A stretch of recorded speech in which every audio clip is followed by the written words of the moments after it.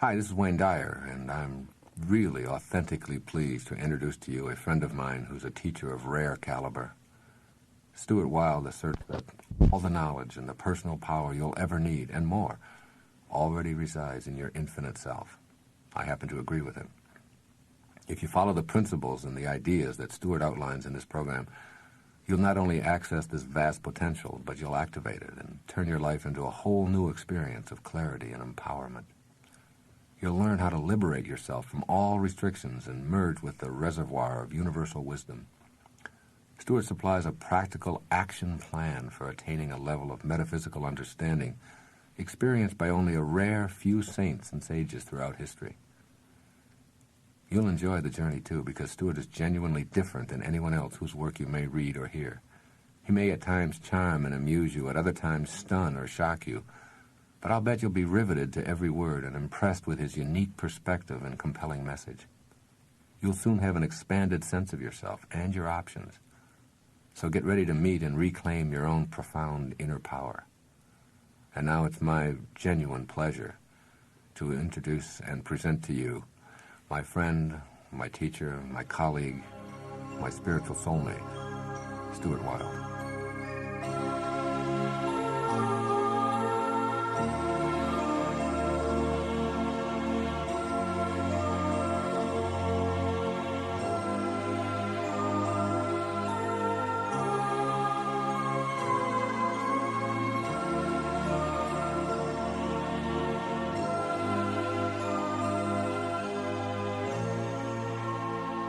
Hello everybody, this is Stuart Wilde. Welcome to our program on the 33 steps to reclaiming your infinite power. Before we go into the actual text and talk about the whole philosophy of the 33 steps, let me give you a little bit of background about myself. Up until the age of 11, I was raised in Africa. It was a very, very liberal existence. Basically, I played on the beach. In fact, I cannot remember any school that I went to before I was 11. I'm sure I must have gone to some schools, but I've forgotten them. That's how much impact they had upon me. I cannot remember the name of a school, any of the children that were there, the classrooms, the teachers. School was not my trip until I was 11 years old anyway. So I was hanging out on the beaches of Africa, and then I was sent to an old English boarding school, one of those real old mausoleums that have been there since the beginning of time. It was really strict, and it was loveless and grim, and had loads of rules, and an enormous amount of restriction. I stayed at the school from the age of 11 to 17, and by the time I got out, I was keen, real peachy keen, on discovering freedom. I thought to myself, hey, I've had freedom in Africa, then I had restriction. I've done restriction, I've graduated from restriction, now give me freedom again. So part of my journey in life has been discovering freedom. In my 20s, I decided that freedom came from money. I didn't know any better then, so I hurtled out and tried to make a pack of money as quickly as possible. In those days, in England, it was the back end of the swinging 60s, and things were really hopping and bopping. So if you were a lively lad, money came your way, and I made oodles of it. I was in the jeans business making $20,000 a week, and that was in the olden days when a buck was still worth close to a buck. At that time, I was about 21 years old. But having loads of money so young was almost fatal. I went down the ego's path of self-destruction. Drugs, sex, rock and roll, and all sorts of nihilistic activity that was guaranteed to kill you before you got to 30. Having done that and got the T-shirt 10 times over, I got to the ripe old age of 28 and decided, hey, wait a minute, there's got to be more to life than this. And that's what got me into my spiritual quest. I think for all of us, we have to have at some point the desire. Sometimes the great wonderful goodness that is the invisible universe around us delivers to us a change, a special turning point. In the film business, they call it a plot point, when suddenly 20 minutes into the film, something different happens. Well, some people have a plot point whereby they get terribly sick. For others, they have a plot point whereby they whack a tree, like at 70 miles an hour, say. That usually turns them around. Or there's a divorce, a death in the family, a bankruptcy, or something weird happens. Generally speaking, when the ego's ticking along and is very pleased with itself, it doesn't want to consider, and it won't allow you to consider, spirituality, different belief patterns, ancient wisdoms, consolidation of power, and personal disciplines, or the kind of stuff that is involved in the sacred quest. Usually what happens is you have to burn out all of the ego's options first, and then whack a tree. So when you read in the newspaper that 4 people whacked a tree last night know that they're basically seeking their infinite self. Of course, listening to this study course and following the simple instructions is a lot safer. But some people are in a hurry to discover themselves, so they whack a tree instead. It's basically their desire to reach God. That's what they're doing. So you don't have to get too emotionally upset. It's just the process of arriving at God. They just did it rather quickly. Well, I did my arriving at God by 28 because by then I was really bored, really fed up and totally psychotic. I mean, I was totally dysfunctional. One day I did a very clever thing. I got rid of everything. I got rid of the Rolls Royce, the staff, all the hangers-on, and I gave what was left of my business to my partner. I had an apartment in London on Chelsea Embankment, which is a pretty kind of la-di-da area. I remember thinking one day, I want to leave. I want to be free. No more BS. I want things that are true and real and good. In the hallway of my apartment was a very expensive set of mirrors. So I rang up a friend of mine and said, send a guy with a van. I'm going to give you a gift of some mirrors. So he came along and unhooked all the mirrors and hauled them off. Then on the day when I left the apartment, and you've got to think in terms of this apartment being worth about $400,000 in today's money, the morning I left the apartment, I closed the door. I didn't cut off the telephone. I didn't cut off the electricity. I didn't write to the bank and explain to them why they weren't getting their mortgage. I didn't owe them very much, and I had loads and loads of equity in the apartment, but I didn't care about the money. I didn't even eat the food in the refrigerator. Nothing. I left all my clothes and all of the furniture, bar the mirrors, of course, and I left the apartment like I was going round the corner to the 7-Eleven.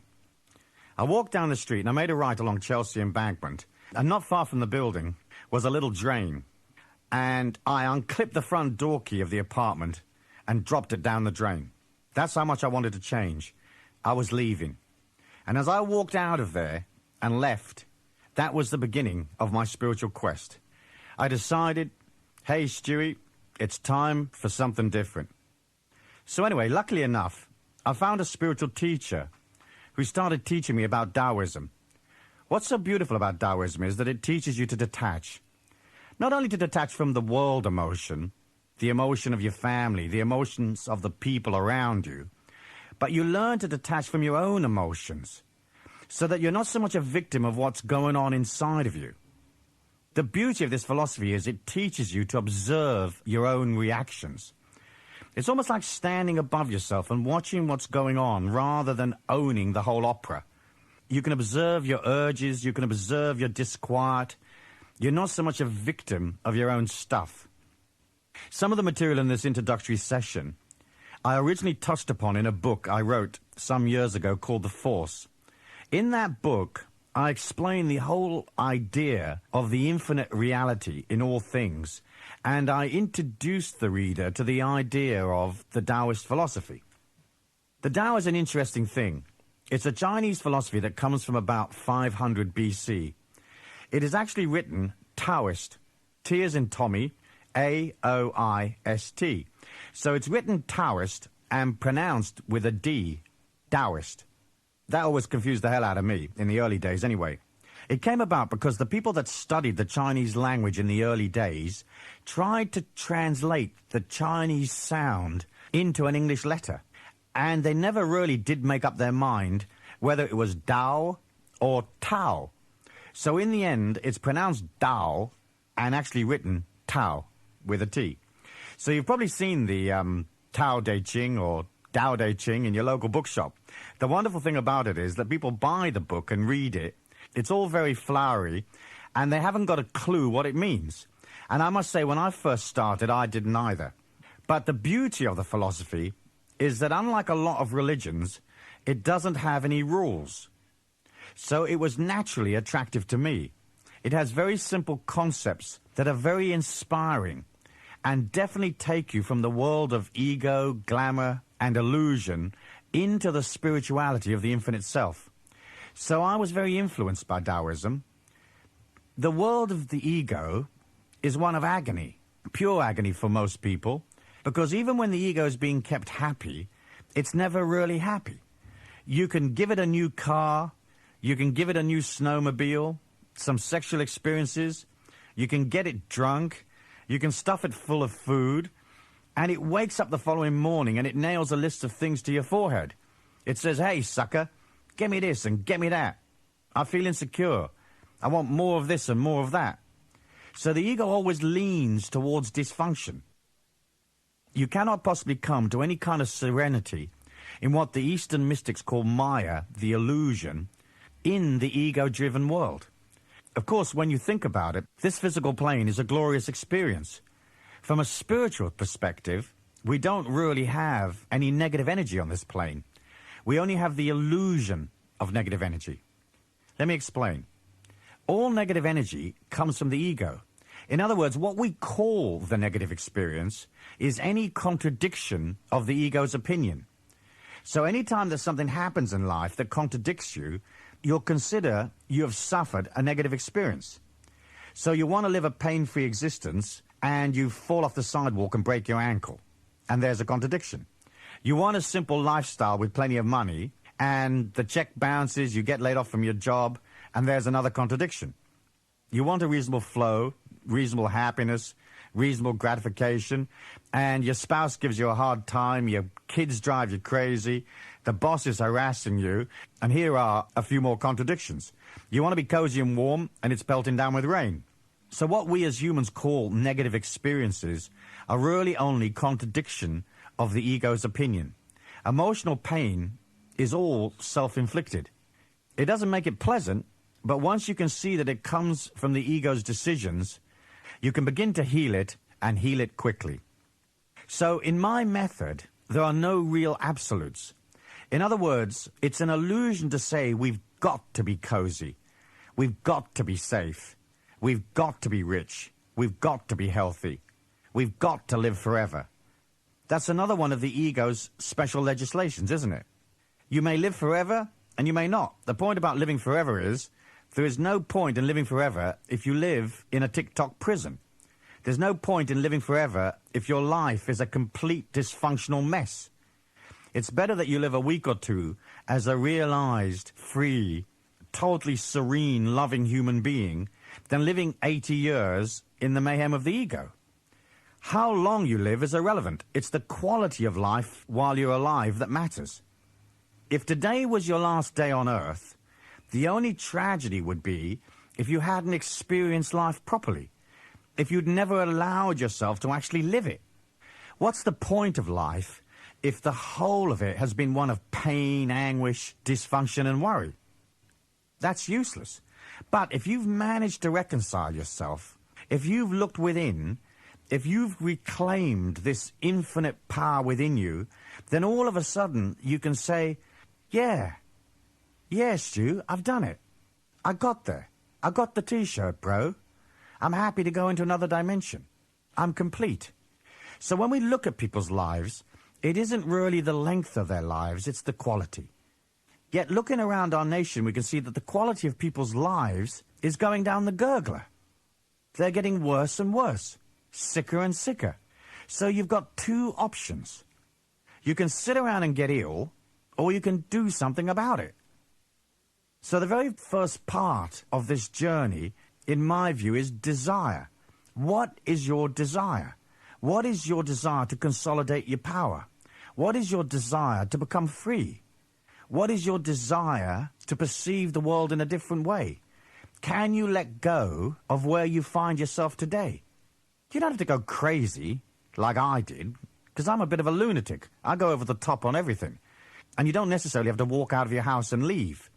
But in the end, it's the level of your desire. Because spirit never comes down to fetch you.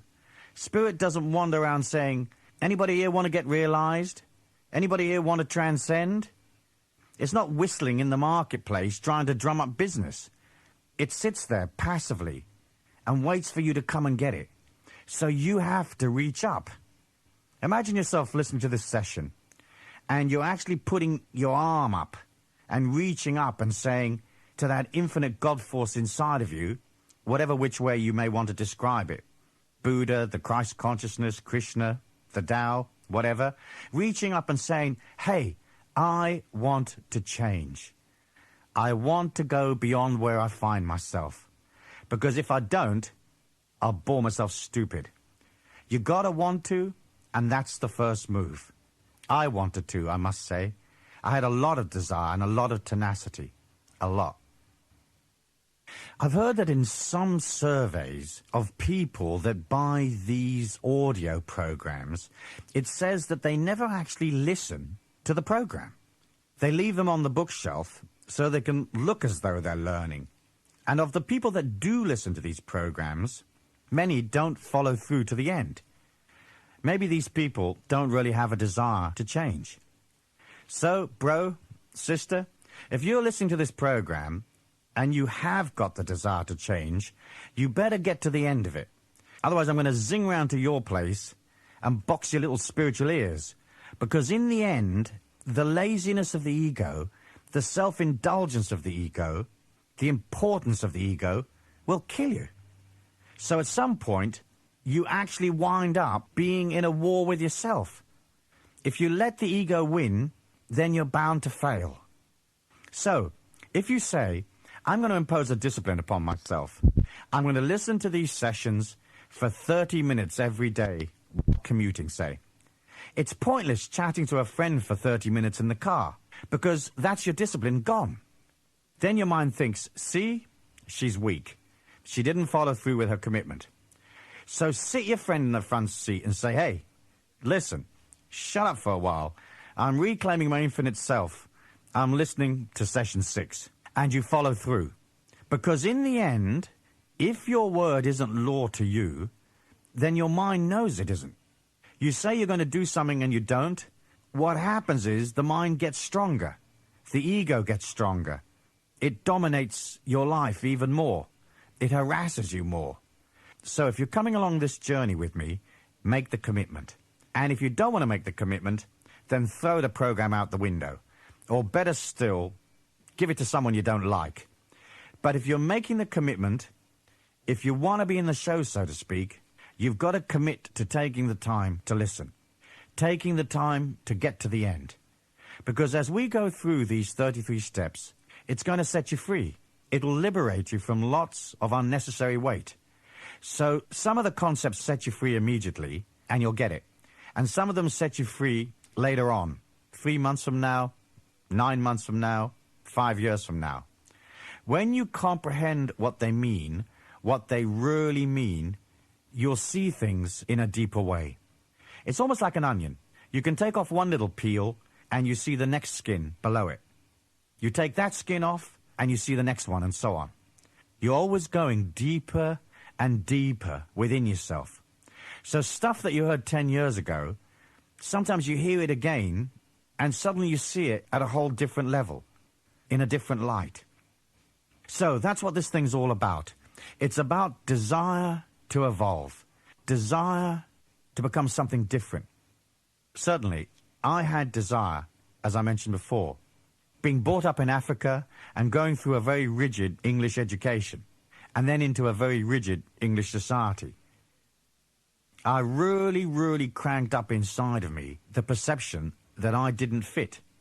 And of course, there are millions and millions of people around the world that don't fit. In my books, I call them fringe dwellers. The fringe dwellers are not hobos or hippie travelers necessarily, and they're not anarchists that are trying to blow up City Hall. They're just people that know there's something else other than the ego and TikTok and control and the institutions. They're people that know and believe in a different reality, an alternative idea. The fringe dwellers are not necessarily attacking anything.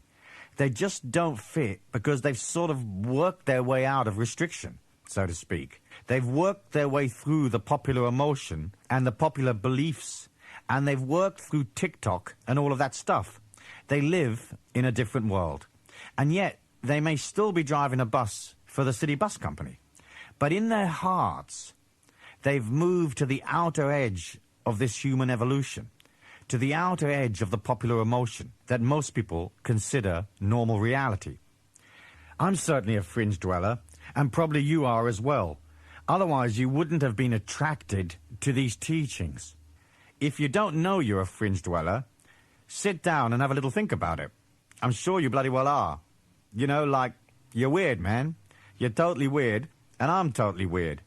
And there's millions of us, weirdos all over the planet, that are actually different in our consciousness. What happened to me is probably what happened to you. as I tried to fit, as I tried to mold myself into the three-piece suit, to mold myself into the English class system, the whole social structure, and trot off to Royal Ascot and get a top hat and all that, and go to the races, and there's the Queen moseying up the track in her little carriage, and everybody's so la-di-da, I couldn't do it. I couldn't fit. I would laugh and think to myself, what the heck am I doing here? The bottom line comes down to, hey, if you're a fringe dweller, if your mindset doesn't fit, then just agree to not fit. Why struggle? Sure, you've got to do things at work. Sure, you've got to show up at Christmas time and do all that away in the manger stuff.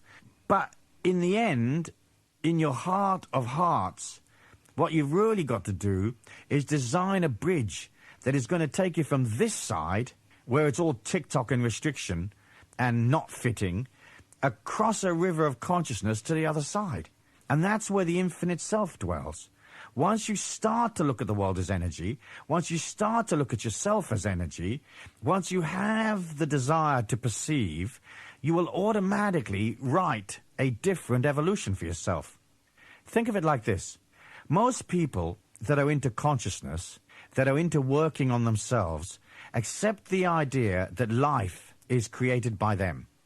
If you're imbalanced, things go wrong. If you put out a lot of negative energy, you get a lot of negative results. These are not particularly awesome, shattering concepts for people. Most people are beginning to accept, or they already accept, that they create their reality. However, think of this.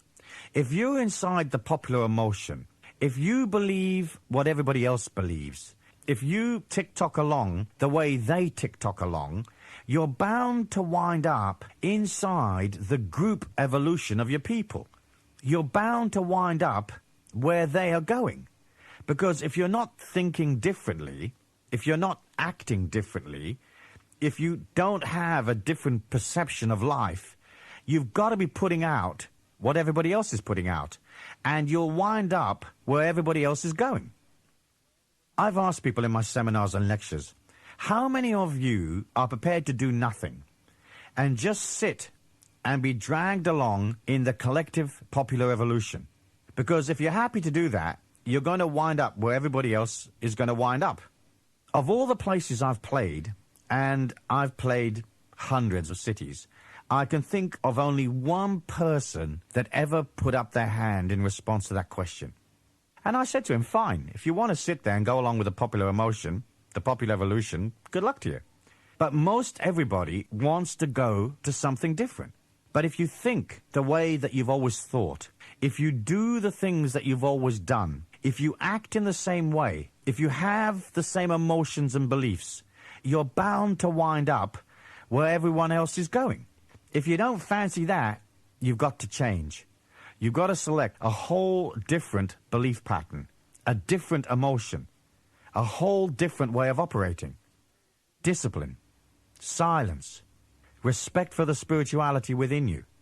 You can't have it both ways. You can't just sit and do couch potato and go, yes, oh, that's a lovely idea. Oh, yes, smashing. Oh, yes, very positive. Very nice. Oh, lovely. And do nothing.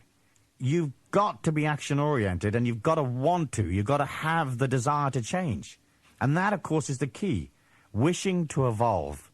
Wishing to change. You've got to remember also that you're not on your own. I believe that the whole of the planet is basically one consciousness.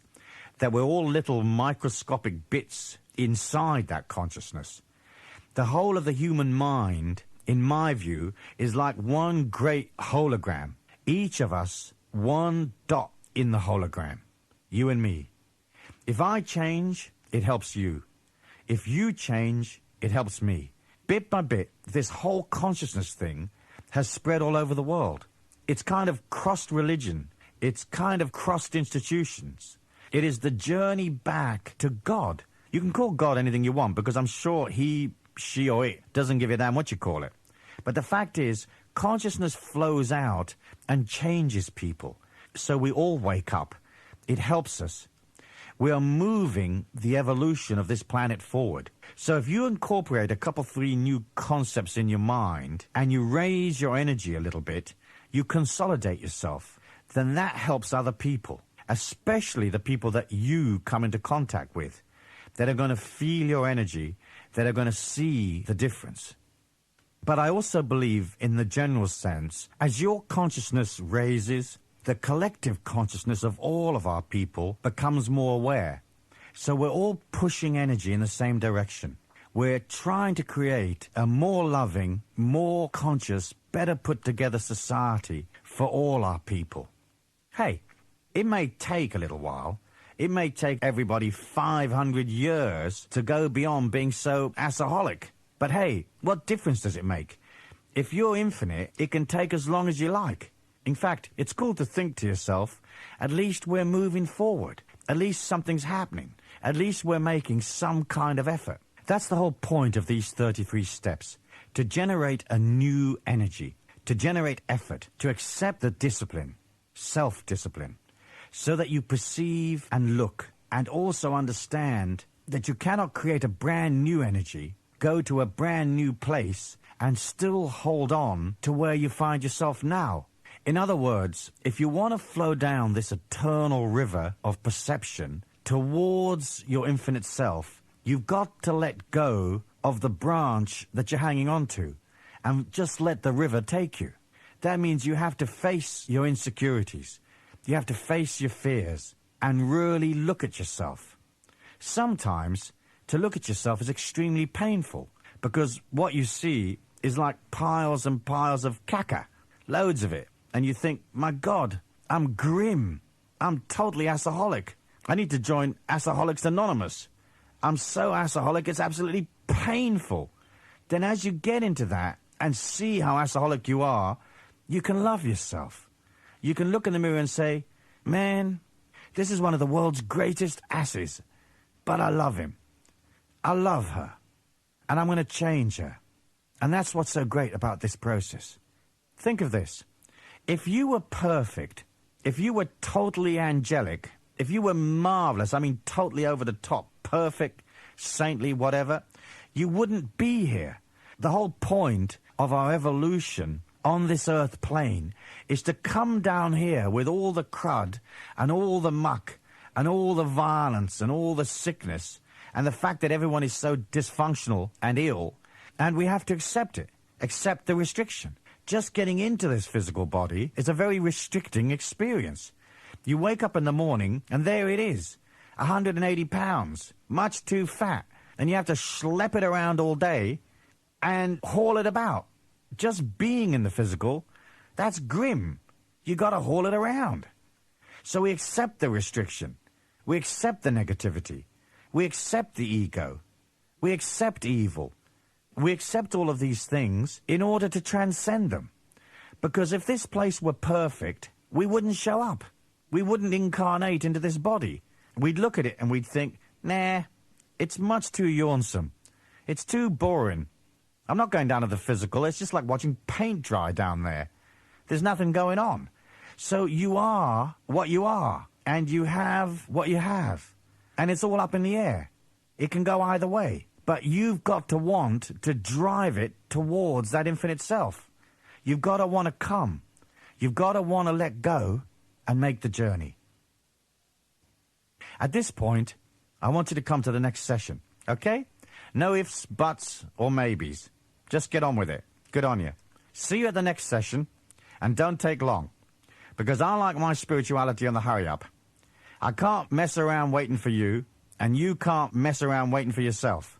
We're going to get this concept, and we're going to get it quick. That's what I like about Taoism. It's short. It's the only philosophy in the world that's only 81 paragraphs long. When I saw that, I thought to myself, bro, this is perfect. I like a philosophy that's only 81 paragraphs long. Tiny little paragraphs at that. Almost like a poem, really. Perfect. Nice and short. Next session. Let's go, bro, sister. Let's go. Ciao.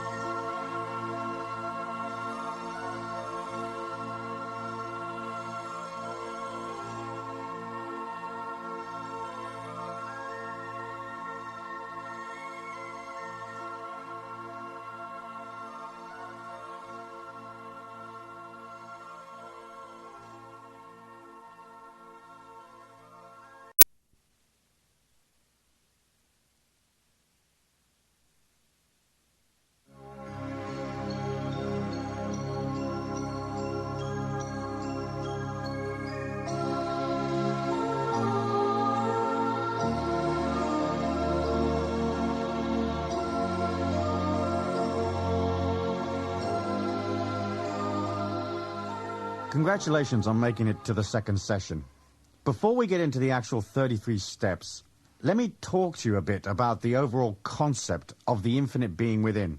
As I said before, I was very influenced by the Tao Te Ching. And what I liked about the Tao was its purity, its simplicity, and the fact that it's not a religion. It doesn't have rules, regulations, and hierarchies.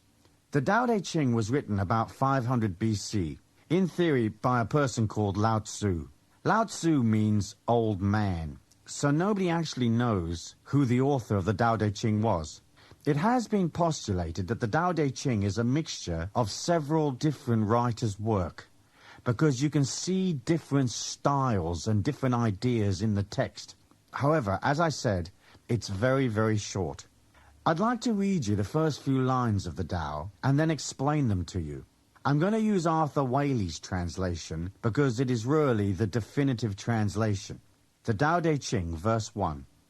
The way that we have been told of is not the unvarying way. The names that can be named are not unvarying names. It was from the nameless that heaven and earth sprang. The named is but the mother that rears the 10,000 creatures, each after its own kind. When I read that, my first reaction was, what the hell is this guy talking about? So I asked my venerated teacher one day, I said to him, Boogaloo, how do you get in touch with this Tao thing? And what he said to me was, you can't really understand the Tao or the infinite self intellectually. It's beyond the mind. It's like a riddle, really. The only way to comprehend it is through heightened awareness and feeling. He said, try this discipline. He suggested that I rise at 4 a.m. in the morning and walk in silence for an hour in the forest.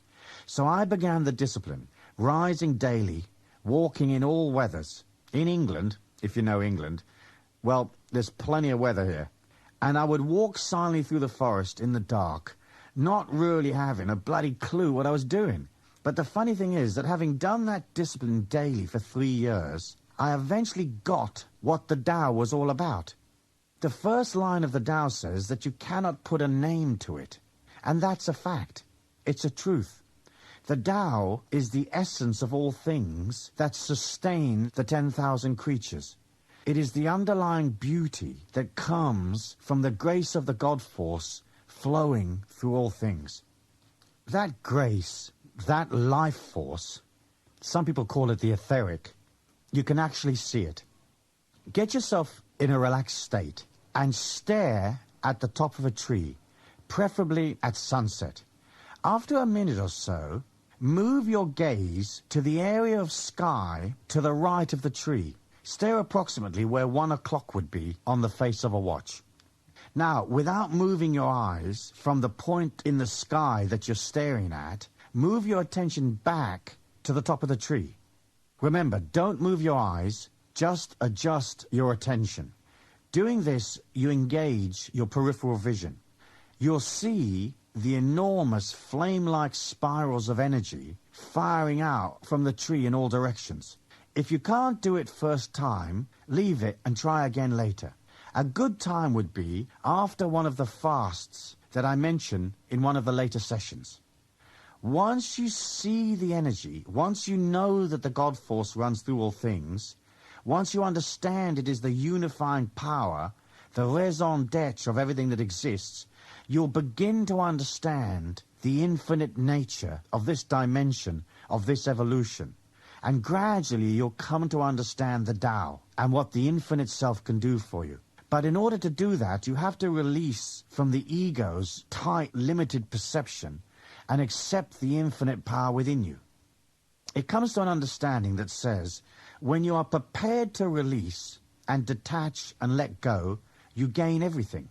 It took me a while to make the turn, to adjust from the crazies that I used to hang out with, and to arrive at a more powerful, placid, serene lifestyle. My quest and my path was fraught with disciplines of every kind. So, in order to do that, I had to put into my quest, or my path, disciplines of every kind, in order to control myself. So I took on nutritional discipline, the discipline of walking in the forest, the discipline of attending meditations and meetings, reading, studying, and taking time aside each day for silence. 25,000 people were attracted to my spiritual teacher over the years, and at each level of the teachings, the disciplines got harder and harder. After a period of about 3 years, almost everybody had dropped out, to the point where in the end, there were only 72 people left, one of which was yours truly. Eventually, there were only 3 of us left. It was that tough. The reason why the disciplines were so difficult and the people dropped out was that the teaching called upon you to be extremely disciplined and extremely spontaneous. So my teacher would phone and say, there's a meeting next Wednesday evening in southern Spain at 7 o'clock. Be there. There wasn't any question of could you make it financially, did you have the time off, could you get to Spain, was it comfortable, are you happy with the idea, is it convenient? It was just a matter of be there. If you didn't want to be a part of the teaching, you didn't have to show up. But if you went and you were even 1 minute late, you were tossed out forever. So you can see how we got rid of people really quickly. There were no ifs, buts, or maybes. There was no slack. And what I learned was that spiritual growth and getting to a higher awareness is not necessarily convenient. That's why most people never make it. They want to perceive a higher place, but they want to do it from the considerations of the ego and all of the limitations of an ego-based consciousness that often has the energy of a slug in a puddle. It's not doable that way.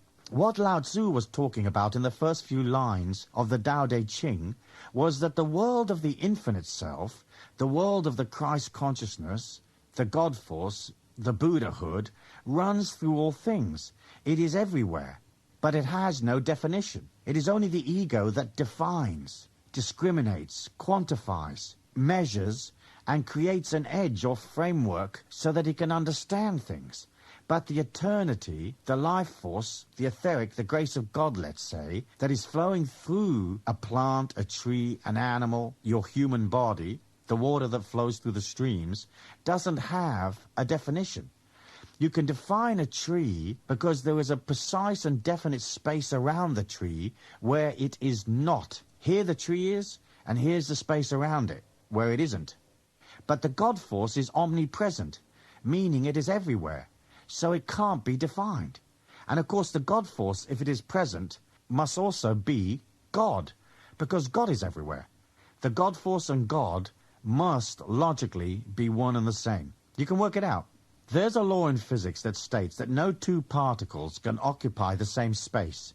So if the God force is everywhere, and God, he, she, or it, is everywhere, then God and the God force must be one and the same. Because you couldn't have a particle of God existing in the same place as a particle of God force, because no 2 particles can be in the same place.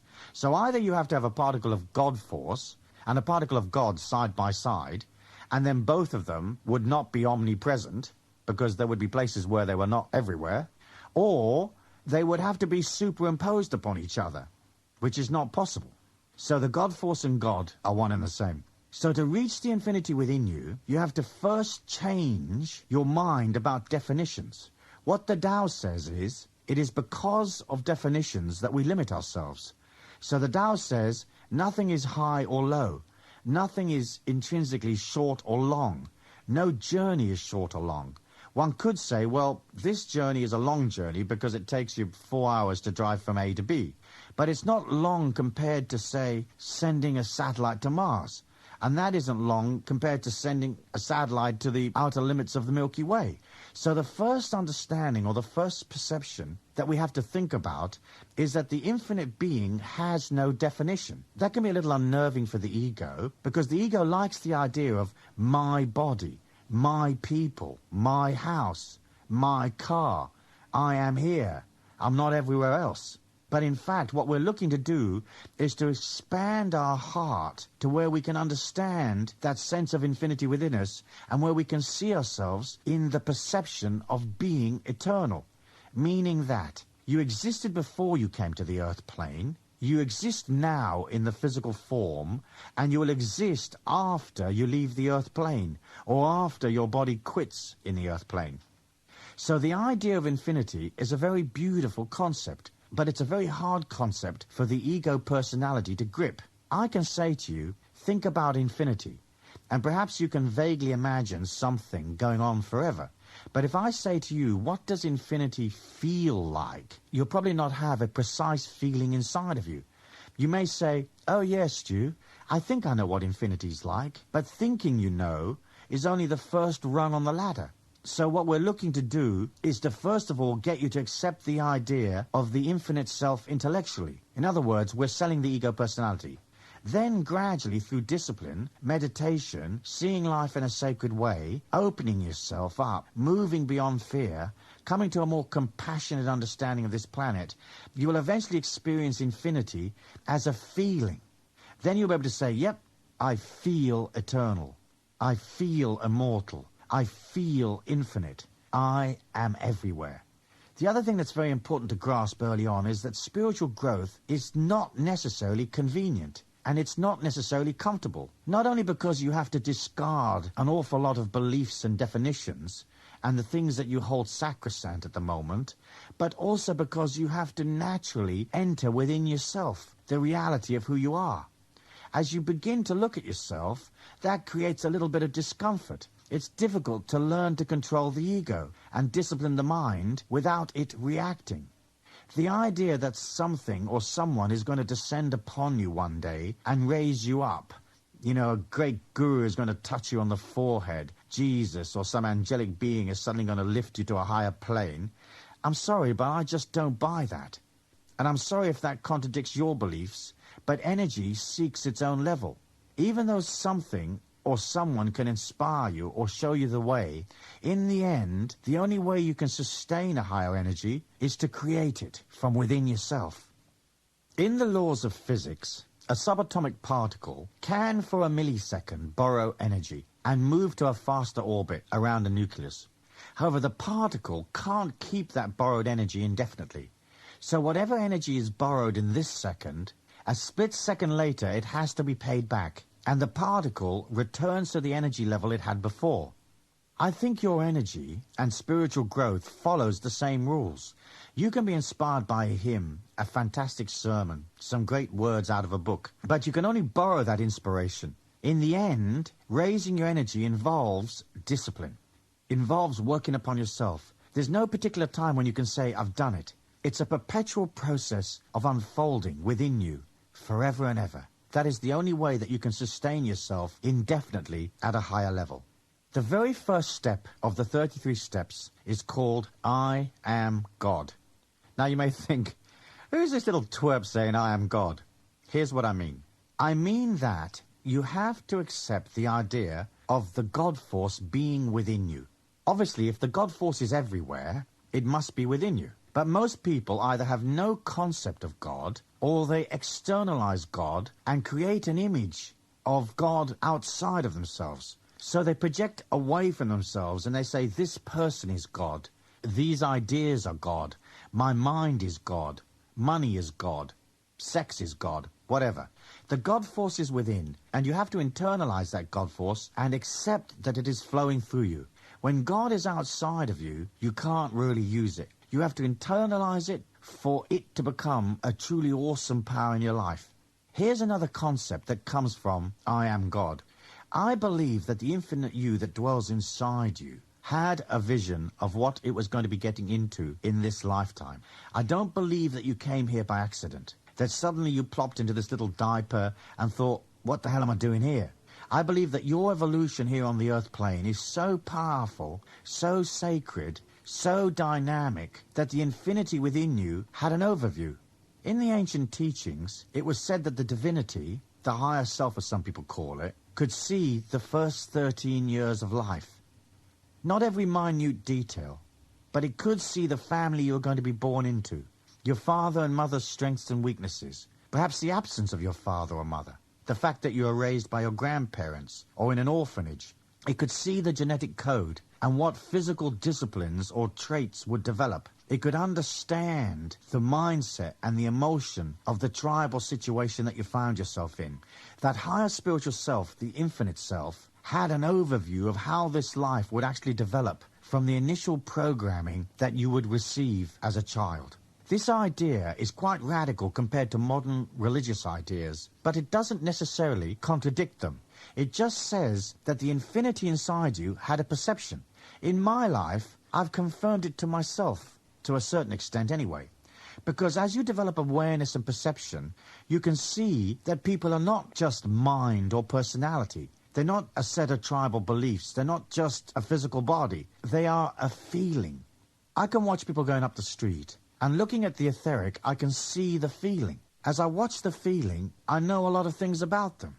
If I was their higher self, which I'm not, but if I was, I could at least be able to tell them, from my own limited perception, hey, you have these tendencies, these possibilities. This will happen in the next 3 months, 12 months, 10 years possibly. But my perception is minuscule compared to the infinite perception inside of you. So if a human can train themselves quite simply to watch people's feelings and comprehend them, how much more or how much greater would that infinite power within you be able to see what tendencies lie ahead, what difficulties and what strengths?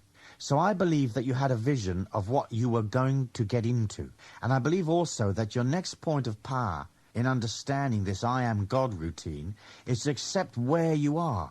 Because fighting against where you are, bemoaning your circumstances, crying over the fact that you're not as privileged as someone else, crying because you are privileged and therefore spoilt or something, being upset because you don't have all the physical strengths or knowledge that you need, is ridiculous. You have to relax and accept, remembering that almost everything is reversible. Everything can change. And what you can't change, you probably don't need to change.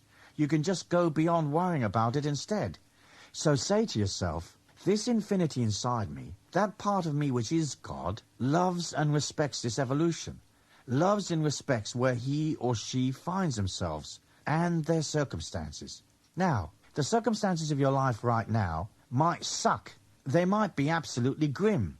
But in sitting down and not fighting, not resisting, not creating negative energy, negative feelings, negative emotions, you begin an instantaneous healing process. So, if you're surrounded by a bunch of incredibly negative or incredibly grim people, called relatives or mere friends or workmates, rather than fighting that ugliness, rather than fighting your misfortune, rather than being aggravated by the circumstances, love them. Love the circumstance. Look at these people, look at the job, look at your circumstances, look at your family, your tribe, your home, and say, thank you, God, for sending me these teachers. These are my teachers. They're driving me crackers. And what they're teaching me is to not react. What they're teaching me is to transmute negative energy into positive energy, to transmute hatred into at least neutral energy, or if possible, love. These are my teachers. Thank you, God, for sending me teachers. Thank you for allowing me to be here on the earth plane. What an incredible experience. Isn't it fantastic that free of charge, I'm surrounded by 55 assholes that are going to teach me a lot about myself? So if you want to reach that infinity within you, you have to move away from the more rigid definitions of the ego. And let's face it, the ego is very self-indulgent, isn't it? It wants everything to be perfect. It wants to be recognized. It wants it easy. It wants it safe. It wants it cozy. It wants to be paid more than it's actually worth. It wants a lot of stuff that isn't reasonable. And you're going to have to walk away from that, and suddenly you're moving from the definitions and the unreasonable agony of the ego to at least a neutral position, saying, this is neither good nor bad. These people are driving me crazy, and that's neither good nor bad. These conditions seem uncomfortable to the ego, but in effect, they're neither good nor bad. They just are. Even if the conditions from the ego's definition are grim, from the infinite definition, it's all part of your learning experience. It's part of your challenge. It's part of being here. So, I am God says, I'm eternal. I'm beyond the definitions of the ego, beyond death. So therefore, I'm also beyond fear. Fear is a manifestation of the ego. Negative energy is only a contradiction of the ego's opinion, remember. I'm going to be talking more about that later. So the first point that we have here is to internalize God. So if you're driving along in your car right now and you have a concept of God that's outside of yourself, mentally bring God home. Bring God back inside your heart, even though you can't necessarily feel the infinity within you. At least imagine it there. Visualize it there. That doesn't transcend anybody's beliefs. You can still be, for example, a Christian and still believe in Jesus and feel Jesus inside of you rather than Jesus outside of you. If you have a concept of God outside of you, it disempowers you. Because what you're saying is, I do not have a command of my destiny. You're saying that you can't put out positive energy, a different reality, and make a difference and create a change. You can't get action-oriented, and you can't believe in prosperity and get more money. So with the God force within, you can power your consciousness to get you the things that you want. Naturally, the first point of spiritual maturity is accepting where you are, who you are, what you are. And the second part is knowing that you create your destiny.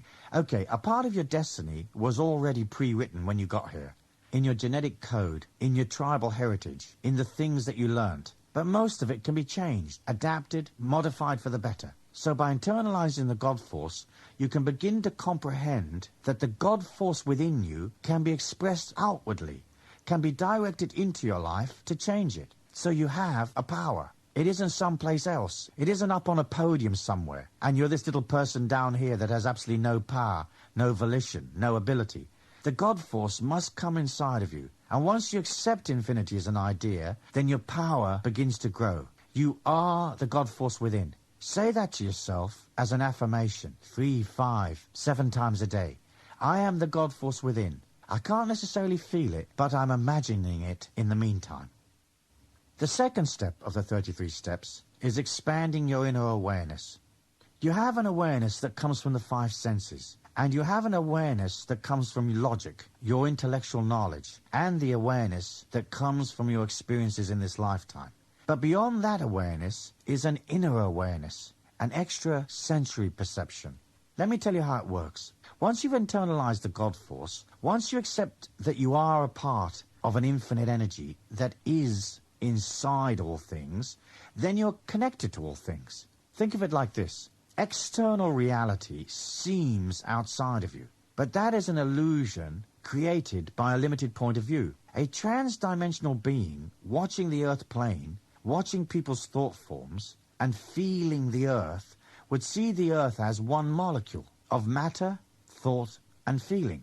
It would see all of our evolution inside the one molecule. From beyond the Earth plane, there would be no internal and external. There'd only be the one energy, all of it internal. So you're connected to all things, seen and unseen, here and not here.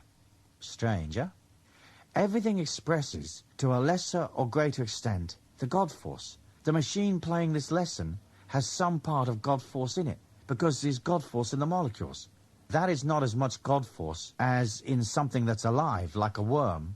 And a worm has less God force than a bird, because the bird is more complicated. And you are more God force than an animal. And some humans have a greater amount of God force than you and I have. There are levels. But you are connected. You are the worm. You are the bird. You are the machine. You are the car. You are the air that we breathe. Once you understand that, and once you understand that everything is alive and emits a feeling, then you can understand that you are a feeling as well. You are a thumbprint of energy that is the collective emotion you've developed in this lifetime. You're not so much what you think. You are what you feel. Those philosophies that say, think and grow rich, are not necessarily wrong, but they don't quite go all the way. You have to feel and grow rich. You're a feeling, and everything else is a feeling. So bit by bit, you can begin to place your awareness into things to discover how they feel. How does a seagull feel as it flies? How does this tree feel? How does this situation at work feel? How does this business proposal that the guy in the bar's just offered you feel? Is it crooked? Is it safe? Is it legal? Is it comfortable? How do things feel? In understanding that, you expand. Going on from understanding that you're feeling and understanding that you are the God force within, you have to accept that you can direct that God force. What that means is, whatever you concentrate upon is what will eventually manifest in your life. So if you believe in disease, you will imbalance your emotion and hasten the disease within you. If you constantly say, this job is a pain in the arse, the infinite energy within you takes it literally and you get hemorrhoids. If you say, I believe in lack, then opportunities miss you. Money falls from your wallet. Somebody steals your car. Ernest Holmes said, where your mind goes, energy flows. And old Ernest was right. We know that. Whatever you concentrate upon empowers you. So if you've been concentrating on negative or adverse things, if you've been concentrating on being overwhelmed, if you've been concentrating on difficulties and dysfunctions, you can be sure that they will be in your hall of fame, so to speak. Here's a statue to dysfunction. Here's another statue to frustration. Here's a statue that honors struggle. Let's bow down to the god of struggle and give that 15 minutes of your reality. As you decide to change, you're going to discipline your mind. How you're going to discipline your mind is you're going to police your dialogue and cut out depreciating statements that destroy your energy and make you sick. If someone asks you how you feel, don't answer horrible, grim, life's a nightmare. Answer fantastic. It doesn't matter if your life isn't fantastic. That's only the ego's point of view anyway. The spiritual reality that is your life is fantastic, and it's a very great privilege to be here. Next, you're going to gradually, over time, stop accepting things that destroy life force and affirm negativity. You're going to stop accepting things that destroy your balance and affirm weakness. So at first, your mind will be very strong. You will say, I believe, and the mind says, no, we don't. You will say, I feel good, and the mind says, no, I don't. You say, I think it's going to work, and the mind says, no, it won't. That's the beauty of this battle, of this journey. And you can push against the mind, not wrestling with it so much, just quietly disempowering its negative influence. So when it comes up with a negative thought, you can replace that negative thought, saying quietly to yourself, I don't accept that negative energy. I don't accept that fear. I am a love. I am positivity. Everything flows through me. Everything comes to me for my highest good. And so you start to replace inside the mind the energy that has possibly created so much destruction in your life. An important thing to remember as you become more aware is that daily life, the circumstances of life, are actually external symbols of the inner you. So when you're walking down the street and something strange happens, you stop and watch. Let's say a black cat hops across your foot and does a somersault and crosses the road and pees up against the pub wall. Ask yourself, what does this mean? The fact that you are coincidentally there at that particular moment to witness the cat's antics means the symbol is yours. It's the external world talking to you. It is showing you things about yourself. So by internalizing the God force and by understanding that you have to quieten the mind, you begin to see how the universe is trying to take you by the hand and lead you on. The external-internal dialogue comes from serenity. It comes from silence. From the ancient legend of Camelot, we know that Arthur took the sword, Excalibur, from the Lady of the Lake. That Excalibur is power. It is silent power. It's not the ego's power, it's a silent power, and it came from the placid lake, meaning that the power comes from the serenity of your emotions. You don't have to be perfect to be serene. Tell yourself that 7 to 10 times daily. I am serene and balanced, whether life is perfect or not. You see, we're trying to get you to stop struggling against yourself. As you accept this gift of serenity, then bit by bit your emotions calm down. As your emotions calm down, the power comes up. It's not an egotistical power that you can wield to maneuver people. It's a silent power. It's a power that you will internalize. It's a power that you will use to heal your body. It is a power that you will use that will show you an evolution, a transcendence that is not normally available to people. But you have to learn to guard the power, to guard your energy and guard against the ego trashing it. It's a paradox of the ego that on one hand, it's babbling away, trying to build itself up, trying to generate gratifying experiences, trying to maintain its importance, and then in the same breath, it generates negativity to trash itself. Only the ego would believe that in moaning and groaning, things might get better. Essentially, it's calling for its mother to help it. I'll cry, I'll moan, I'll demonstrate the injustice of it all. Save me. Help me. If I bitch a lot, will you give me something for nothing? Will you commiserate? What you're going to do from here on out is you're going to discipline your mind. When you find yourself buying the negative emotion, getting out of control, you're going to stop and mentally change the program. Remember, don't buy the emotion, buy the solution. Expanding your awareness comes from understanding everything is feeling and asking yourself constantly, how does this feel? It's like a muscle that perhaps you haven't used for years. But as you begin to ask, it will show you. Do this. In a silent moment, ask that infinity within you to show you something in the next 24 hours that you've never seen before. A perception, perhaps. An intuition. A different way of looking at things that you've looked at 100 times before. Then watch carefully, and something unusual will pop up, and you'll see that the external and internal universe is talking to you, that it loves you in its detached way. Let's go to the next session. I want to talk to you about courage and the spiritual heroism of your life.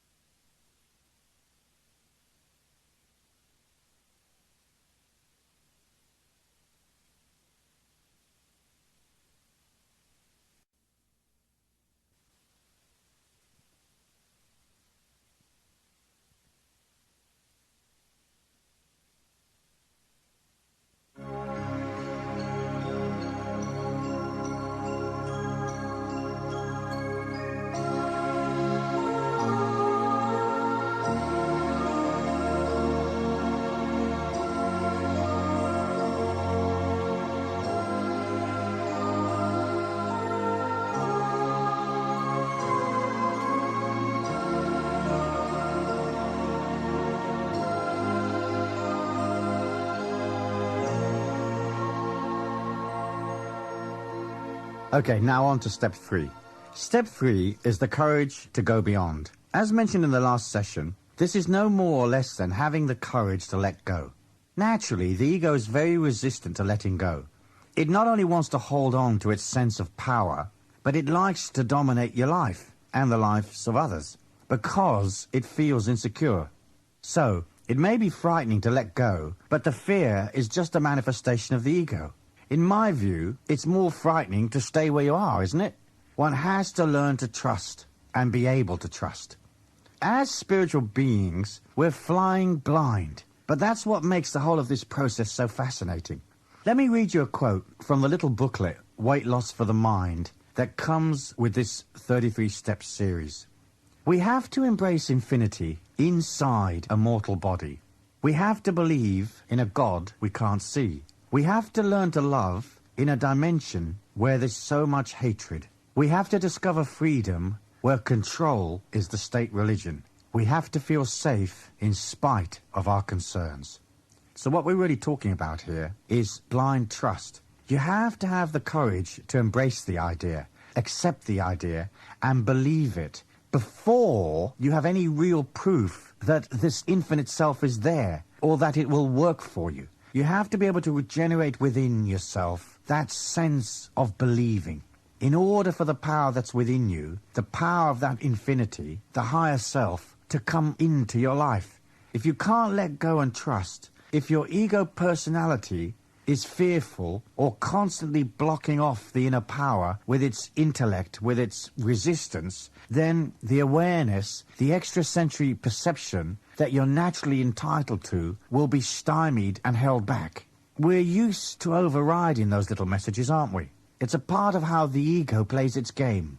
That infinity within you is like a divine celestial wind, which, if you can quieten the mind, will blow gently in your direction and assist you. People ask me, is it intuition? Yes and no. It's more than intuition. Spontaneous intuition is how it manifests in the early stages, while your mind is cluttered and while it dominates you. Later, it comes through as all-knowing, instant information derived, as said, from a heightened sense of feeling. It grows as you focus and discipline, and as you know and believe that you're infinite. Once you can see the 9-to-5 humdrum tick-tock world for what it is, the power joins you. It teaches you hour by hour, day by day. It constantly shows you. It will show you the people that you need to be associated with. It will show you the belief patterns that you need to discard and fling off your cart. It will show you when it's time for a career change. It will create a depth of perception for you. However, you have to agree to listen to it. Next, you have to have the courage to be different. Back to the fringe dweller idea. That may get you some flack from the people around you, but so what? anything is better than being stuck. Next, you have to have the courage to accept and weather the pain and the aggro the ego will go through. It isn't going to like what's going on, and it will protest with very logical, good-sounding arguments trying to turn you round. When that happens, stiffen your resolve and perform some discipline the ego won't like. Throw yourself in the river at 4 a.m. every morning for a week. That should fix the ego pronto. In conclusion to the courage to go beyond, I'd add the courage to be vulnerable. As you change and grow, the ego will feel assailed and threatened. If you have no resistance, you're fine. If you have a lot of resistance, it will hurt. Imagine yourself as a small animal in the forest. It has no defense. It has no power. It is vulnerable. Allow yourself to become vulnerable, and you can come off the macho, dogmatic, insistent psychology that most people suffer from. And you enter into the spiritual beauty of moving and flowing without necessarily knowing which way to go or how you'll get there. Believe, believe, believe. Step 4 is the courage to accept spirit as your inner guide. It's closely linked to step 3, the courage to go beyond. One deals with releasing and becoming vulnerable. The other deals with moving effortlessly from intellect and reaction to subtle feelings and detachment. The process is not difficult. When you have to make a decision, rather than making the decision intellectually, shall I, shan't I, will I, won't I, and thinking through your options, try to, more and more, use your subtle feelings. Open your heart to what Spirit is telling you. Ask yourself questions that you don't know the logical answer to. Once you find out that more often than not your inner guidance is right, you're gradually open to accepting Spirit as your guide. And as you unclutter your perceptions from the chatter and noise of ego, your inner guidance will become perfectly correct. It will always know. Practice constantly. Let's say you want to phone your mother. Is she home or isn't she? Visualize your mother and push your feelings out towards her and search for her. Is she home? If your feelings say no, don't call her. If your feelings say yes, call her. At the beginning, it doesn't matter if you're right or wrong. All that matters is that you get used to bypassing the intellect, bypassing the personality, bypassing regular knowledge, trying to access a deeper knowledge. Acting upon the information you receive is courageous. The problem is that in our childhood, because of education, the influence of peers and so on, we tend to, little by little, by the age of 7 or 8 usually, to get rid of this inner knowing that a child has naturally. So half the time, you don't listen to what the inner you is saying. And the rest of the time, you couldn't give a damn because your personality has already made up its mind. So, half the time your inner self says, turn left, and you ignore it. And suddenly there's a load of buffalo coming down the main street, and after they've trampled on your foot and you're hobbling for months on end, the little voice goes, left, left. And you go, yeah, maybe. And you head off left. And there's this neat little garden and a bunch of wonderful people saying, where have you been? The coffee's cold. We've been waiting for you for months and months. What happened to you? What's that bandage on your leg for? We resist. The ego personality cannot accept that something else is more important, cleverer, more knowing than itself. However, when you think of it, all intellectual reasoning is mostly guesswork. Taking information from a past performance or experience, one tries to guess what might be the best for the future. But that's very hit or miss. Inner knowing works best. As you begin to trust this guidance, call it a spirit guide, Jesus, Swami, Rami, call it whatever you like. As you start to trust this power, it leads you step by step. It will take you where you need to go, to the next person, to the next opportunity, to the next place, to the next money-making idea. It knows because it is everywhere and everything is feeling. So it is all-knowing.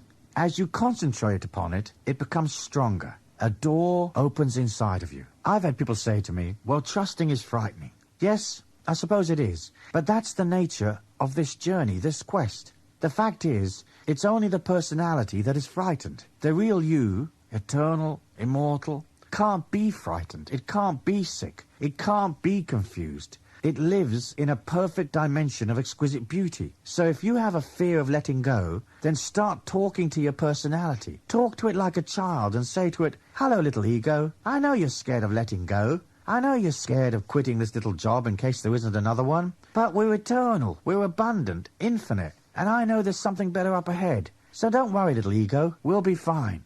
In the end, this journey away from ego into spirit is like journeying through the fog. You're only ever going to see a few steps in front of you. If you can see down the path, 6 months, a year, 5 years, 20 years, here's my pension, here's my retirement, you're deeply in TikTok. You're deeply in the world of the ego because it sets up those rhythms to keep itself comfortable. So Monday's wash day and Tuesday's meatloaf and Wednesday's days of our lives, and on from there.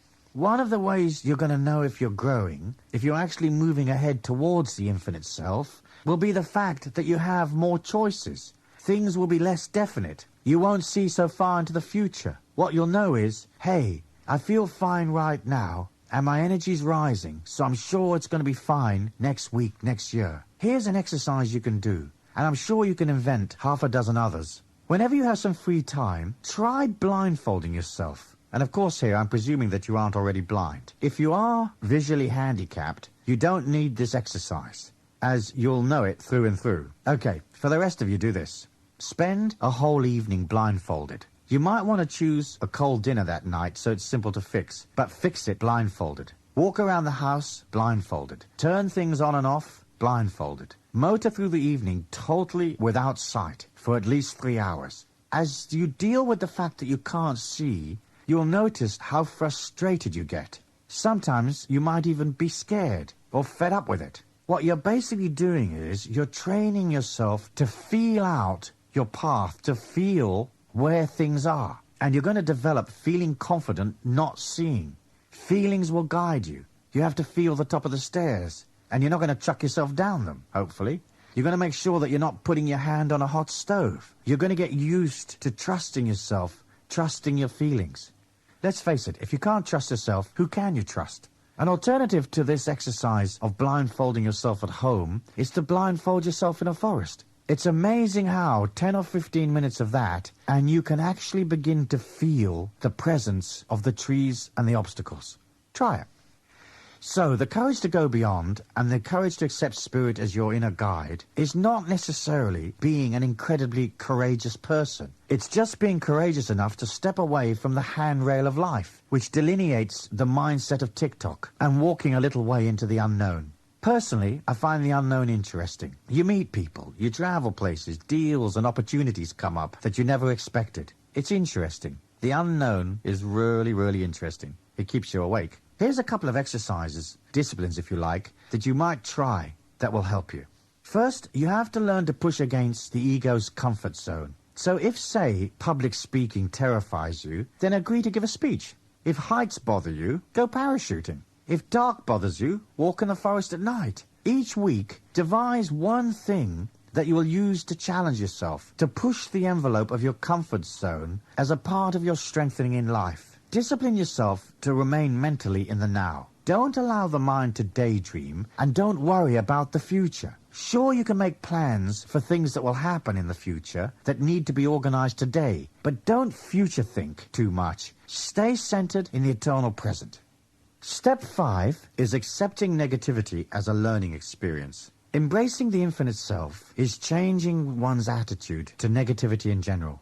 Negativity is a term that's cropped up in recent years which describes the negative experiences of life. Most people react to misfortune. They react to it in a predictable way. The ego has rules and regulations. It has needs, desires, opinions, beliefs and fears. Anytime the ego experiences negativity, it will react. It will react from arrogance. It will react from pompousness and righteousness. Or it will react from its sense of insecurity. It may react from a sense of injustice, or just because its status quo is being assailed or its power is being diminished in some way. Let me give you an example.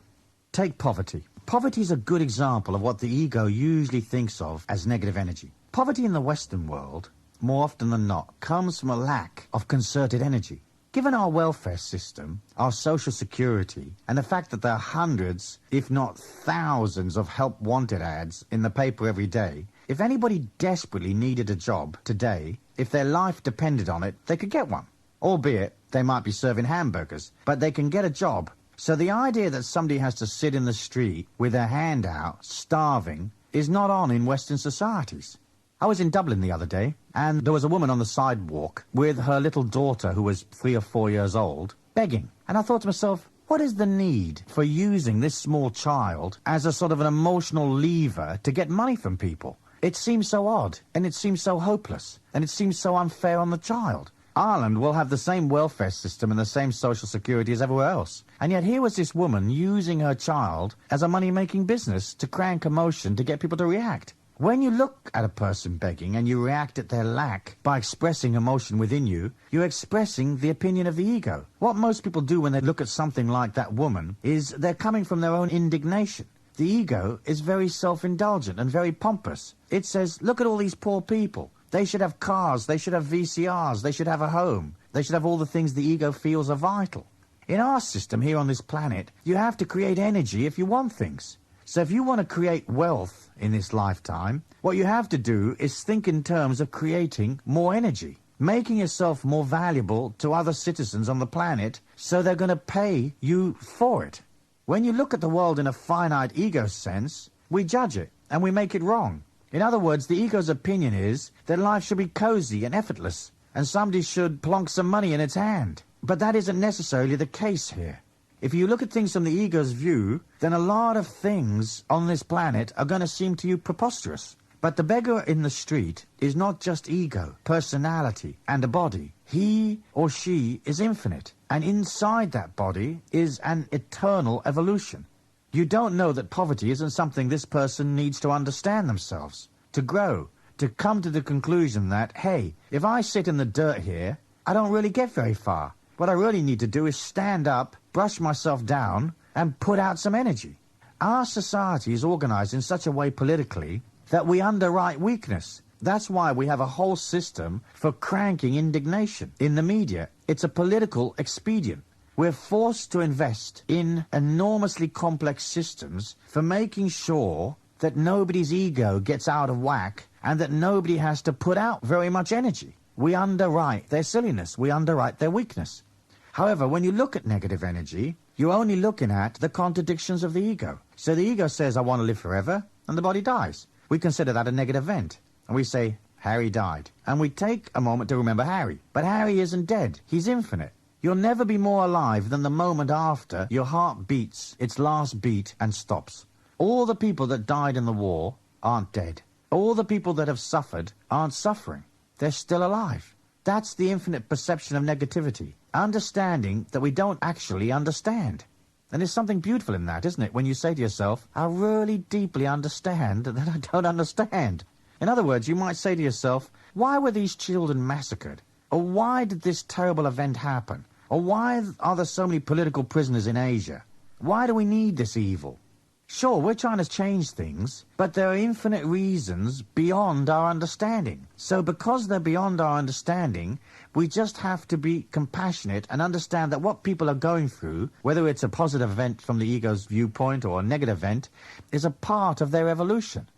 What we have to do, if we want to grow spiritually, is get out of the emotion. That doesn't mean you aren't going to help people. It doesn't mean that you aren't going to be a kind person. It just means that you're going to detach from being flip-flopped around by every political or social event that enhances the ego or detracts from the ego's opinion. What we're looking to do is understand death, pain, cruelty, restriction, discrimination, illness, misfortune and poverty in a different way. Not from the self-indulgent survivalist attitude of the ego, not from a righteous emotion, but from a more distant emotion, where we understand that there are 5 billion or more spirits evolving on this physical plane inside physical bodies. And there are certain experiences that these spirits need to pick up that are a part of this evolution.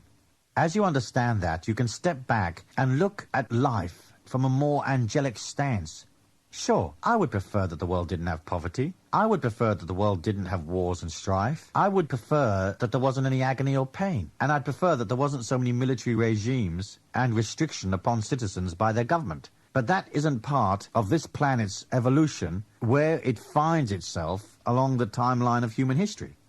So we can't go any faster than we're going. We've already evolved enormously. If you take the mind back to, say, 1,000 years ago, to the year 1000, let's say, you can see how far we've evolved in just this millennium. We have human rights, high-tech medicine, the social contract, our sense of caring. A lot of energy now is being put into conservation and looking after the planet. We've got a long way to go, but we've got to give the planet credit for how far it has progressed already. If you get too hung up in the political and social issues, if you get too sucked into causes, you get very firmly stuck inside the definitions of the ego.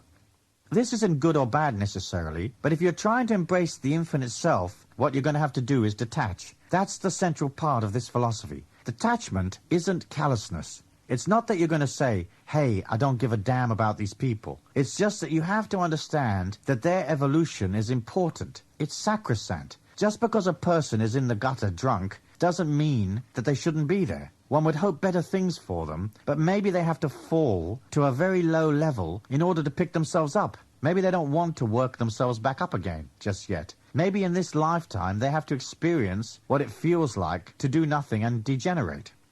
So when you see people doing pain, you have to accept that we don't really understand it. So if 5 people whack a tree, you can't get sucked into the energy of it all. All you can do is say, interesting evolutionary experience, remembering that they are immortal, so they're not dead.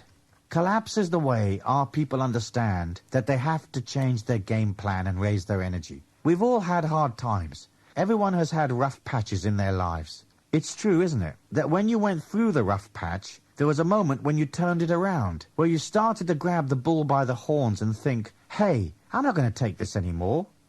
You started to generate enthusiasm, energy, action, learning, healing, fixing, looking at yourself and saying, wait a minute, I'm a victim of my ego here. I better do something about it.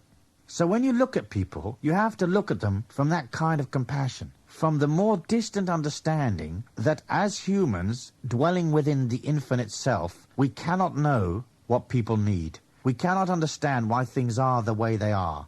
What we can understand is that given the human evolution, given where people are at, where their ego is at, their perception, this is what's going on at this time. So we'll do our best to spread goodness, but what we won't do is infringe upon people. We won't try to pick them up and fix them if they haven't asked us for help. We have to learn to disengage from the world, and I'll talk more about that later. The whole point is, are you going to see the world from the insecurity, from the pompousness, the arrogance, the dogma, the self-indulgence of the ego's view, or are you going to understand negative energy, misfortune, disease, death, whatever, from the infinite self? Now, some people might say, how can there be a God if there is so much evil on the earth plane?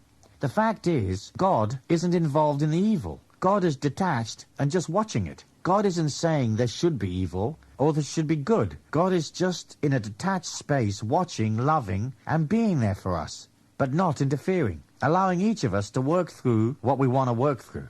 And you know what you need to work through. Certainly, someone can give us a hand, but in the end, you have to buy your own healing. You either buy it with money, because you go to a counselor or a practitioner or healer of some kind, or you buy it with energy. You put out energy and heal your life. Raising people's energy by picking them up from above doesn't work. It's almost like if you reach down and pick a person up, their legs lose contact with the ground. They lose contact with where their energy is actually at. What is true, what is real, what is feasible, what is doable today, given their energy. So when you pick people up, you take them off the ground and their little legs are flapping in the air. Now you're responsible and you've got to hold them up, and you've got to keep holding them up. And God forbid if you ever let them down again and say, hey, I've helped you for 6 months, now you're on your own. At that point, they're going to get extremely pissed, and they're going to say what a rat you are.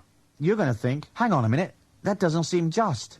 I've been helping this guy all this time, and now he's saying what a rat I am. The fact is, you reached down and picked him up. He wasn't necessarily ready. So you infringed upon his evolution by trying to accelerate his perceptions, trying to accelerate his energy without him asking for it. Some people at my seminars have asked me, Stu, you're teaching, you're helping people raise their energy. Aren't you infringing upon people? But you have to understand that teaching somebody is a completely different thing to going in and interfering with their life. I don't come knocking on your door and saying, hey, listen to these programs, read my books, etc., etc. You choose to listen. Somebody lent them to you or you bought them, but you made the decision. So when people come to you and ask you for help, help them. Be kind, be generous, be gracious. Be a big person and give of yourself, give of your energy. You don't necessarily have to give money, but give of your energy. You can give advice, love, expertise, but don't pick them up. So when they say, what should I do? Answer by saying, what would you like to do? How do I fix this problem? How would you like to fix the problem? How am I going to get out of this mess? How would you like to get out of this mess? In this way, you get them to see that the only way up is when they are enthusiastic about their life and their evolution on this earth plane. When their desire to achieve and perceive and grow is greater than the ego's self-indulgence, obstinacy, and its destructive ways. So, accepting negativity is the concept of, hey, we are in an infinite evolution. We're looking at a group of dead bodies whose infinite being has departed and is still alive. So there is no death. All the agony we experience emotionally and psychologically is all agony of the ego. When you understand that, a very big door opens inside of you. If the ego didn't have dogma, positions it had to defend, you couldn't have negative energy. Someone would come to you and say, I'm going to shoot you in the head, and you'd say, fine, I'm infinite. Do what you need to do. Meanwhile, I'm going to carry on here, working in my flower garden. If the ego didn't have an opinion, there couldn't be fear. There couldn't be all of these people hurting each other. So, understanding negative energy in a different way is important. Negativity is part of people's evolution. If you want to step out of the popular emotion, if you want to step out of the tribal mind and its predictability, then you're going to have to leave people alone. And you're going to have to understand that their evolution is their evolution, and there's nothing wrong with negativity. We would prefer the world to be better. But if it were perfect, we wouldn't be here, because we would have nothing to work on. Okay, let's go to the next session, and we'll talk about human knowledge, belief patterns, strengths, weaknesses, and the masters that walked the earth plane. Thank you.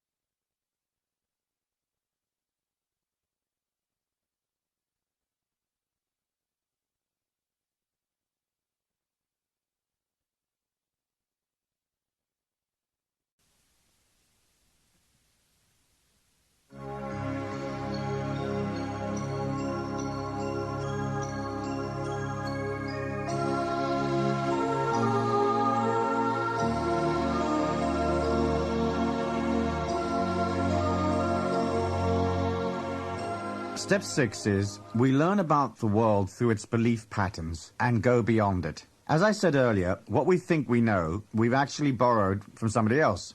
When you incarnate, the subconscious mind begins to record all of the sensations and inputs that you are given. It records feelings, emotion, and language. But more importantly, it records also all the subliminal information that is a part of your childhood. So bit by bit, you suck up like a sponge the tribal belief pattern that is offered.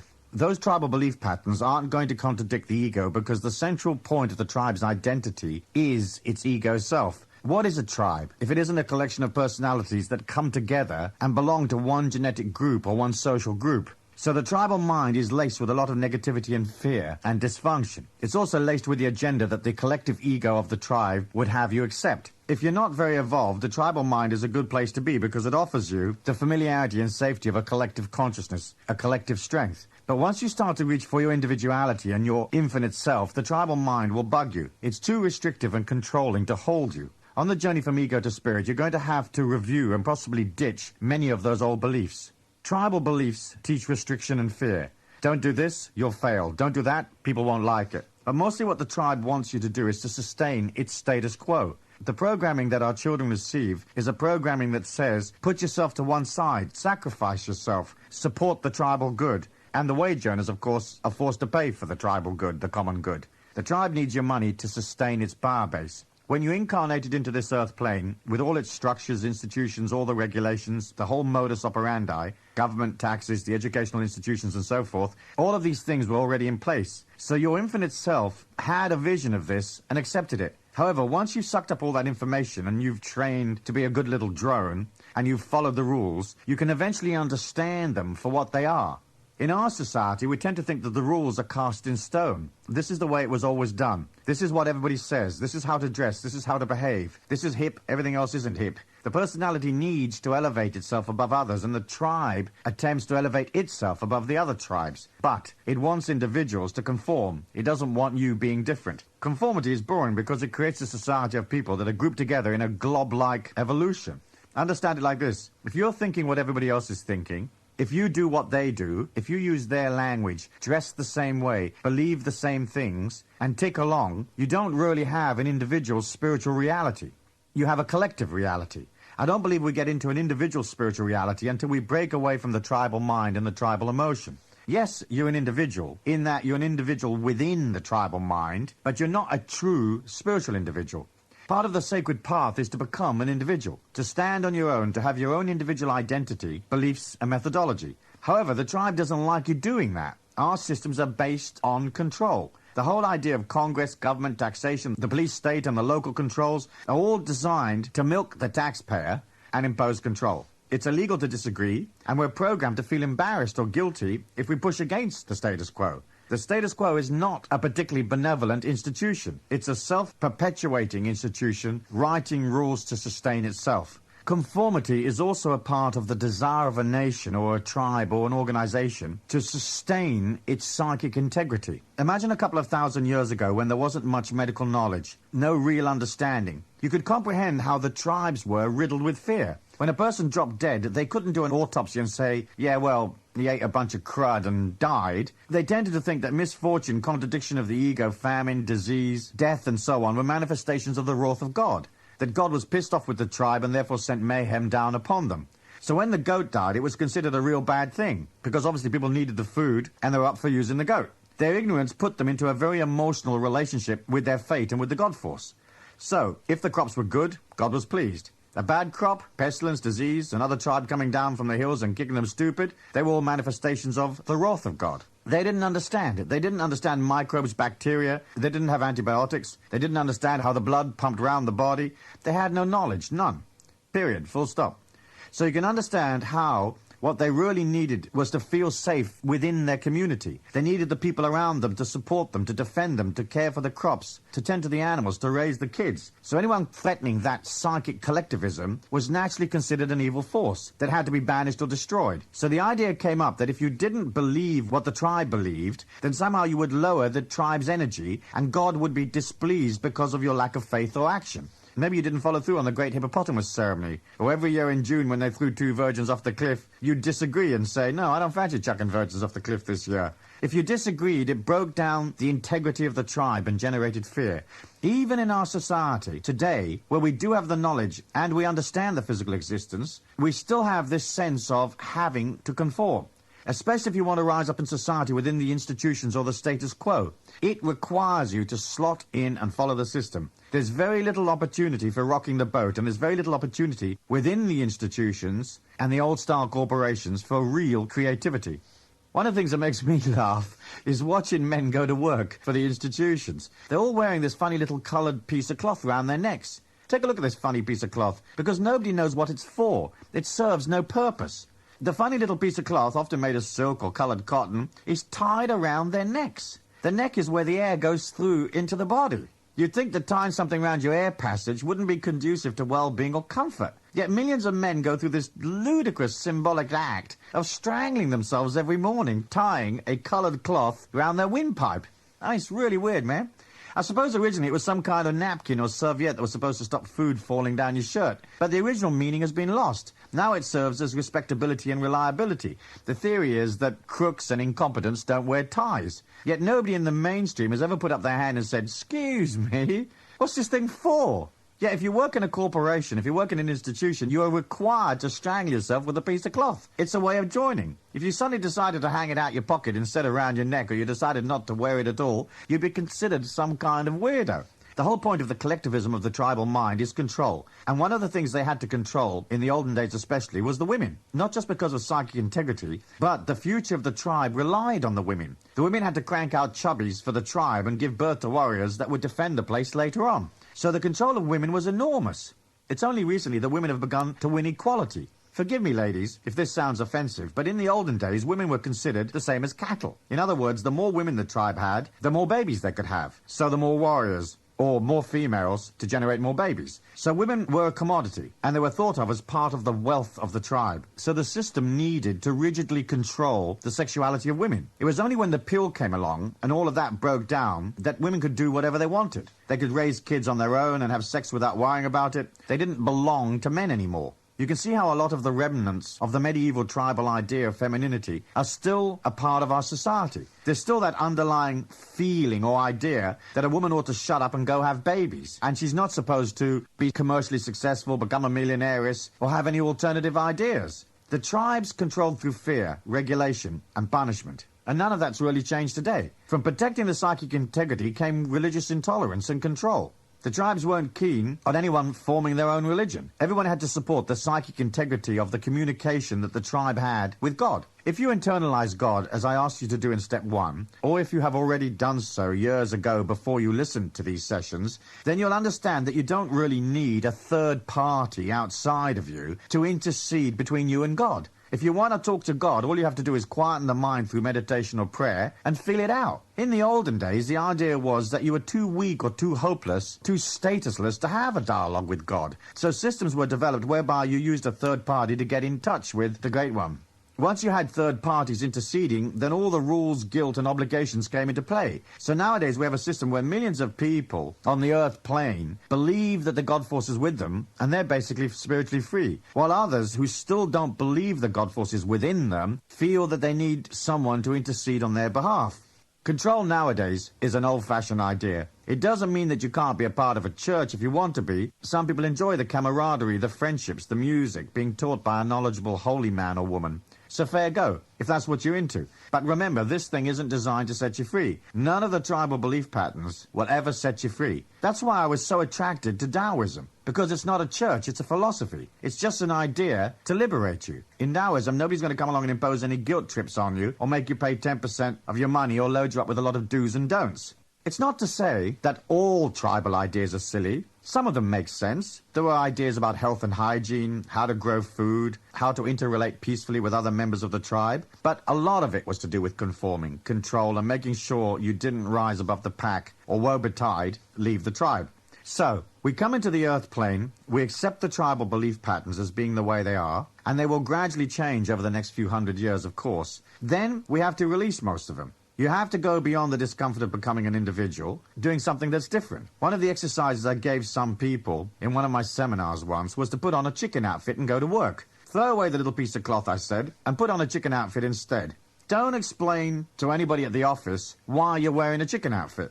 Let's say you work in a bank. Just walk in, sit down, and start cashing people's checks. When people ask why you're wearing a chicken outfit, say, "What chicken outfit?" The point of this exercise is to get you into believing in yourself. You aren't your clothes, you aren't your image, you're a divine energy inside a body. I am what I am. I'm a divine spark inside a body that happens to be wearing a chicken outfit. I even had 3 guys from an Australian commando unit in my course. They went to their military barracks dressed in ballerina outfits. They walked past the guard at the barracks and he saluted them. You got to give those lads a bit of credit for really believing in themselves, for saying, I am what I am, and I don't have to conform to keep you happy. A lot of the issue about conformity is the ego seeking approval. We conform to win approval. If I do this, will you love me? If I have sex with you whenever you want me to, will you love me? If I say these nice things, will you consider me holy or spiritual? The fact is, most of it is partly imposed from above as a controlling influence and partly imposed by you through fear of breaking out of the status quo and through fear of being judged by people. If you've never broken out of the status quo, then tomorrow do something crazy. Go to work in your swimming trunks or do something odd or different. Don't put your tie on. Spend all day walking backwards. When people say, why are you walking backwards? Say, I like to see where I've been. Just start to do things that break up the rigid conformity that the mind has and the fear that it has of breaking away from the mold. Remember, if you can't break away, you're stuck forever and ever. Amen. You're bound to trot along in the destiny of the people. You cannot create an alternative reality and a true spiritual evolution for yourself until you agree to break away. Over the next 2 weeks, invent half a dozen ways that you will use to break up your normal rhythm of life. For example, go to a restaurant and order your dinner backwards. Start with a coffee, go to the ice cream and the main dish and finish up with a starter. Pick types of food you never eat. If you hate jazz, go to a jazz club. If you hate broccoli, order bunches of it every time you sit down for a meal. Remember this. The routine that you are familiar with day to day is a part of your ego's authority over you. By doing things differently, you begin to challenge its authority. Step 7. All human knowledge is affected by human weakness. Weakness is endemic to our human situation. The ego is dominated by the idea of death. I'm going to talk about death later on. But the idea of sustaining, saving, holding on, restricting, being careful, not taking risks, and the ego's sense that it doesn't know what's going on makes us weak. We all have that weakness inside of us, not just the fear that the ego experiences, but the self-indulgence. One of the things that will bug you enormously as you trot along this spiritual path is the copious amounts of self-indulgence that we all labor under. The ego is grim when it comes to its self-indulgent attitude. It constantly wants to make itself important. It constantly wants things for nothing. It constantly wants reassurance. It needs attention. It's always seeking to gratify itself. It's not surprising that we soon become victims of the ego. The ego feels insecure, so it nails a list of demands to your forehead. You wake up in the morning exhausted, having gone out the day before and done all this stuff to keep the ego happy, and it still isn't happy. It says, here, sucker, here's another list of stuff I want you to go get. You know, get me this, get me that. So the weakness inside the mind is something that we have to work to go beyond. And of course, a lot of that weakness comes from the ego's fear and its sense of not knowing, which causes a terrible disquiet. However, as you embrace the spiritual path, you understand that you're in flow. You're only ever going to see a few yards in front of you. So one of the ideas that I want you to grab is that you can feel secure even when you don't know. It's only a bad habit that says you got to know. You don't. When you become spirit, you become more open. And then you can just accept things and flow. When people say to you, what do you know? You can say, nothing. Don't know, don't care. Then you go beyond the weakness of the ego, whereby it won't move until it knows. You're going to have to move not knowing, feeling your way along, asking yourself constantly, hey, how does this feel? Does it feel right? If it doesn't, make adjustments. So when you can come out of don't know, don't care, you're free. Instantly, you go past one of the great human weaknesses, needing to know. If you're balanced today, you'll be more balanced tomorrow, because your energy is going up. If you're abundant today, you'll be more abundant tomorrow, because your energy is expanding. Simple. Once you realize the nature of the weakness of this existence, it becomes a huge triumph and a great thrill to go beyond that weakness. In the end, that's what this journey is all about. In my view, self-indulgence is one of the biggest blocks to spiritual development. It's arrogance. The idea that someone owes you a living, someone owes you importance, respect, someone owes you opportunities is silly. To become a spiritual being, you're going to have to be self-sufficient. So if you believe that someone out there is going to provide it all for you, you can't come to an understanding of this physical plane because you've got to dominate it to go beyond it. You've got to go through life to go past it, so to speak. So you have to generate enough energy to sustain yourself. If you can't earn loads of money right now, then begin by reducing your needs and increasing your energy, increasing your activity. Rather than saying, I've got to have this, I've got to have that, what you ought to say is, I've got less money, so I'm going to consume less. Maybe I'll live in a cheaper dwelling, get a cheaper car, eat less, spend less money on beer. You come to a place of balance inside whatever money you do have. On the spiritual path, nothing is guaranteed. The only guarantee is energy. If you have energy, that's your guarantee. If you haven't got energy, you'll become imbalanced. Things will start coming at you. It's simple, really.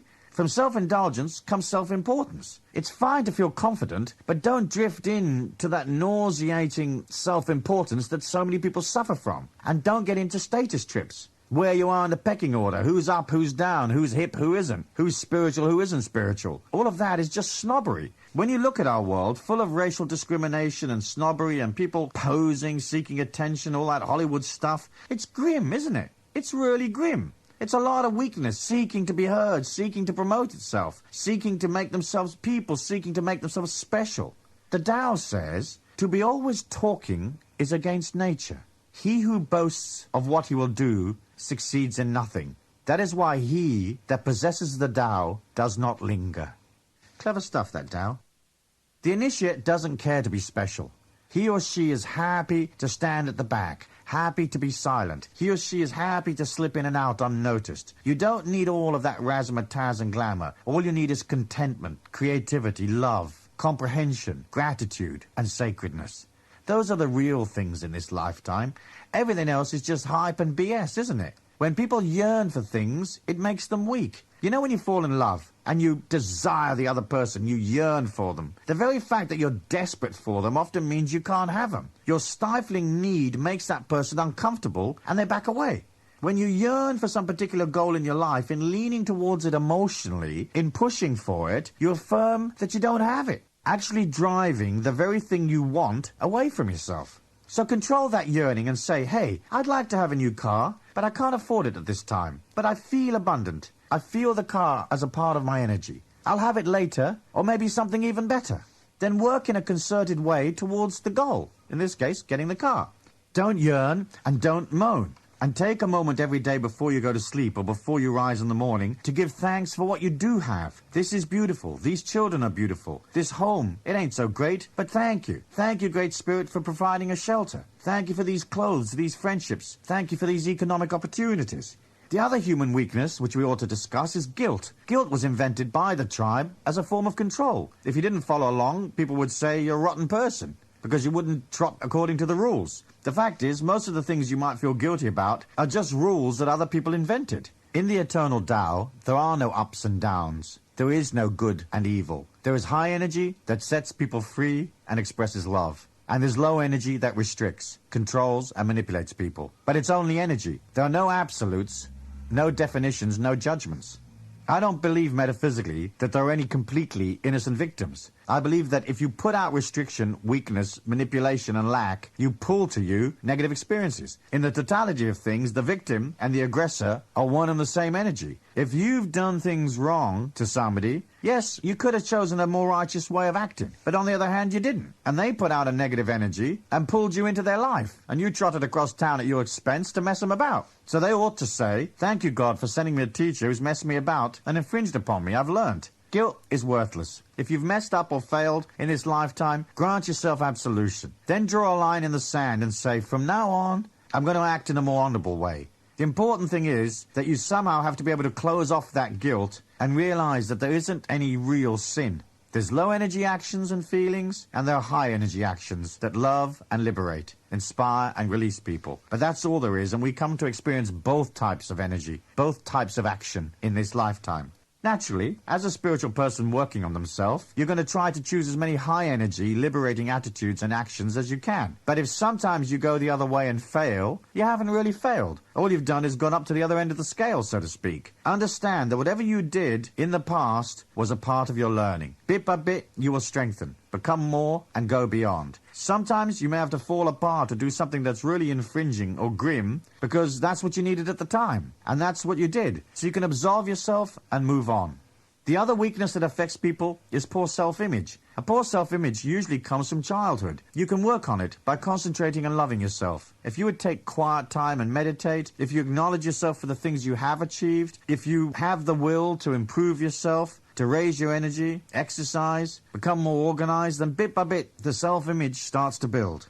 The whole point of this journey from ego to spirit is one of acceptance. If you aren't comfortable or you have a poor self-image, the first thing you need to do is to accept it. The second thing to do is gradually go past your shame, past your guilt, and work your way to where you can look at yourself in the mirror and say, hey, this person's okay. You can reconcile what's gone before. This person is moving up. So understand these weaknesses are part of the programming and they're here to be transcended. To recapitulate, don't bitch about your weaknesses. Either work on them or ignore them and concentrate upon your strengths instead. If you concentrate upon your strengths, usually your weaknesses will fall away and become less dominant in your life. There is an enormous power inside of you. It is an infinite power with all the knowledge and wisdom of the God Force. Never forget that. It will take you from weakness to strength. This brings me to the next step. Step 8. The masters were supernatural because others weren't. Here we realize that the masters who walked this planet in ancient history were masters because the people who were around them at that time were metaphysically weak. So if you go back several thousand years knowing the tribes were ignorant and suddenly an immense energy pops up like Jesus or Buddha, an energy so far ahead of the common people, it's not surprising that they made these masters into gods. There had to be. They would naturally look up to anyone that had perception and understanding. If I could transfer you back to like 500 BC, you'd instantly become a god with the knowledge you have today. To those people anyway. The Christ consciousness, the Buddhahood, the flow of energy that these masters tapped into is available today. It isn't something that's disappeared. The energy is here. The extrasensory perception, the ancient wisdoms, miracles, it's all available now. Energy doesn't disappear, it just changes. In 500 BC, when Lao Tzu sat under his little tree and wrote the Tao Te Ching, he could have had electricity to light his paper. The electricity was there. All of the energies have been since the beginning of time. Okay, it took us 2,500 years to discover electricity and to harness it, but that energy, like the energy of the masters, is perpetual. If in your prayers and meditations you start to call upon that energy, call upon the name of your teacher, call upon your God, upon the God force within you, you can begin to tap into that power. Most people don't realize that.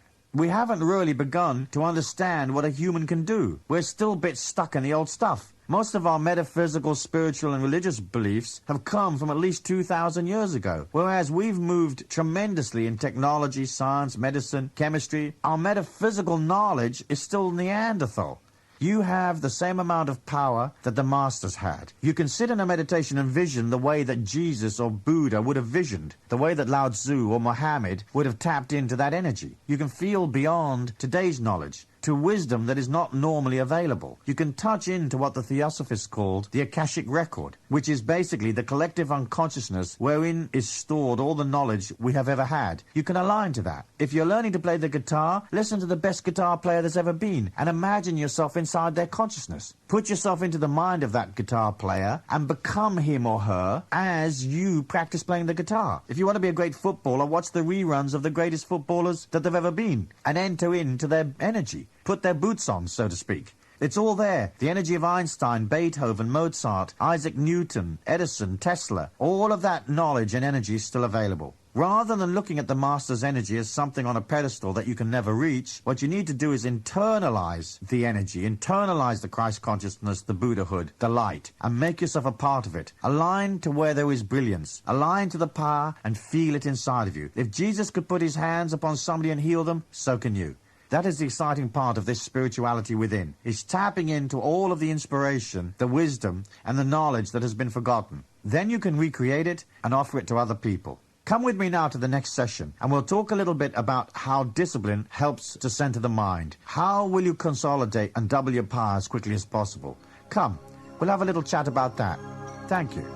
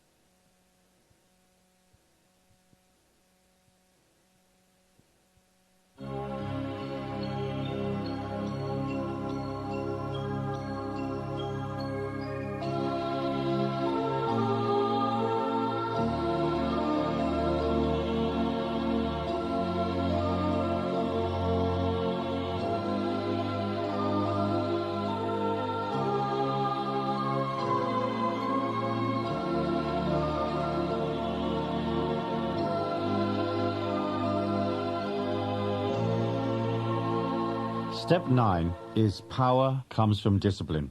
When I was 28 years old, and I first got into understanding the Tao, understanding the possibility of an alternative philosophy, an alternative perception, what drove me on more than anything else was the desire to comprehend the unseen worlds, the unseen realities that permeate our reality, to really understand what our maximum potential is as humans. I remember one day going through a neighborhood in London called Putney. There was a small church there. For some reason, I parked my car and went in. The church was completely empty. I just knelt down at the back and looked up at the altar. The church was old and very beautiful, as many English churches are, and there was an organist playing above me in the choir gallery. I remember thinking, who am I? What do I want in this lifetime? What are my goals?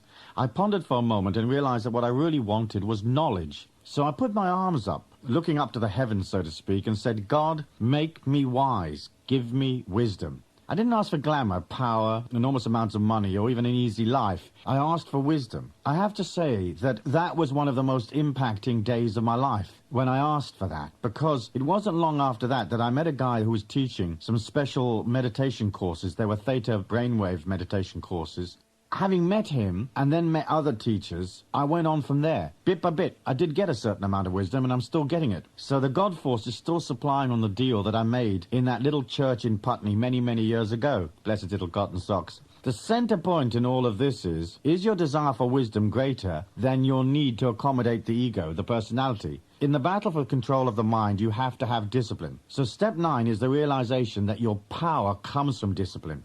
The ego will always go to the self-indulgent side. It has uses because it keeps you centered and it gives you identity, but the ego is basically weak. The personality that contains your memories in which the ego dwells is also weak because it's self-indulgent and seeks gratification. True power, true knowledge, the ability to transcend this physical plane and peer into these other worlds to become part of a bigger evolution comes only from discipline.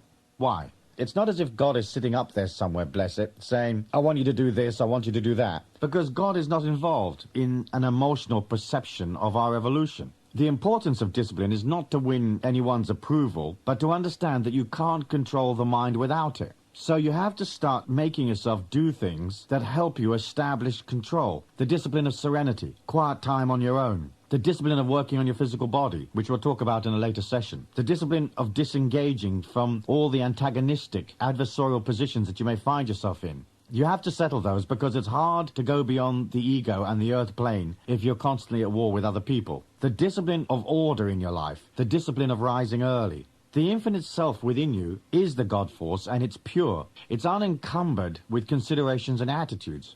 The intellect clutters the infinite self. The Taoists revered nature because they said that in nature we see the external manifestation of God, of the God Force, the Tao, in its uncluttered state, free from intellect, free from the definitions of the mind. So in the Tao, the grace of God is seen through the abundance of nature, the animals, the wind, the water, and through the ever-changing seasons. So I went out at 4 a.m. each night to discover what the Taoists meant. I walked every night at the same time. No matter if it was raining or snowing, sometimes it was a beautiful night, sometimes it wasn't. I walked in silence. There's a special kind of walking that comes from one of the monastic orders in China. It's what I call tiger walking. Rather than walking by putting your heel down first and then your toes, as we normally walk, you walk by pointing your foot and putting the outside edge of your foot down first, and then your toes, and then the heel. It's very graceful, but it's not easy to do. When you're walking, it forces you to concentrate while you're doing it. It's a kind of discipline. So I would do this tiger walking around the forest at 4 a.m., sometimes in absolutely atrocious weather. But what I decided was that as a discipline, I would ignore the weather. I wasn't going to let my personality whinge and moan because it was windy or hailing or whatever. I was going to do weather and have no reaction. So I'd wander off and I'd do my tiger walking for an hour, and then I'd come home, have a cup of tea and meditate for 24 minutes. That's my recommended time. 1 minute of meditation for each hour of the day. In the final session of this 33 Steps program, there's a theta metronome, which is oscillating at 4 to 6 cycles per second. The little bips are designed to help you with your meditations. They allow you to enter into a low brain speed, a meditative state, regardless of whether you have any experience of meditating or not. Even if you're a very experienced meditator, the theta metronome helps you because it slots you in down there at the theta level very, very quickly and holds you in that trance state. So I've included the metronome in this series because I thought it would be a tool to help you. and to assist you reach the inner part of yourself wherein the infinite self dwells.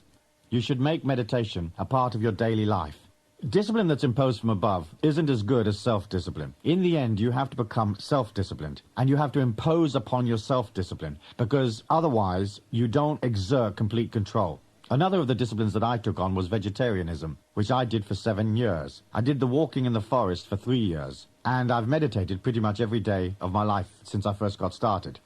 Another of the techniques or disciplines that are useful, which I believe comes from the Hindu tradition, is just before you go to sleep at night, review the day backwards. What you do is run through all the experiences of the day and just look at them. You don't comment on them or ponder on them. You just watch them happening as you run the time clock from bedtime back to dawn when you got up. It's a way of unraveling the day and allowing those experiences to be released from your mind. And I believe it cuts down the need for lots of trivial dreams where the mind is processing stuff that happened during the day. It's like moving backwards in time, and it's a discipline that you do just before you fall asleep. It's where you stop to notice your life. Life will not just be passing you by because your affirmation is that you're going to want to notice it. So try this backwards thinking process at night and go back through your day. Reviewing the day's events unclutters the mind and allows you to go to sleep in a very pure state.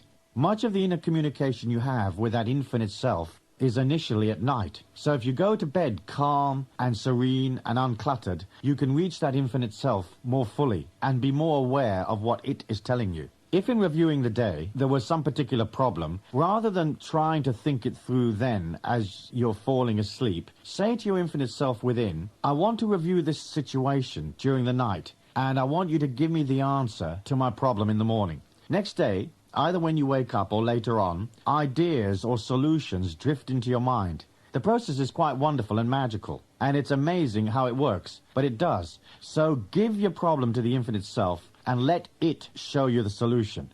Not only does that help you with your problems, but it helps you establish a dialogue or communication inside yourself with that infinite self, beyond the intellectuality of the personality that's doing the day-to-day living. Another discipline that I imposed upon myself, which I'm going to mention in detail in step 14, is the discipline of not criticizing and not judging too much. By criticizing and judging, you constantly lock yourself into the ego's world, into its definitions, and you deny yourself the infinite world. The point is, you need serenity, and part of how you disengage from the emotion of the world and your personal emotions is by disengaging from definition, from criticism, from judgment. In order to be able to do that, you need time on your own. You need time to feel settled, to really look into your heart and to ask, who am I? Another thing that I want you to try is this. Light a candle and sit in front of a mirror. Stare at yourself there, looking slightly downwards, because it's more restful for your eyes. Stare at the center of your throat. Now, without blinking, try to watch yourself in that mirror. Play the metronome if you like. And bit by bit, as you relax and you melt into the mirror and you let yourself go, you will see images and feelings coming out of the mirror at you. At first, they may be a little freaky because you think, my God, what's that? But allow them to be. What you're really seeing is an externalization of your inner mind, your subconscious mind. So perceptions will come up, and bit by bit, you'll have visions. Eventually, other worlds will open up, and you'll be able to look into the mirror and you will see other dimensions. Sometimes those inner worlds actually appear to be coming out of the mirror towards you. Just watch them and don't let them freak you out. The mirror exercise, silent walking, meditation, nutritional discipline, exercise will all begin to assist you to understand the multi-dimensional nature of this reality. The other thing that you may want to do is start thinking of yourself as a multi-directional being. We tend to think of reality being in front of us, which is the direction that our eyes are focused. But start to ask yourself, what is behind me? What is to my left and what is to my right? What is below me, down through the ground or underneath? What is above? And you start to think of yourself resonating in 360 degrees in every direction, above and below as well. And as you start to enter into that perception, the infinite self will show you things. It'll show you the spaces between the leaves of the trees. It'll show you the silence in the talking. It'll show you the breathing in and breathing out of this experience that we call humanity. You will ask a question, and suddenly a bus will go past. And on the bus will be an advertisement for shampoo, say, and the text of the advertisement will answer your question. You'll begin to get into an interactive dialogue with life around you. The infinite self is there to show you, to teach you, to lead you on to more and more energy. But discipline is vital, because you cannot wrestle the personality into a place where it is quiet and serene without discipline. Step 10 follows automatically from 9, and it is the need to center the mind. Centering the mind is one of the major disciplines in discovering yourself, because it is how you get in touch with your subconscious, where all your motivations and urges and your initial programming are stored. If you don't get in control of the mind, it's like having 40 chickens in a truck, and they're all constantly flying about. There's feathers everywhere and a tremendous commotion going on. Somehow, you've got to sit your chickens down in little rows, and centering the mind is how you do it. It's not necessarily only a meditation process. You can center the mind while you're walking along. It's just a matter of being focused upon yourself rather than distracted. If your mind perceives something, hears something, and it reacts, it will tend to drag you off one way or another with an emotional or intellectual response. But if you just get into the habit of just watching, so as you walk down the street, don't comment, just watch. That way you're not reacting to everything, and you're not reacting to things that are said to you with joy or anger or frustration or happiness. You're just watching. What you're looking to do is to complete this process of detachment by teaching yourself to not react, to become an observer of life, but more important, to become an observer of yourself. The classic example that I talk about in my lectures is rain. Rain is a great way of centering the mind. People don't like rain. They don't like cold water running down their neck. So we react to rain negatively. However, when it's raining, you can go out there and use it to train yourself. You can just walk in the rain and say to yourself, I'm doing rain.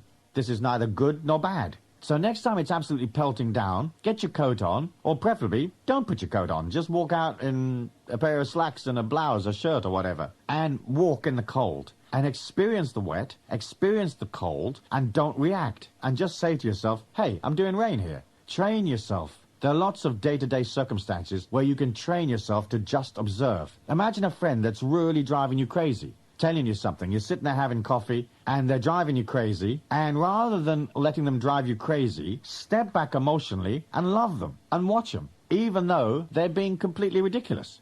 When you're stuck in traffic, rather than getting angry, observe yourself stuck in traffic, along with 500 other people that are stuck in traffic. So what is happening today? We're doing traffic. Once you can practice this, and once you can practice this detachment, you can do mother-in-law, you can do check bouncing, you can do, getting laid off from work, you can do all sorts of stuff.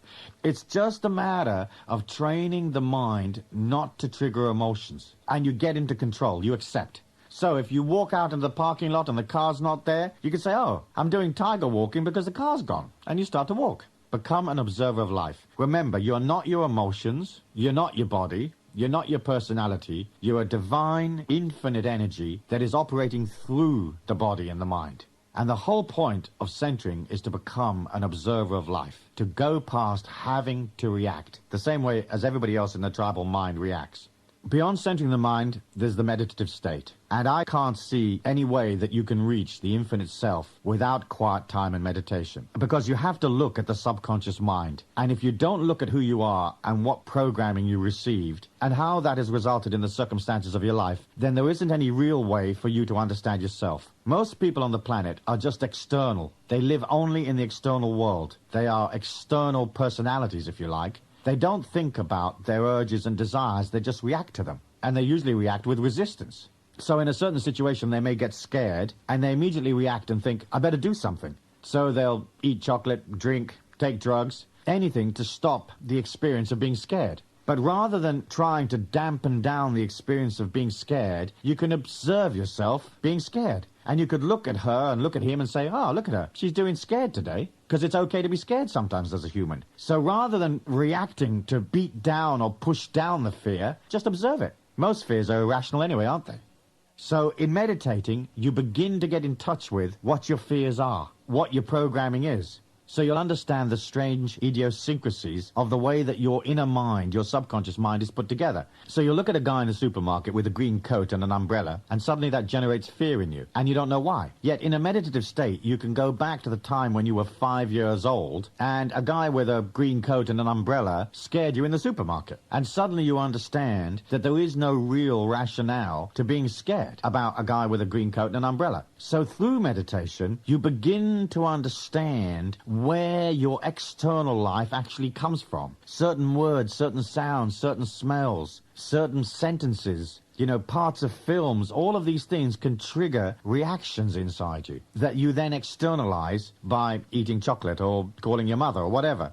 So meditation is the way that you begin to get inside the true reality of what you are. All your questions have an answer back deep inside the subconscious mind.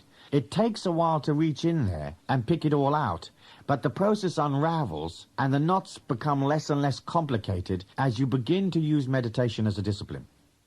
Let's talk just for a moment about brainwaves so that you can understand this whole meditation thing. In the waking state, your brain is oscillating at approximately 14 cycles a second and above. It doesn't mean that your whole brain is oscillating at that, but it means that it is predominantly oscillating at that speed. It's known as the beta state, which is the normal waking state.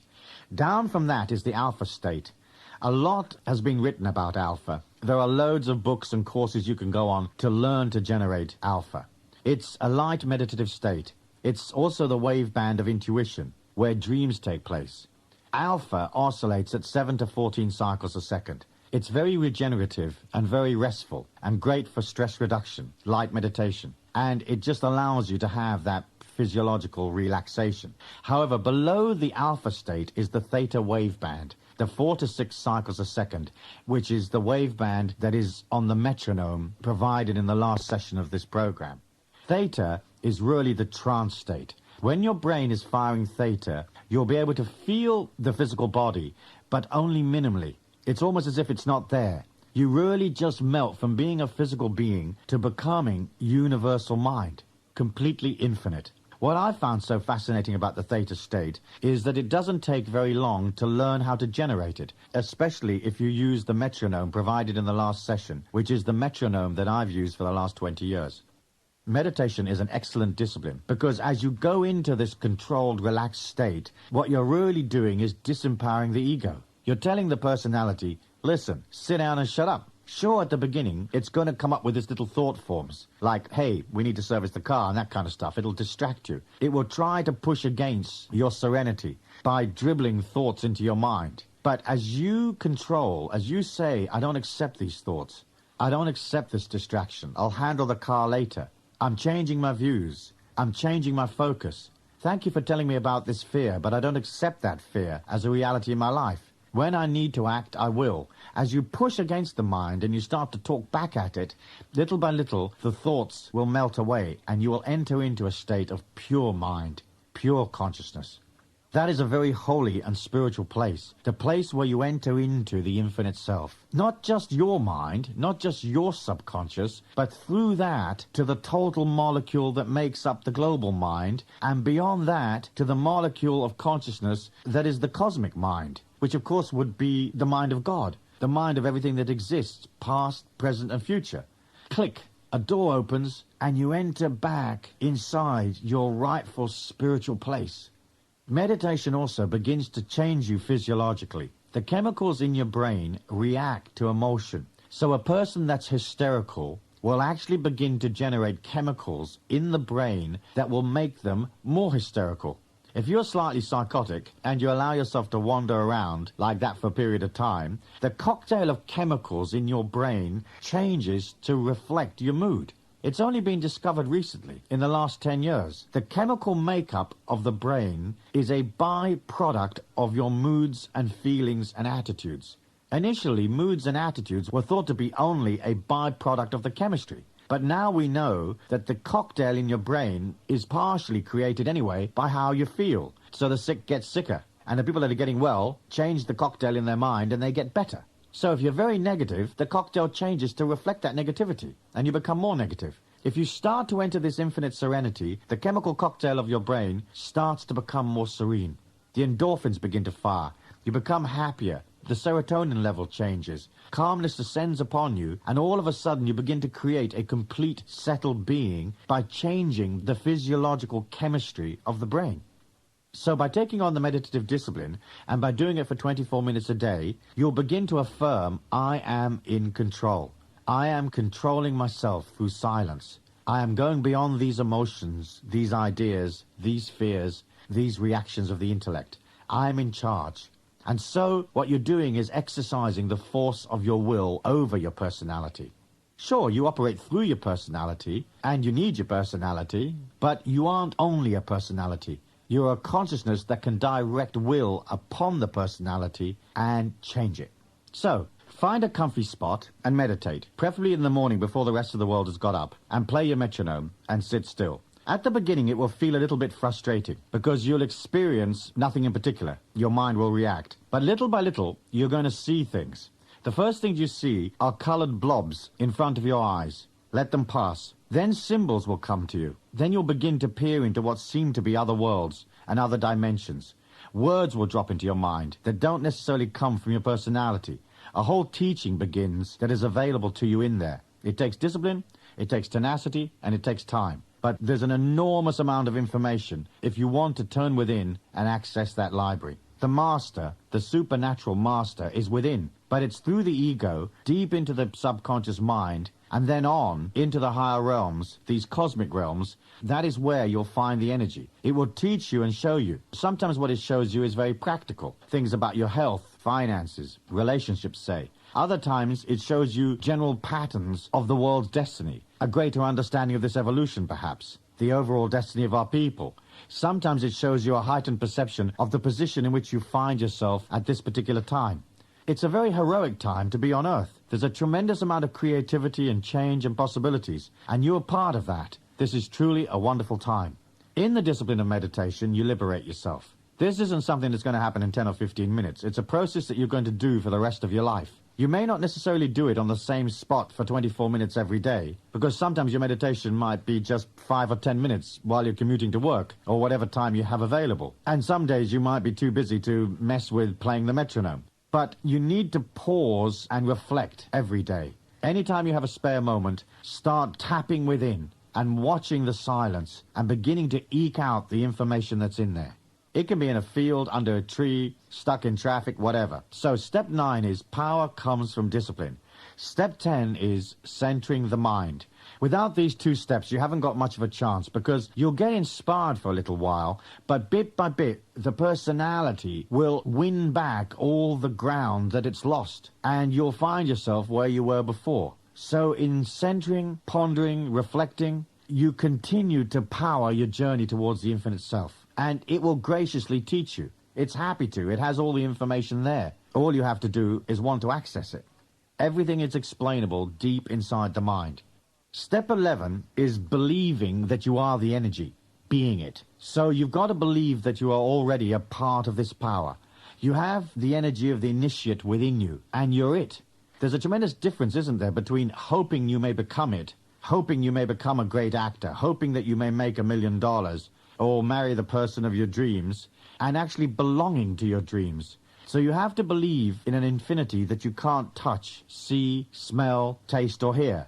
But you can gradually learn to feel it, and that's what's important. Because the infinity within you is beyond the subconscious mind, it oscillates faster than our dimension, faster than the personality, faster than the subconscious mind. It is outside normal perception. So here you're required to become aligned to an energy that is outside of your perception, understanding you're it, even if you can't see it. After many years of using the theta metronome for meditation, I started having fleeting glimpses of these other worlds. In the end, it became easy to get there, because I'd tracked a path in, so to speak. And so I would gradually see the near-death tube that people who have survived medical emergencies talk about. In the trance state, you can simulate death. So eventually, once you've cleared out the crud of the ego, that tube appears. It's a highway between here and there, the other worlds. Beyond the tube are countless dimensions of evolution. Some are bathed in the God Force. When I first saw that God Force, I was completely overwhelmed. I've never seen so much beauty, so much reconciliation, all at once. It's almost as if all of the inconsistencies of my life were healed in that one moment, in that one vision, bathed in the light of this exquisite force. The most startling thing I discovered was that the love that exudes from the light of God is impartial. It is not an emotional love as we understand it here on earth. The God force has no needs or desires. It just is. So celestial love is everywhere because the God force is everywhere. But that love asks nothing in return. It has no emotion. It has no criticism, preference, or judgment. My reaction to that impartial love was one of extreme happiness that came from a sense of belonging. Now things for me on earth had finally had some meaning.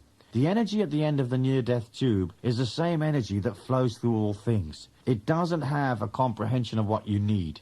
It doesn't know whether you have the job you want or you don't. It's like electricity. Electricity can light a church, it can light a brothel. It can light a torture chamber, it can light a kindergarten. It's a power that seeks no particular end or result for itself, or for you, but you can direct it into your life.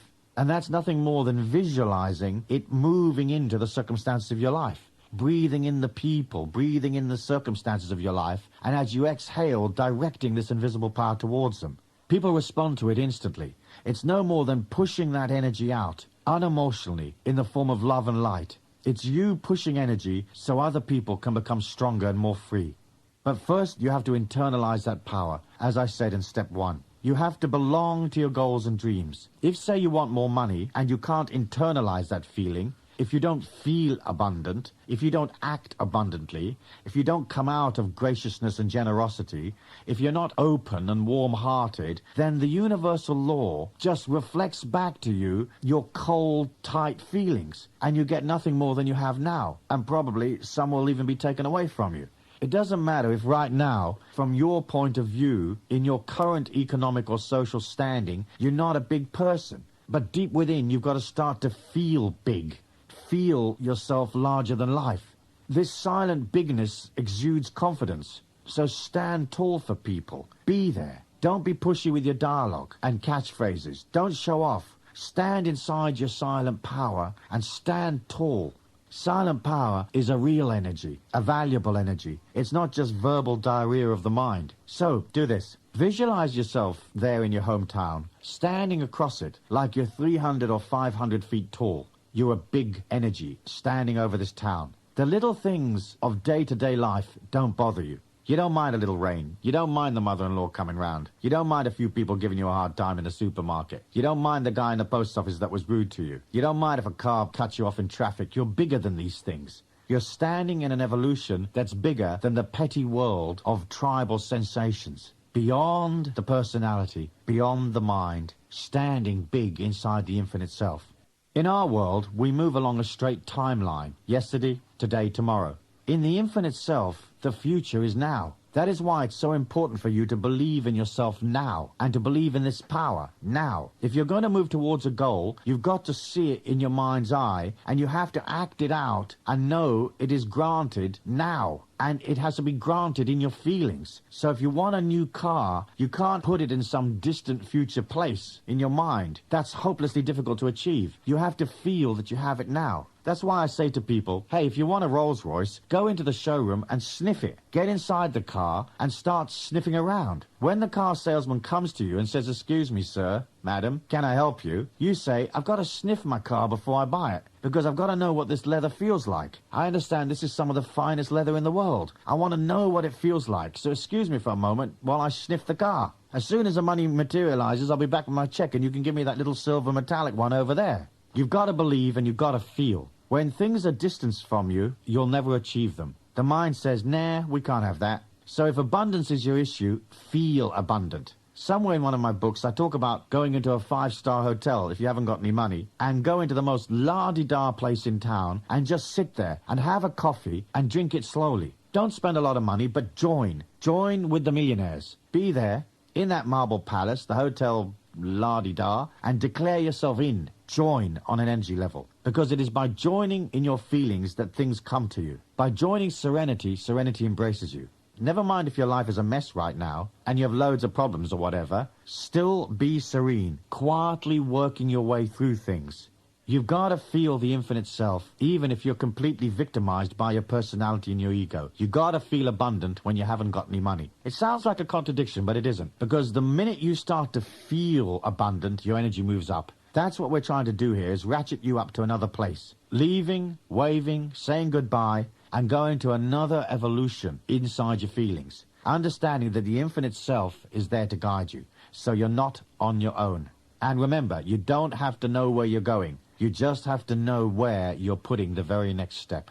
Say to yourself as a discipline, several times a day, I'm eternal, immortal, universal and infinite. I am what I am. And as you say these words, watch how they resonate throughout your entire being, through the personality, through the mind. And then you'll begin to see the world in infinite terms. Beyond the finite, beyond limitations, beyond restriction and manipulation, beyond where you're infringing upon people and you're allowing them to be. And bit by bit, that infinity comes up from within you to grace your life. You have to understand that the God Force, this incredible supreme wonderfulness that flows through all things, it doesn't infringe, it doesn't mess, it just allows you to be. You can be as silly as you want for as long as you want. God doesn't come down and say, listen, you little twerp, get your act together. When you're ready, the energy's there. It's the same with the infinite self within you. It's ready, you just have to embrace it. Believing in the righteousness and sacredness of this journey, believing in goodness, seeing abundance, seeing beauty, constantly moving towards serenity, towards goodness and away from ugliness. And as you do that, you enter into a tone poem that is the ebb and flow, the warm, gentle wind of the divine light within you. Allow this cosmic poem to flow through your life. So step 11 is believing you're it and being it. It requires you to believe in the unbelievable, to observe the unobservable, to become a part of things which we cannot normally become a part of. It asks you to step through a door to another world. Come with me now to the next session, and I'll show you that place inside of you where that mysterious doorway exists, and I'll give you the keys you need to open it. Let's discuss principles that will assist you to consolidate these ideas in your heart. The spiritual world is your true place. It has been waiting since the beginning of time, waiting for you to return. Let us step towards it. Come.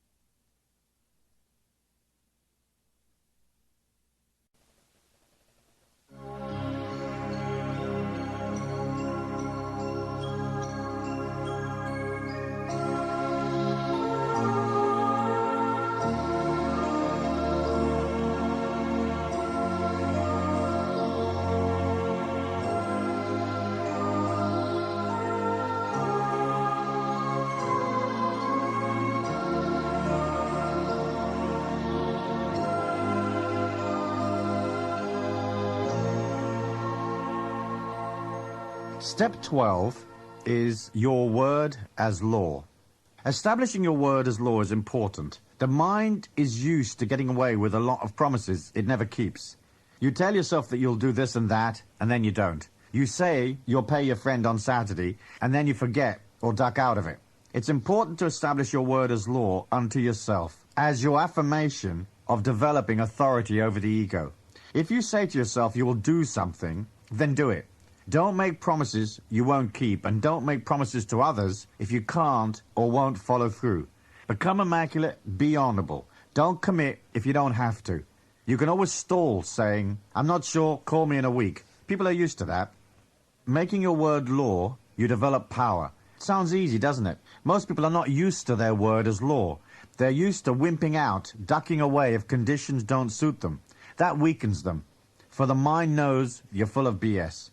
As you start to work upon yourself, your energy moves faster. In my book, Miracles, I suggest that the total energy that you express as a physical body, as a mind, as a personality, as a spiritual being, is an oscillation. It's an oscillation that's moving very, very quickly. In my book, I selected a hypothetical oscillation of 20,000 cycles a second as a possible oscillation for the average human in TikTok. There's no way for us to measure or quantify how fast people are actually oscillating. So I picked a figure out of a hat. I said that if an ordinary person is at 20,000 cycles a second, a person that's begun to work upon themselves might oscillate at, say, 25,000 cycles a second. And a person that's very light might be 50,000 cycles a second, and the initiate might be 100,000 cycles a second or above. You're basically a wave state that is oscillating. That's what you are. As you move your energy up faster and faster, your ability to materialize things becomes more and more instantaneous. At 20,000 cycles a second, a person will have an idea or visualize or think about something, and they'll wait 19, 20 years in order to get what they're hoping for, and then it may still not occur. Once your energy starts going faster and faster, whatever thoughts you have in your mind, whatever feelings you indulge in, become reality extremely quickly. You think about the burning bush, and there it is in your hallway, burning. So one of the things you have to do is realize that you're grasping an immense power. Any errant thoughts, and suddenly a great turd is falling on your head from a great height. So your word as law requires you to understand your power. Understand that as your energy goes up, you're going to get whatever it is that you put out. So it's best not to use your thoughts and dialogue in a flippant way. You're not going to make promises you won't keep. If you say to yourself, I'm going to give up chocolate, don't say that and then half an hour later sit there and munch through an entire box. If you make a discipline, a law for yourself, you will follow through. If you don't feel confident with following through, don't make the law. Don't say you're going to give up chocolates if you're not going to give up chocolates. When you're good and ready, you'll give them up. Until then, wait. Embrace your word as law, and you'll see a defined benefit in your life immediately, as things you need will pop up effortlessly. But you have to mean what you say, so choose your words carefully. Be purposeful and police what you think and feel. If any crud comes into your mind, pounce on it quickly and change it. Also, don't give people a load of BS. Don't talk gibberish. Mostly, don't talk about yourself. Listen to others instead. Talk about them. Don't promise things you can't deliver. Don't agree to things you don't want to do, that you know you aren't going to follow through on. Become verbally disciplined. Don't show off, don't boast, don't exaggerate. Just stay inside what is true and real. Next, get into a dialogue of truth with yourself. In other words, don't buy all of the waffle of the mind. The mind says we're doing fine, and you know you're not doing fine. The mind says we're looking for a job, and you know you're not looking for a job. When you say to yourself, my word is law, then you establish a dominance, an authority over the mind. And you know that when you say something, you're going to follow through. Here's an exercise that will strengthen your will and help you along a bit. Pick a spot outside your house, or in the park, wherever. Find 12 stones. Go there in the early morning and tell your mind, I'm going to move these stones ceremoniously every morning from 7:01 a.m. for 7 days for 15 minutes. Then pick up the first stone and ceremoniously walk across the garden and place it down. Bow and say to the stone, thank you. Then walk across the garden, pick up a second stone and take it over to the other side.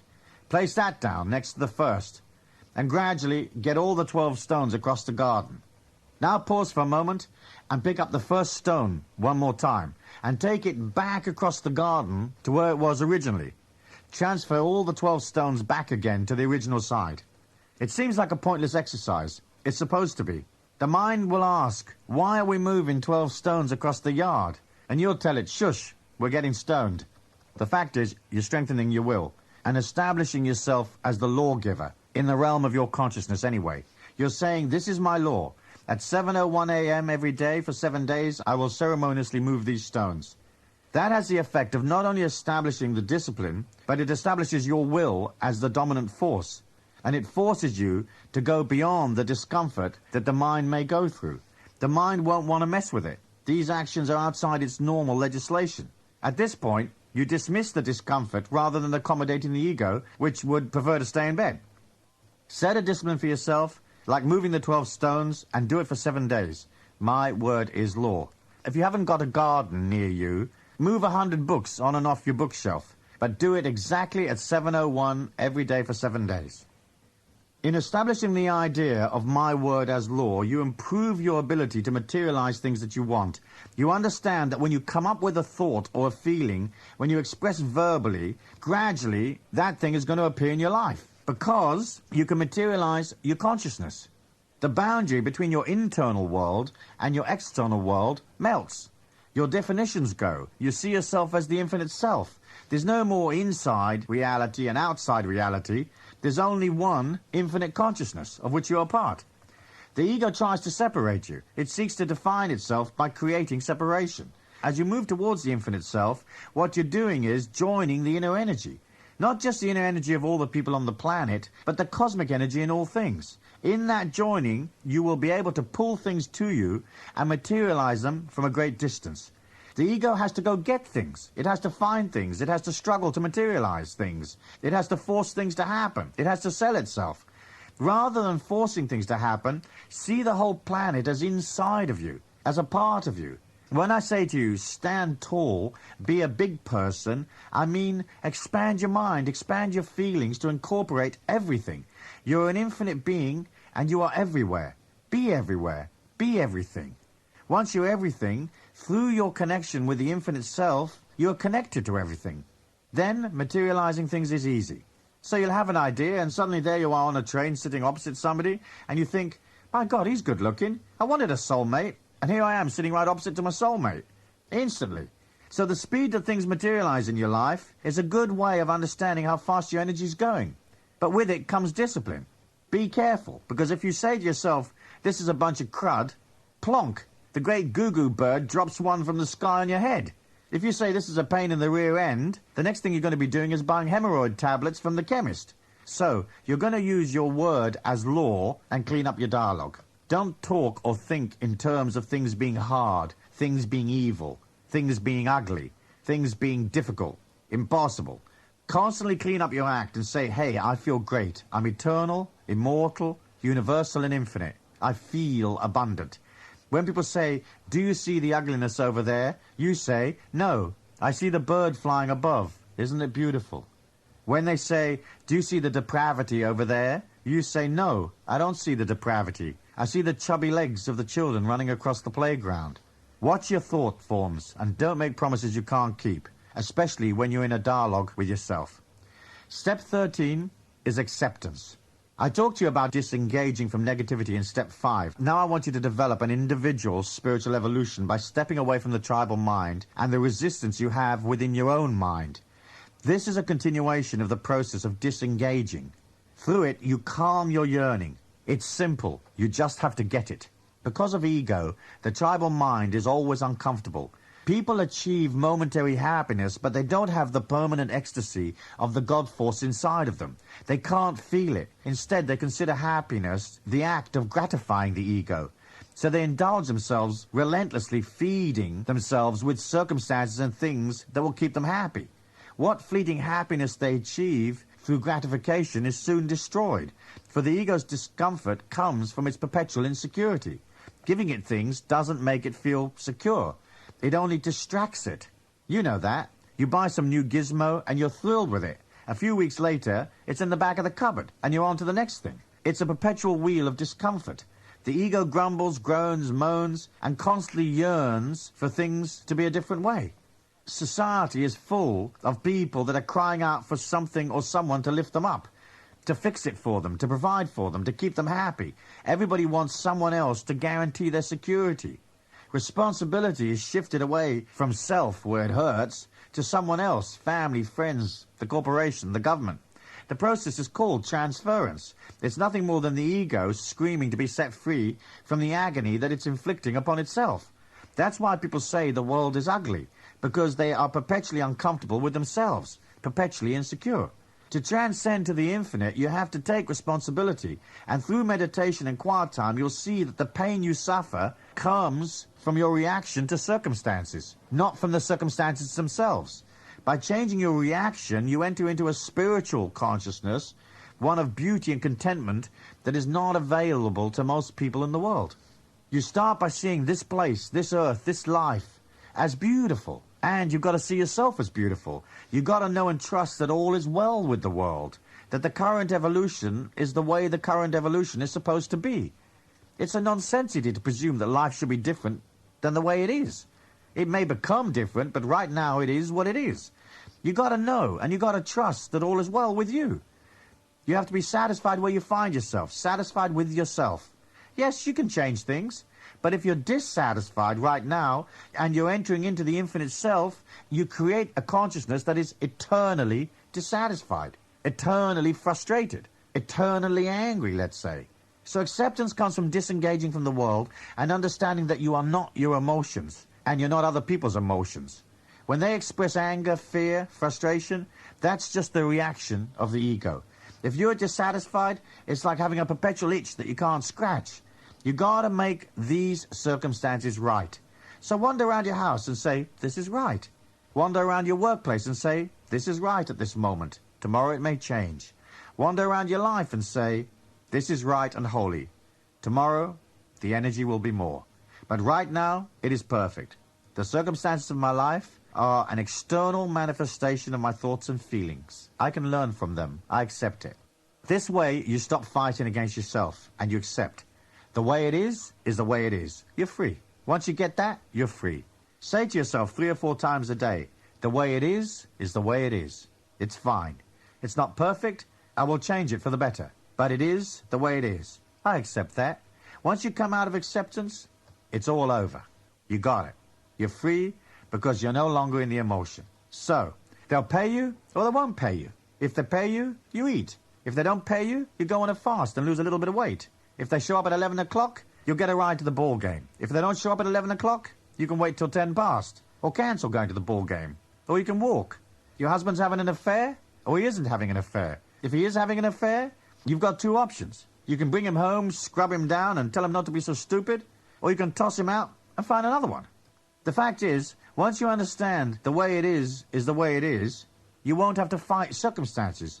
You can work on changing things, but the first point is to accept. Once you've got that, then there's only one of 2 options. They either will or they won't. It's either going to happen or it isn't. You're either going to make it to the ball game or you won't, and you'll go to the cinema instead. There aren't any absolutes.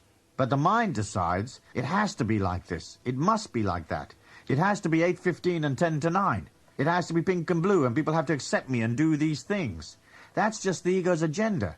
You lent your lawnmower to your neighbor, and in your mind you're saying, I've lent him my lawnmower, I want to borrow his motorbike next Saturday.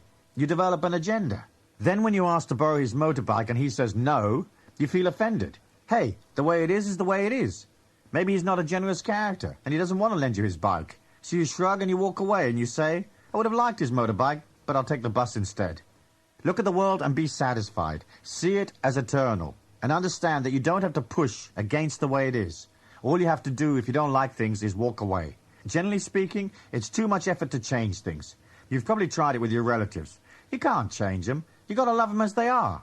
That's what unconditional love is all about. If I love you unconditionally, I accept you. If you love me unconditionally, you accept me. Now, that might be easy to do when you're being nice to me and I'm being nice to you, but what if I'm treating you badly? What if you're treating me bad? Then you have to become a big person and not be sucked into emotion when people treat you badly. That's the test. The main point is, you're never free until you disengage. So allow life to be the way it is, and the way it is the way it is. Tell yourself that 7 times an hour if needs be. There's a famous story in the Tao about a farmer. The farmer's son broke his leg. The villagers came to the farm and said, My, that's a great misfortune. Your son has broken his leg and cannot help you in the fields. The farmer replied, It's neither fortune nor misfortune. A day later, the government troops came to the village looking for men to go into the army. They had to leave the son behind because his leg was broken. Then one day the farmer's horse jumped the fence and ran away. The villagers came to him and said, What a great misfortune that your horse has run away. And the farmer replied, It is neither a fortune nor a misfortune. 2 or 3 days later, the horse came back with a dozen wild horses following it. Suddenly the farmer had 13 horses, not just the one. The villagers came to him and said, It is a great fortune that your horse came back with 12 more horses. And the farmer replied, It is neither a fortune nor a misfortune. So remember, nothing is long or short, nothing is hot or cold, nothing is good or bad. Because you have to ask yourself, good in relation to what? Bad in relation to what? Once you accept and disengage, you're free. That's important. Part of this acceptance takes us to step 14, which is judge nothing and quantify as little as possible. When we judge and when we criticize people personally, what we're doing is defining reality and engaging the ego. Light couldn't exist if there wasn't darkness within which it could shine. Goodness can't exist if there isn't evil with which to compare it. So everything is relative. Chapter 2 of the Tao says, it is because everybody under heaven recognizes beauty as beauty that the idea of ugliness exists. And equally, if everyone recognized virtue as virtue, this would merely create fresh concepts of wickedness. For truly, non-being and being grow out of one another. Think about that. If you don't judge and don't criticize, what you're saying is, I'm infinite. I will let people be. I have no knowledge of this person's evolution. I can't comprehend whether he is good or evil, right or wrong. He may certainly be acting in a way which I do not choose to act, but I cannot lay down the law and say it should be like this or it should be like that. Not infringing upon people means not interfering, not offering them information they haven't asked for, not offering them healing that they don't need or want or haven't requested, not meddling in their lives, allowing people to be as silly as they want for as long as they want, in the same way as the God Force allows you to be as silly as you want for as long as you want. Don't judge. Okay, there are certain situations where you might be called upon to evaluate. Let's say you are the personnel officer in a corporation and you have to pick one person instead of another. That isn't judging one person individually or personally, it's just evaluating your options. Evaluating, say, 2 applicants for a job and picking whichever applicant is most suited. That isn't judging anyone positively or negatively, and you aren't judging the applicants personally. There's a difference, isn't there, between judging and selecting. You're not judging the Thousand Island dressing because you didn't choose that and you picked the oil and vinegar instead. Selection is not a judgment. It's making a choice without an emotion, without discrediting the choice you didn't make. And that's different to judging. When you're dealing with other people, allow them to be. If you don't like who they are or what they are, walk away. Or try to change the situation as best you can without infringing upon them, usually by your good example. Or talk to them in an affable manner. Ask them questions, leading them along to where they will see the higher ground through their own perception, own volition, where they freely choose that direction. One word from you could send a person into a totally different direction in this lifetime.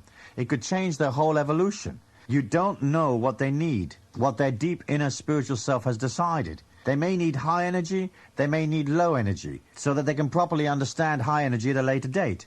In addition, let me clarify the difference between judgment and observation.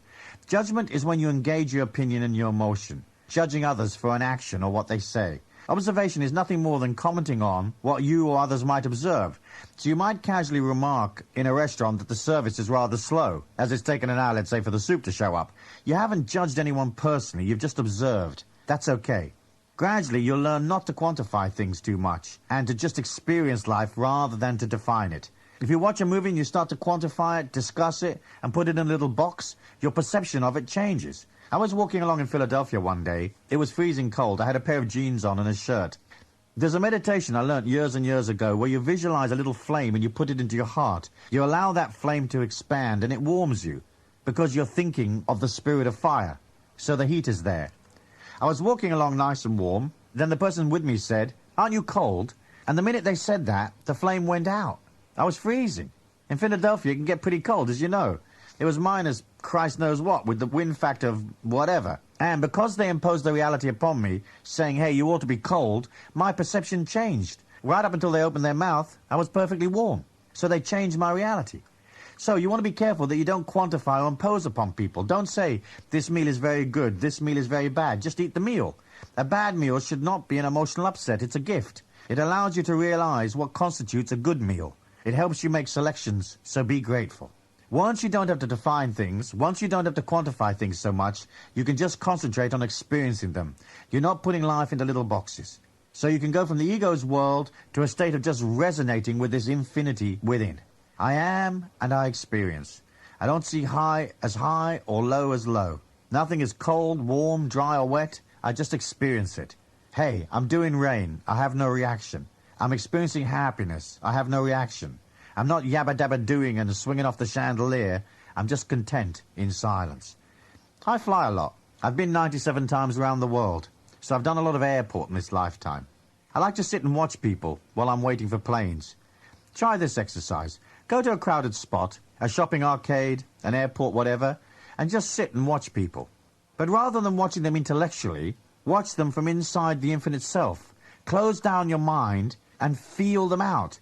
So don't say to yourself, that's a pretty dress, that guy's so tall, she is so short, isn't that child cute? Don't engage the mind in defining and judging, just observe.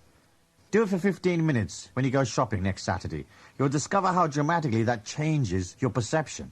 Suddenly you'll find yourself coming from compassion for people. You'll enter inside their spirituality, inside their infinite self. You'll be resonating with a feeling of belonging, a feeling of love, a feeling of caring for them.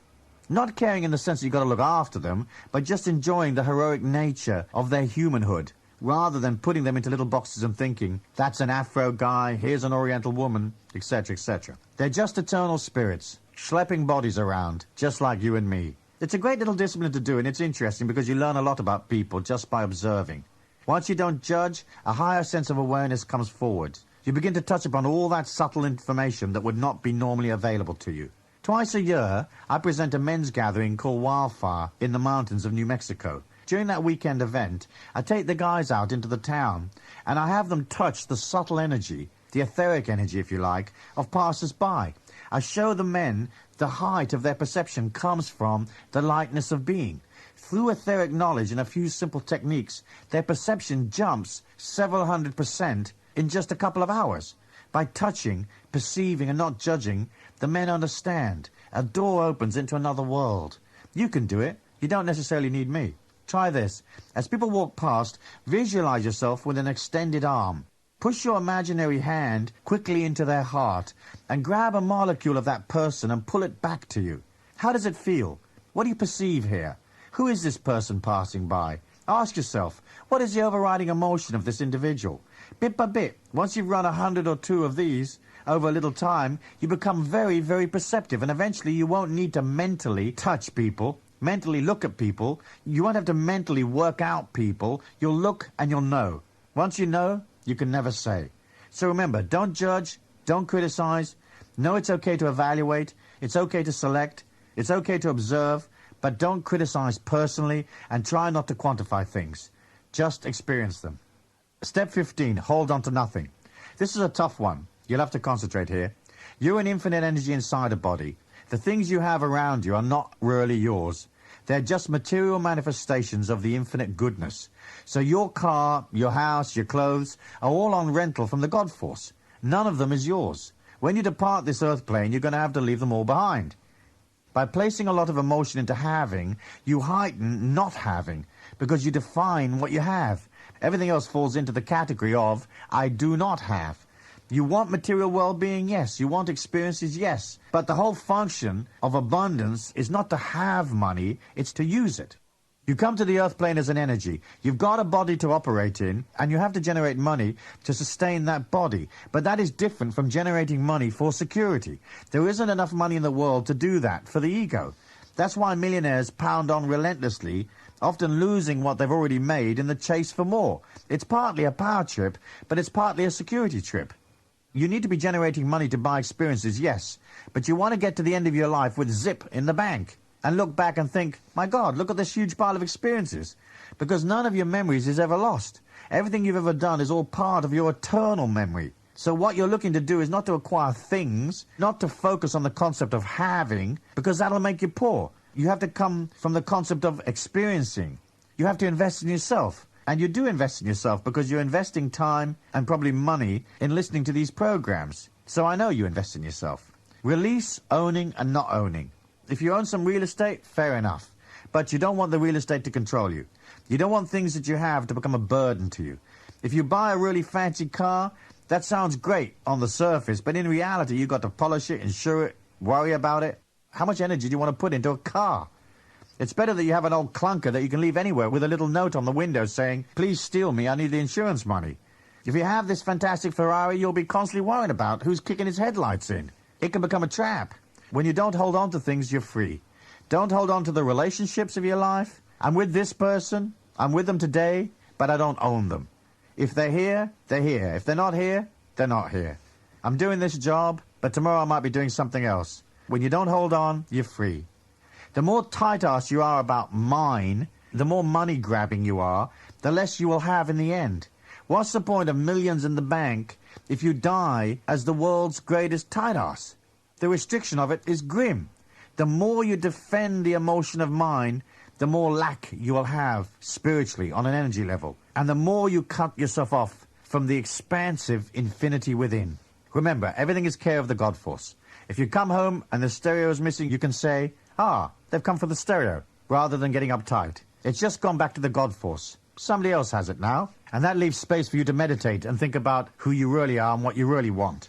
And you think, yeah, what I want is a hi-fi store. And off you go, and boom, you materialize a hi-fi store. And then you can say, look at these stereos, I own them all. But I don't actually own them. I'm renting them from the God Force. And I'm going to sell them to other people who also want to rent them from the God Force. So once you understand this concept, everything becomes transient. Holding nothing, you own everything. That's much better, more peaceful. You can actually enjoy the beautiful car because you're not sitting there worrying about it. You can just smell the leather and drive along and say, wow, this is cool. People equate security with owning things. The things that you own for the most part are like nails you put through your shoe to keep you well and truly riveted to the floor. It's stuff. It lumbers you down. Half the stuff you own isn't worth having because it creates a prison for you, not an open pasture for you to run across. So start to realize you have nothing, you are nothing. When you get to the point where you can say, I am nothing, you're free. Because then you're everything. If you define yourself, then there's all sorts of stuff. By definition, you are not. Hold on to nothing. Just use things, enjoy them, be grateful, and give thanks.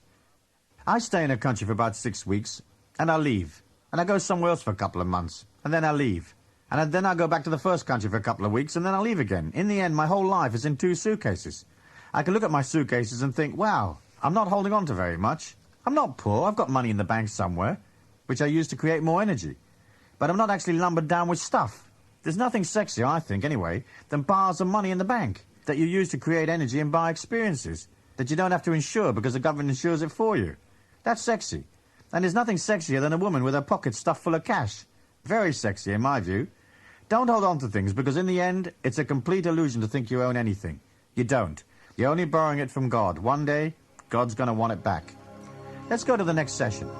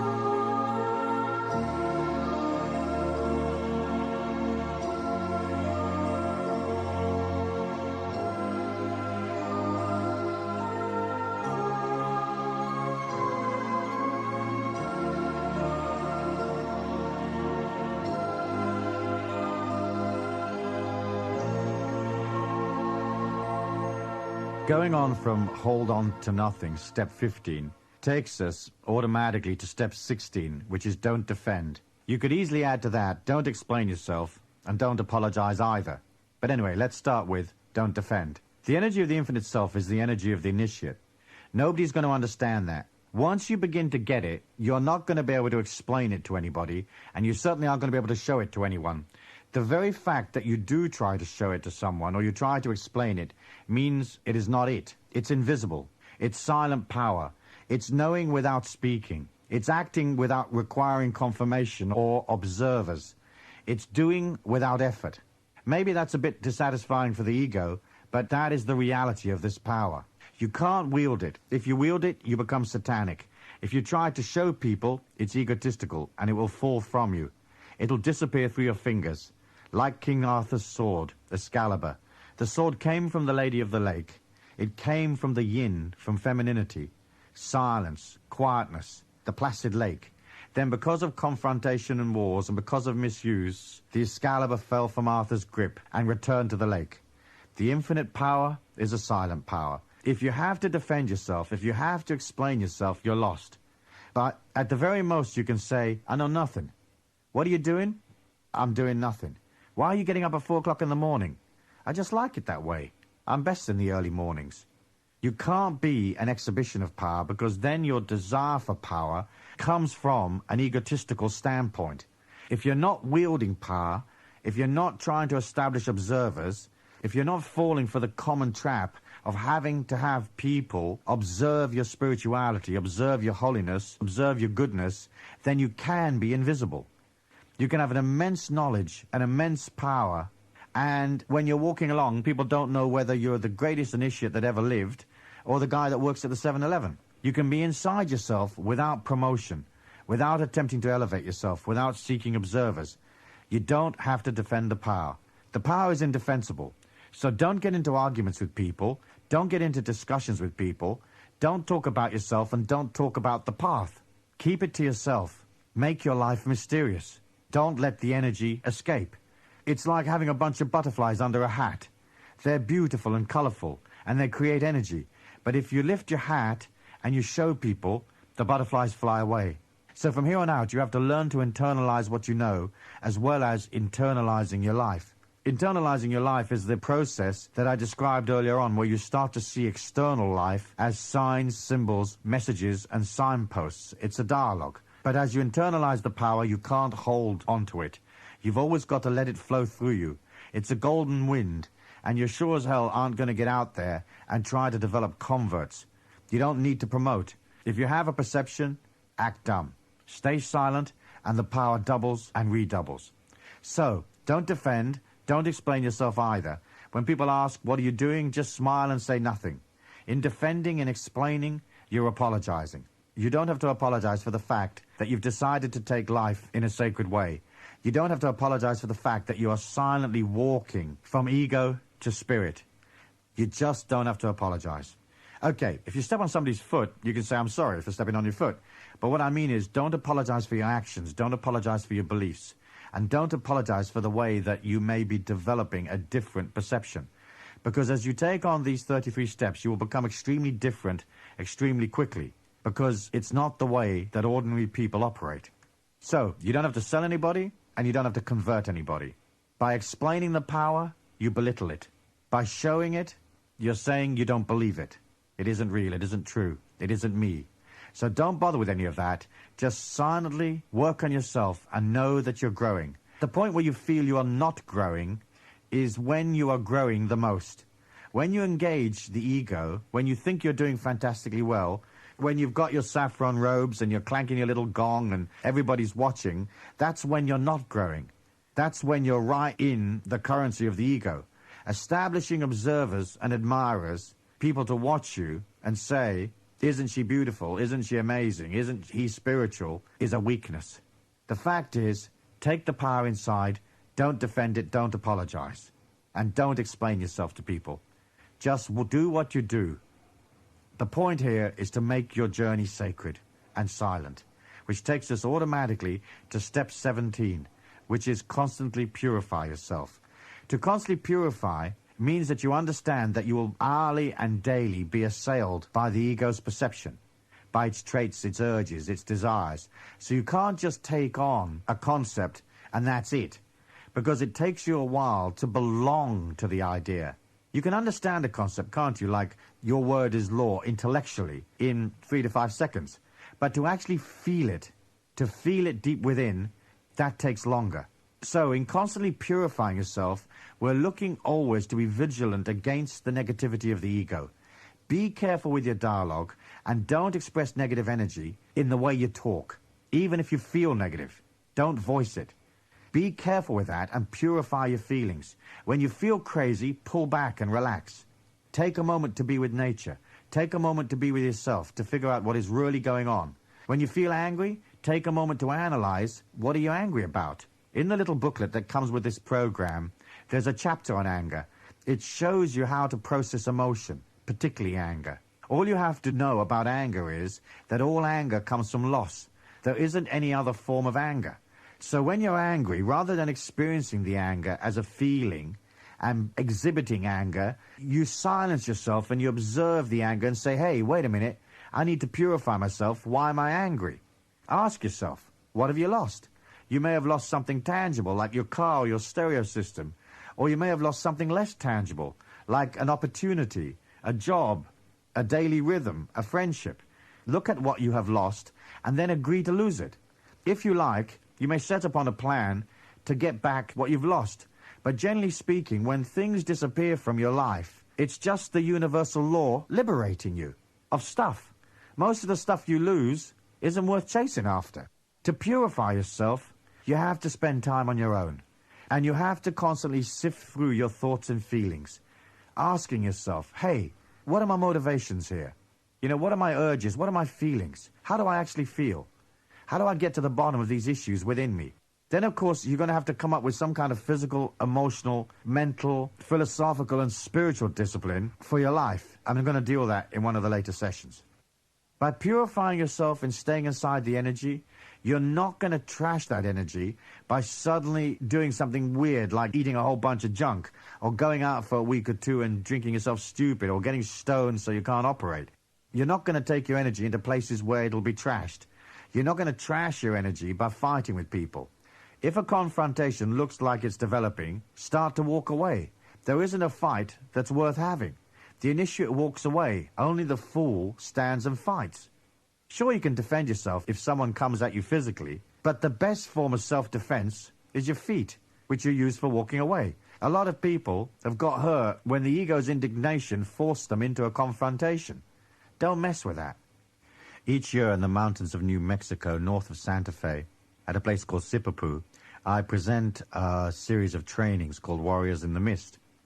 In that training, we learn martial arts, but we're not learning martial arts to attack people or to be confrontational. We learn it just to resonate a stronger energy and to develop confidence, as well, of course, for health and fitness. It's very much like the Shaolin in China, that were a religious Taoist group that had martial arts as a part of their discipline and their culture. Martial arts is a good thing because it helps you feel strong and capable. If you resonate powerfully, silently, you'll never be a victim, because predators pick on people that are not strong. They don't pick on the powerful, silent types. So you can be strong without ever getting into a confrontation with anybody. And you can be the greatest martial arts exponent that there's ever been and never be in a fight. So, going back to purifying yourself means you'll be constantly vigilant. You're not going to take yourself into places where your energy will be wasted or where there's something degrading going on. You're going to set good boundaries. If something's happening that isn't a part of the spiritual noble ideals that you've laid down for yourself, then avoid it. If you have friends that are rat bags and sleaze bags, don't judge them. Just observe them to be sleaze bags and walk away. You don't have to have them as friends. You make choices that constantly take you towards purity and strength. Stay out of places that you know will drag you down. Stay out of relationships that you know will drag you down. Always select the highest energy, the strongest place. When walking into a place like a restaurant, ask yourself, where is the power spot here? Then take it, if it's available. If not, take the second most powerful place. By being a policeman for your energy and guarding it, you're also going to be sure that you don't waste it. So much energy is wasted in dead ends, or you trash it on futile things, worrying and so forth. So purification is observing what works and what doesn't. They say that 80% of your money comes from 20% of your actions. So you will have quality actions that bring you money, and you'll have loads of other actions that are just tooling around keeping you happy, or just where you're pretending to be busy, important or active, but it's not actually getting you anything. So as you purify and watch, you see what works and what doesn't. If there's certain people that drive you crazy, avoid them. If you think, every time I see Harry and Schmarry, I get into an argument with them, so I think I'm going to avoid Harry and Schmarry from here on out. It's simple. If you go into a place and it feels strange, leave. Trust your feelings. Leave. If you're in a restaurant and there's something odd about it, walk out. If as you walk into the restaurant, say, the waitress is fighting with the chef, leave. It's a warning. Watch the energy around you. If it's balanced, stay. If it's imbalanced, walk. If you're standing in line and the person behind you feels odd, move. Let them go first. Stand at the back of the line. But begin to move away from imbalance and towards strength. The infinity inside of you is very beautiful and very important. And you're not going to trash your energy by taking it into places or into situations where there's copious amounts of sludge. And you're not going to do things that will lower your energy. Dysfunctional behavior, food problems, heavy drinking, drug taking. Sure, you can have the odd drink and party down a bit, but a little bit of this and a little bit of that, not copious amounts of sending your energy down the gurgler. Remember what I said before. The faster your energy goes, the greater your experience in this lifetime, the greater your awareness, but also the greater the possibility of you falling from a great height. So when you have the energy of a slug in a puddle and you're plodding along at 20,000 cycles a second, in a way, you're powerless, but you're fairly safe. Once you raise your energy and you're going faster and faster, if you fall out of balance, you're going to fall extremely out of balance extremely quickly from a great height. So guard your energy and don't allow things to get out of control. If something looks like it's getting out of control, nip it in the bud. Act quickly. Fix it. Do something positive that's going to re-establish your dominance over your life. You see, at some time, probably a long time ago, you made the decision to evolve. The reason you made the decision was because you had used up the energy of where you found yourself.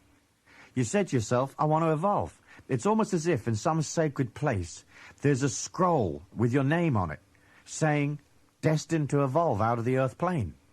If that is your destiny, why mess around on a sidetrack? Purify, stay on top of things, walk slow, control, and watch. Don't allow things to trash this journey.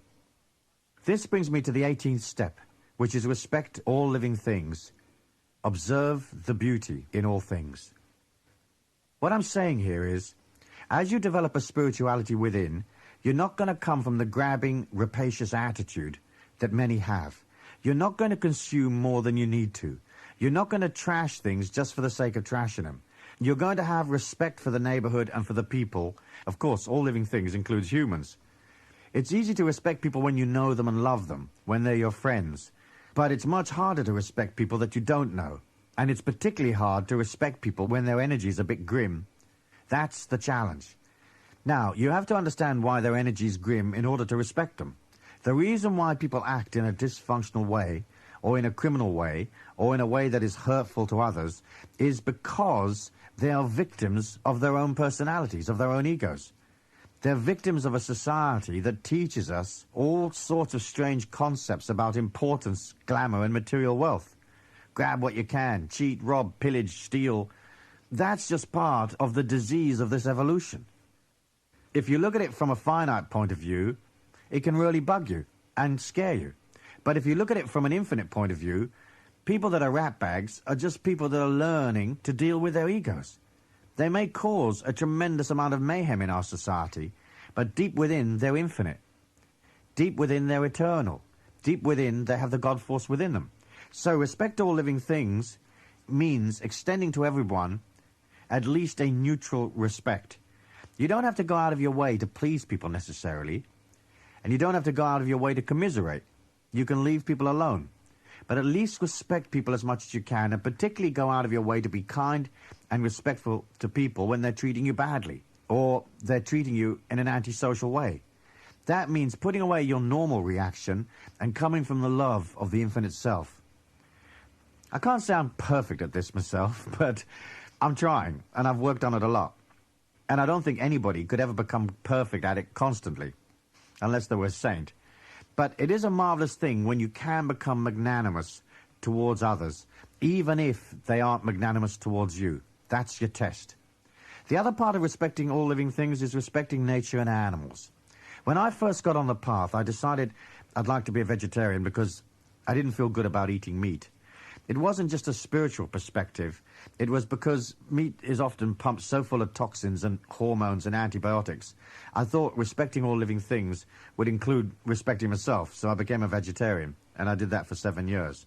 However, vegetarianism is a very difficult discipline to sustain indefinitely because there are certain nutrients in meat that are very hard to obtain in a completely vegetarian diet. And I found, flying from city to city, going from hotel to hotel, I couldn't sustain my energy being 100% vegetarian. So after 7 years, I eventually decided to include a little bit of meat in my diet. And so I still have some meat each week in very small amounts. But I'm definitely not vegetarian anymore now. But it helped me in the early days when I first started training.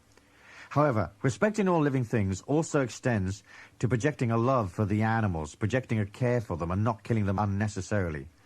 I don't personally agree with hunting. I can understand if you're a tribesman and you have to hunt to feed your family, but most modern hunters don't really need to go out into the forest and start blowing little animals' heads off. But that's just my personal opinion. And if you're a hunter, well, God bless you, and I hope it goes well for you. In respecting all living things, it assists you to become a big person, extending that love that you have and extending it out to everybody. So when you're feeling a little bit grumpy and you're walking down the street, it takes almost a superhuman effort, doesn't it, to be nice to people. However, if you're coming out of that infinite being within, you need to be nice to people as a discipline. You need to respect as part of the discipline of this quest. That means being polite, respecting people, not discriminating against them, not harboring hatred or animosity, no sexual discrimination, racial, disabilities, whatever. None of that is on. You have to become an equitable being. Most discrimination comes from fear. We fear those things that we're not used to. So we tend to think this group over here are more dangerous than that group over there. And so that scares us. All discrimination comes from a sense of importance, where people believe they're more important or better or more creative or more socially acceptable than other people. We live on a planet that is an incredible mixture. Yes, there's a lot of evil, and yes, there's an awful lot of grim people that are a long way from making the journey from ego to spirit. But we have an infinite amount of time to evolve. Our planet has at least another 4 to 5 billion years before it will be used up. You can be assured that if you're infinite, if you're eternal, if you have patience, you can know that things will get sorted out in the end, and that people will come to a sense of sacredness gradually.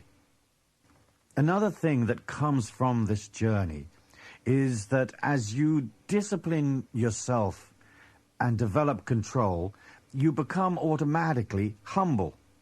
It's not something you can fake, is it? You're either a humble person or you aren't.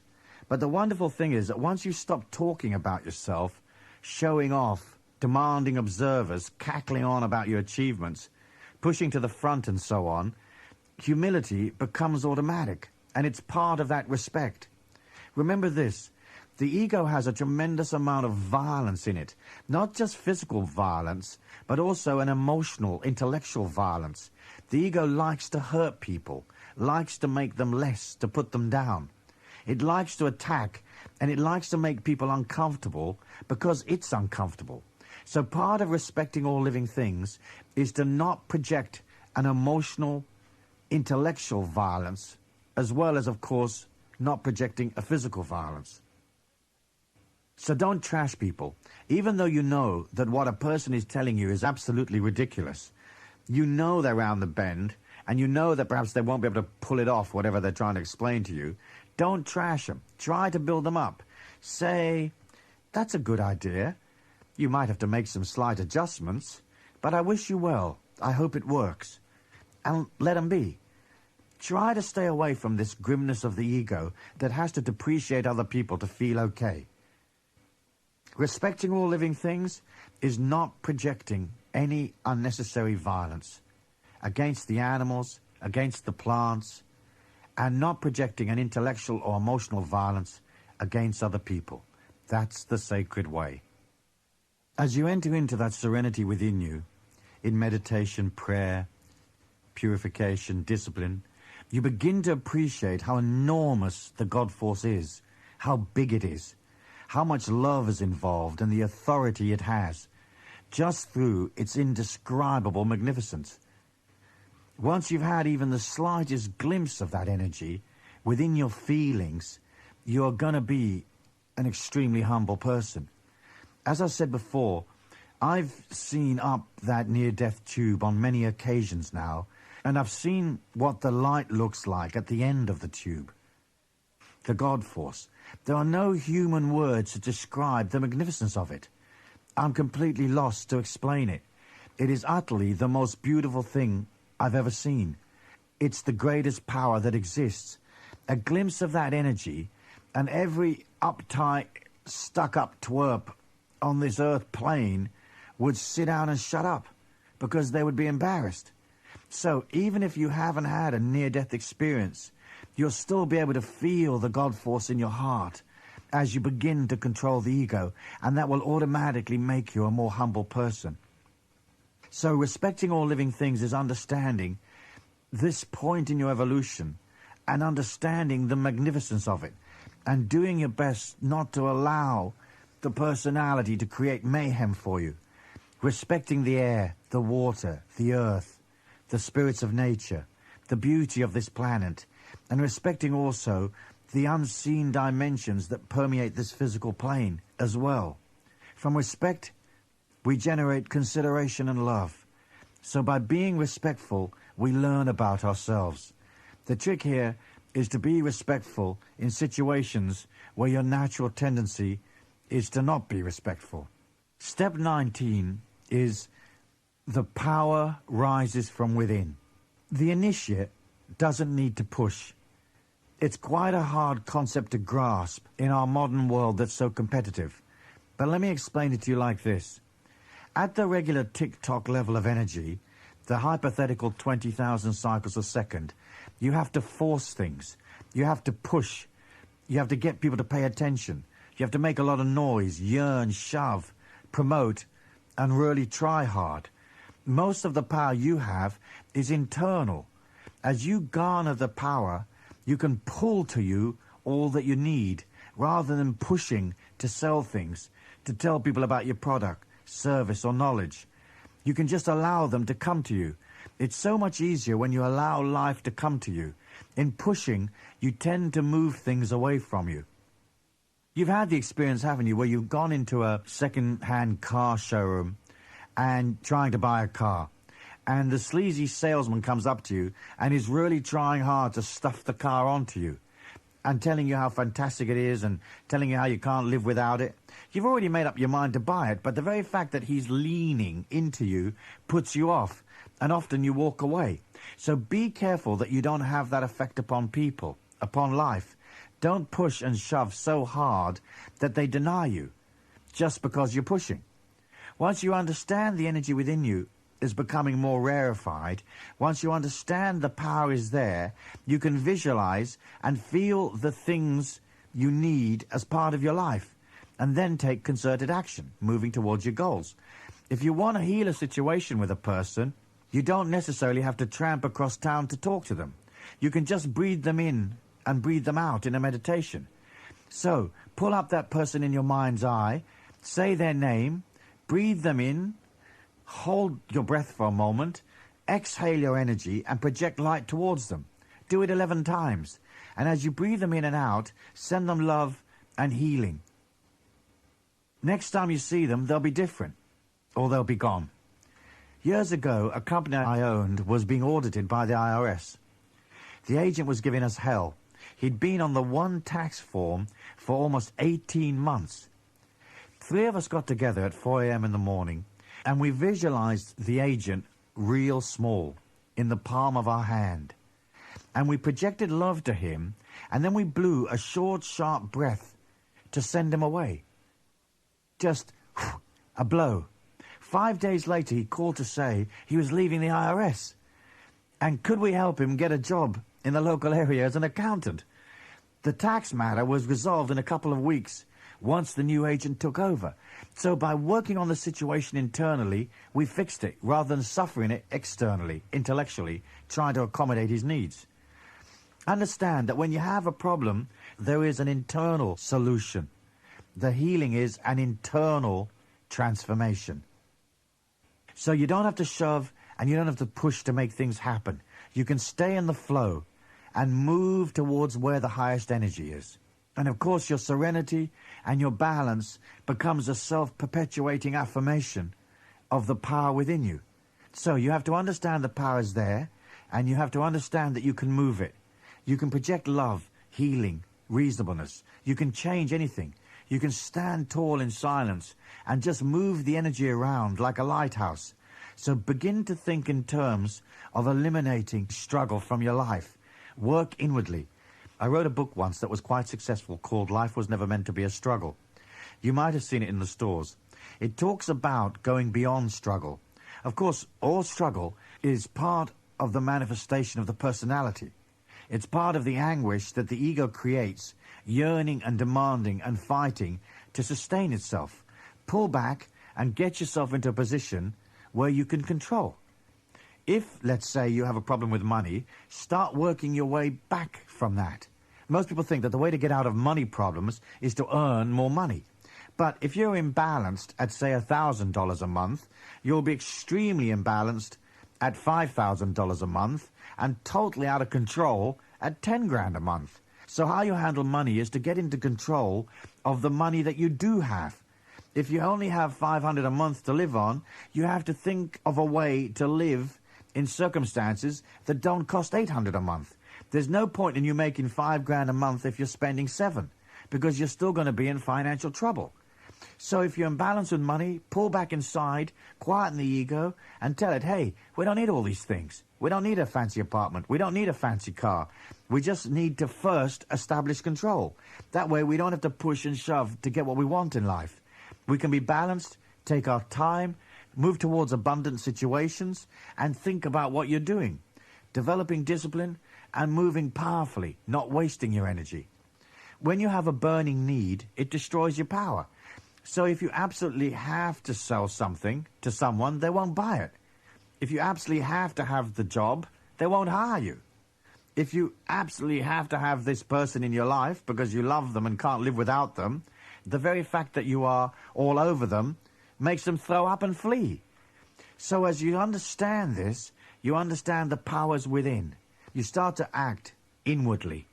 Each success gives you confidence for the next situation. You know that you can pull to you whatever you want. You only have to visualize it, concentrate on it, and know it to be granted. Come with me now to the next session, and I'll talk to you about a very powerful concept from the Tao called Wu Wei. Wu Wei is the idea of non-action. Come, I think you'll find it very interesting.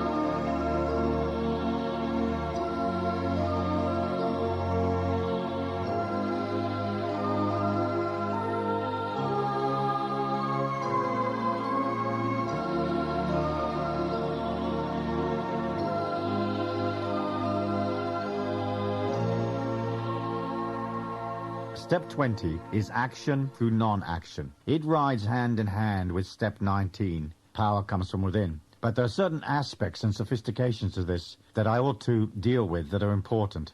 The idea from the Tao, called Wu Wei, is the idea that there is a natural flow in nature and in life, and that by aligning to that flow and disengaging the mind, one allows things to rest inside a natural simplicity and to effortlessly unfold in the space of time. Let me read you a few lines from the Tao. Perfect activity leaves no track behind it. Perfect speech is like a jade worker whose tool leaves no mark. The perfect door has neither bolt nor bar, yet it cannot be opened.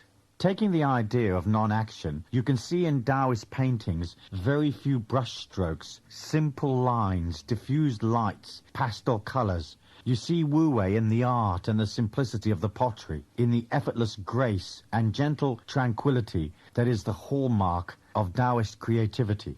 Originally, Wu Wei was taken to mean sitting in a monastery and meditating for 30 years or whatever. It was said that by doing nothing, you could gain everything. However, in our modern times, this sitting forever doesn't really work. What we can see through this idea of action through non-action is that because the initiate is dedicated, that allows him or her power. Non-action is being outside the emotional molecule of your people, that collective emotion. It's outside the desires and frustrations that most people go through. It's the lightness of touch that comes from confidence, grace, and a settled heart. So, for example, as I was saying before, if you want to sell something and you push it upon people, buy this, buy that, that is action. By pulling back and subjugating your ego, your needs, for the customer's emotional wants, that is non-action. If you're a salesperson, or if you handle a sales force, you're going to want to tattoo this idea of subjugating the ego on your staff's forehead and on your own forehead. If you teach your salespeople to learn to get underneath their customers, they will improve their performance dramatically. They have to subjugate their ego long enough to sell whatever it is that they're selling. A salesperson that goes into a shop and starts talking about himself, is all over everybody, is rah-rahing and pushing, that naturally causes people to defend. What's this guy after, they ask. They become protective. If you can teach a salesperson to get psychologically under the customer, to keep quiet, to let the customer talk, ask questions. Who is the customer? She's a buyer, but first and foremost, she's a woman, a mother perhaps, a parachutist, a rock climber. Find out, what does she want? What does she need? What are her considerations? Be there for people. By getting underneath, you sell them. By pulling them into the deal rather than shoving the deal upon them. Why? Because you're supporting them.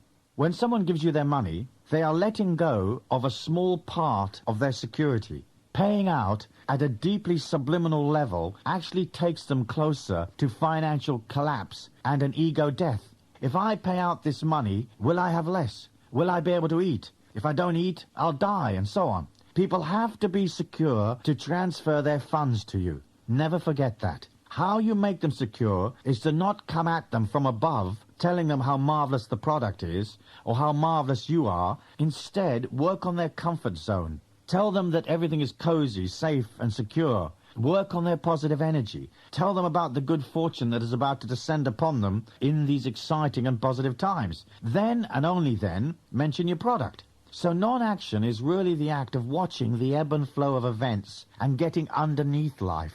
It's really weird because in the previous session, I was talking to you about being bigger than life. Being bigger than life is an inner feeling. Now, intellectually, you're going to put yourself underneath life. You're going to humble yourself, in the ego's terminology, and subjugate yourself to the needs of others, like your clients, before yours. Just long enough to make sure that they're okay and that you take the order. Being detached, you can see inside people's humanity, and you'll soon understand what they want. Here's another example of non-action. If your body's sick, rather than being in the emotion of it, running around in a frenzy, taking tablets, calling the doctor, if you step back and understand that you're eternal, that the real you cannot be sick, you're in Wu Wei.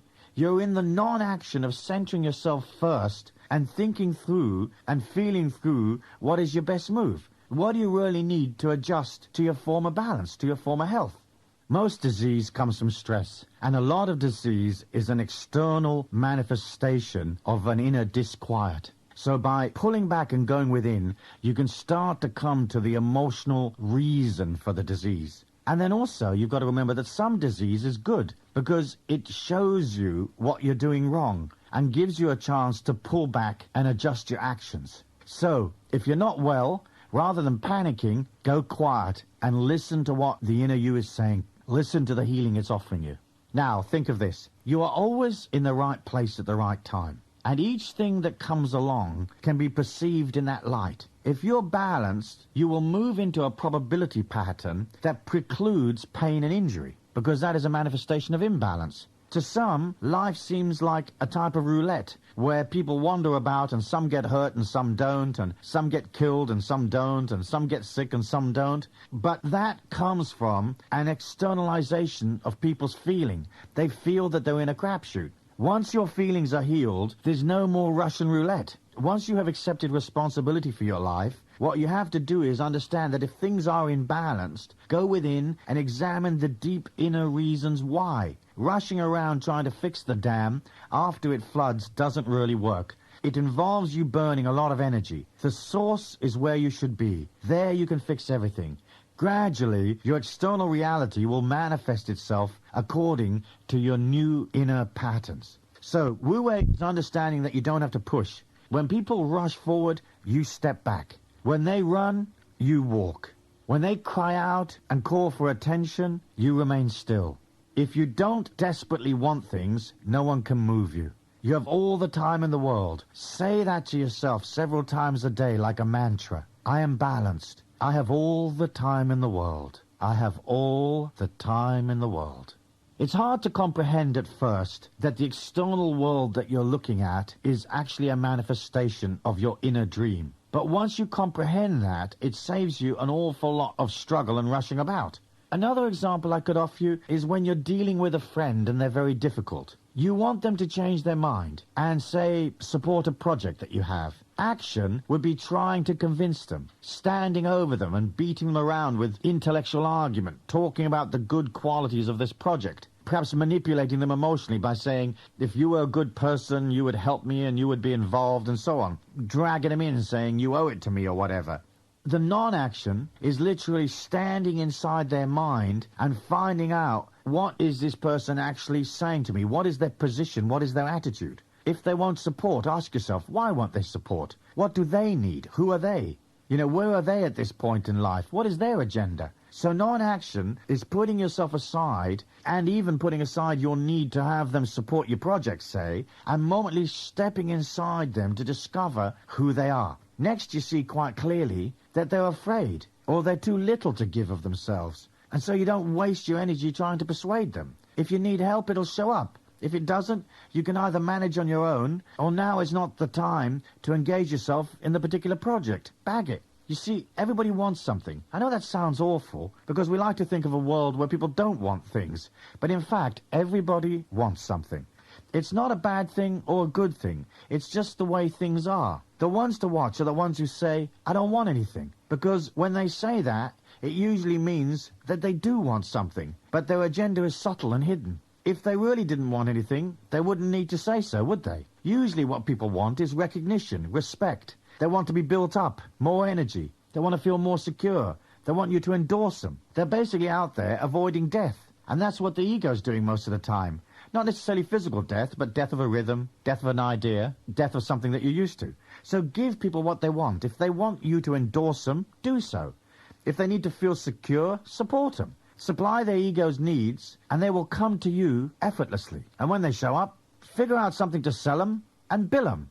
So non-action is a different way of looking at things. It's saying, first I'll go within. Rather than building a stockade to protect myself, I'll go within and feel secure. If you resonate solidity, you won't need the stockade. When people say, we're building a stockade, the Mongols are coming, why don't you help us? You can say, I don't need a stockade, because the day that the Mongols come, I won't be here. But I'll be happy to help you with your stockade if you like. But please don't take it personally if I leave a few days before it's finished, if that's okay with you. Why is this attitude possible? Because the advancing energy of the Mongol army, as it starts to come down upon your village, you'll feel it months away. You'll say to yourself, my subtle feelings feel odd today. I can feel 60,000 Mongols in the near vicinity. It's time to visit my friend George in Bujumbura. And off you go. So, pushing and not pushing, action and non-action, psychology and reverse psychology, and of course silence, the sacredness of your life. That's how you create non-action. Let's go to step 21, which is dedicating your life to the sacred way. Once you accept the infinity within you, life becomes sacred. In the world of the ego, nothing in particular is sacred. So respecting your life, respecting all living things, and beginning to act in a sacred way, your actions become an affirmation of your intention, an affirmation of your dedication to your infinite self. So it's important for you to develop a sacred way, and that may involve religious, ritual, or sacred rituals, or rituals that are meaningful to you. Okay, how do you make a thing sacred? You make a thing sacred by basically saying, this is sacred. So if you take some ancient religious relic, like you've got St. Matilda's toenails in a box or something, if everyone in the congregation considers St. Matilda's toenails to be sacred, they become sacred. Because people agree that these toenails in this little box that came from the 12th century are sacred. That's the only way you can make things sacred, is to concentrate upon them and invest them in a special kind of energy, a special kind of awe. So to make your life sacred, you only have to look in the bathroom mirror and say, this is sacred. Try not to laugh. This is sacred. Then start acting in a sacred way. Act deliberately. Act with intention. You're guarding your energy. You're not trashing it. Be zen. Be ordered. You can have rituals and ceremonies that you do each day as part of your discipline. The discipline of rising early is a sacred discipline. The discipline of prayer, the discipline of silence, the discipline of looking after yourself. Concentration, remember, is love. When you concentrate upon something, you're loving it. If you want to create a sacred path for yourself, start to act in a sacred way. A lot of my philosophy has been influenced by the Native American tradition. I particularly like the fact that the Native Americans are close to Taoists, and like the Taoists, they revere nature. So when I go to my spiritual home in Taos, New Mexico, I gather with my friends, and they're all from different races and walks of life. They're not necessarily Native Americans, some are, most aren't. But we gather, and we perform ceremonies together. We perform talking stick, which is a Native American ceremony that takes place round a fire. Or we perform sweat lodges for healing, prayer, and meditation. Or we get together at 3 o'clock in the morning and we have a special meditation or a special process that we perform at night in the mountains. We're not a religious order or an ashram. We're just ordinary people. One guy works in a publishing company, one lady's a mother, one guy's a lecturer, which is me, one guy works at the local garage or whatever. But we're just ordinary people, but we gather together and act out our respect for each other, our planet, our evolution, and we act it out in a sacred way. I like to create that sense of sacredness with me wherever I go. Little things. I don't overdo it. For example, if I'm in a hotel, I pull out a flag from my bag which has a sacred symbol on it, and I pin it up in the hotel room. I might put out a little candle and place the candle beside the flag. Before I go out to my morning's business, I stop and I kneel before the flag and say some sacred things. Just a word or two. Maybe I have an intention that day to deliver a product or a lecture or go to a meeting. Visit with the bank manager, perhaps. So I review it in my mind and I see things going well. And what I'm saying is, I'm in the ego's world, doing ego things, like earning a living and meeting with the bank manager. But these mundane acts are sacred to me because I'm concentrating upon them. So seeing your life as sacred is really no more than developing that attitude and having some small place that's special that you can call your own. It can be a small room in a house or even part of a small room is enough. But in that room or in that place, you put your holy objects, the Bible, the Tao, or something that's been written that you feel has value. You make it like an altar to the inner self. And then you act that sacredness out during the day by seeing the inner self as sacred and seeing your life as sacred, honoring it and respecting it. And of course, seeing the planet as sacred. And from that sacredness comes even more humility, which I've already talked about, and a natural sense of gratitude. You have to take time to be grateful.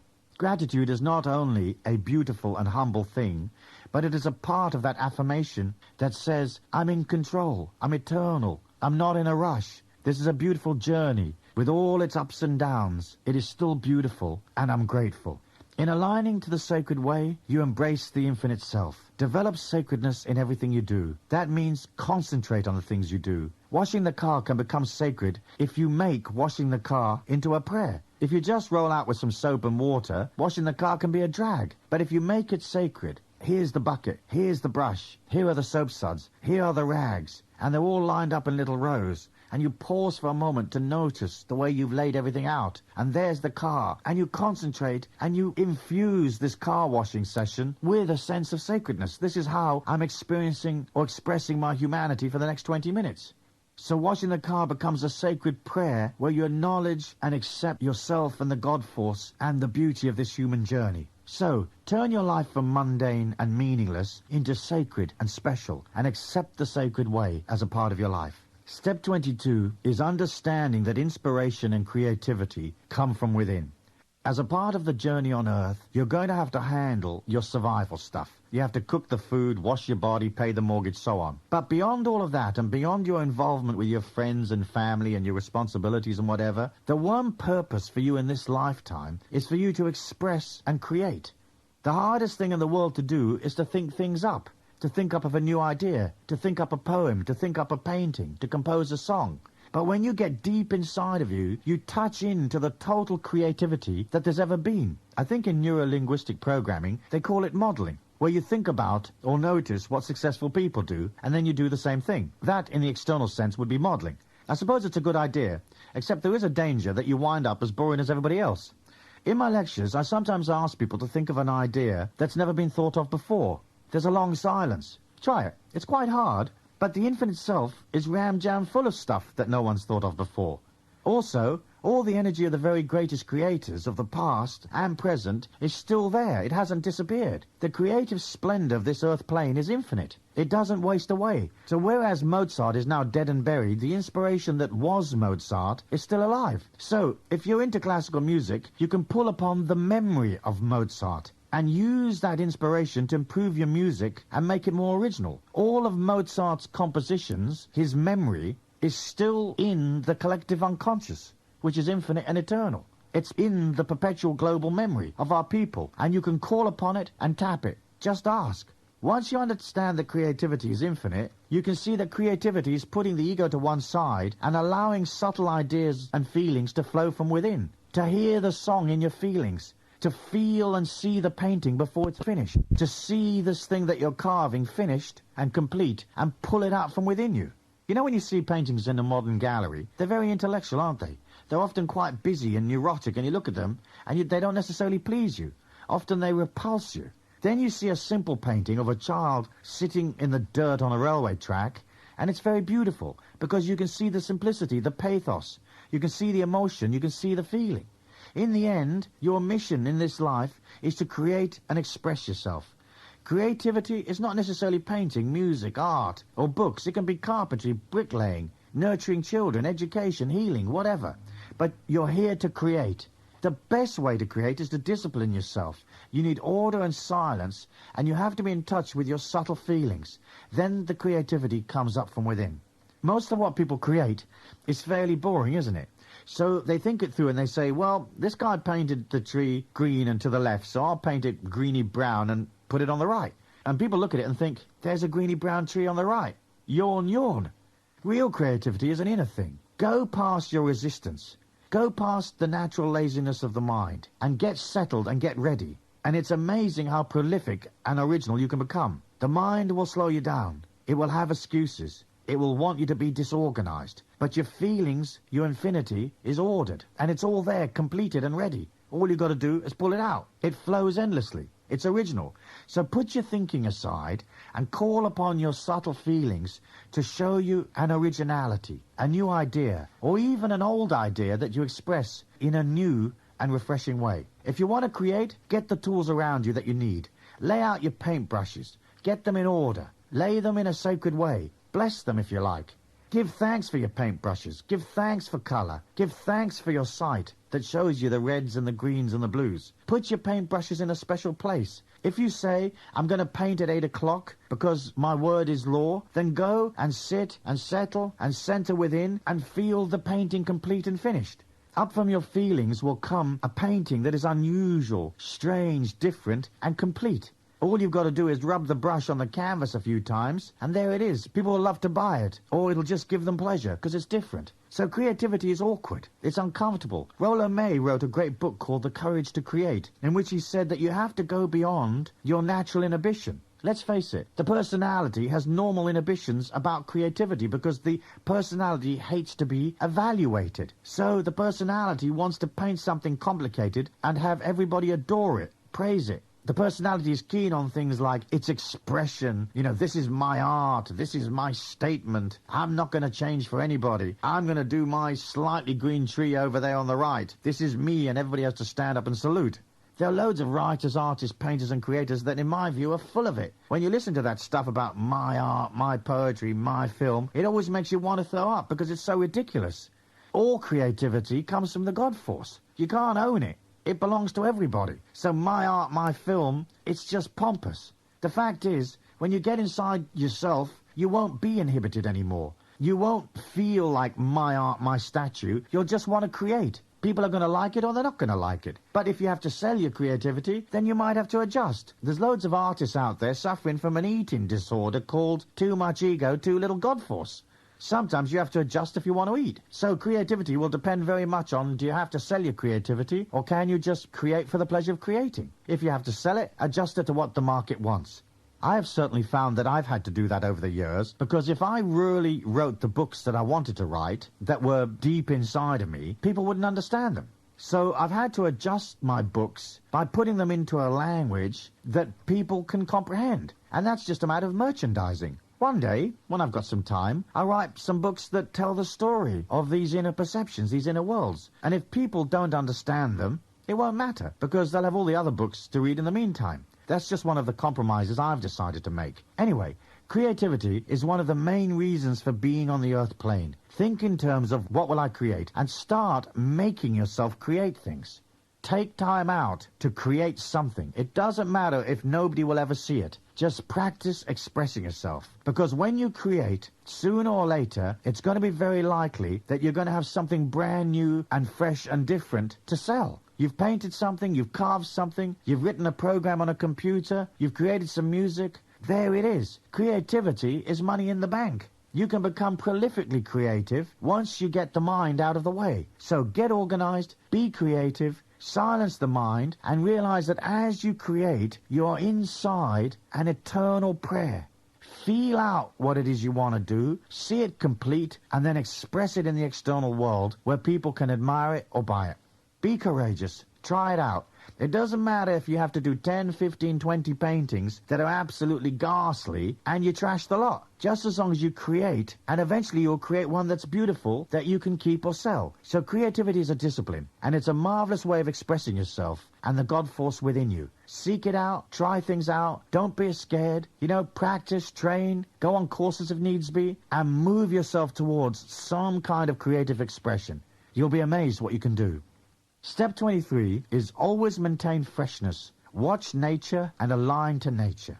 As you exist in the circumstances that you find yourself in the energy pattern that you are today, you have to constantly pump energy to sustain the situation. When you feel bored and fed up and stuck, what it means is you've used up the energy of the place where you find yourself. When you go into a new neighborhood and it's really exciting and really beautiful and there's a really cool cafe on the corner and the people are neat and there's a Jamaican band playing in the bar on Saturday night and you're really excited. But then after a while, it starts to lose its energy. You go into the bar where the band was and there's a cockroach walking across the wall and the little cafe isn't so cool and the people aren't really neat anymore. This is because you can use energy up. If you're just tick-tocking along at that sort of slug-in-a-puddle energy, you can stay in a place forever and ever. It doesn't really make any difference. But if your energy's alive, you're going to use up people. You're going to use up places. You're going to use up philosophies, diets, disciplines. You're going to change cars, change clothes.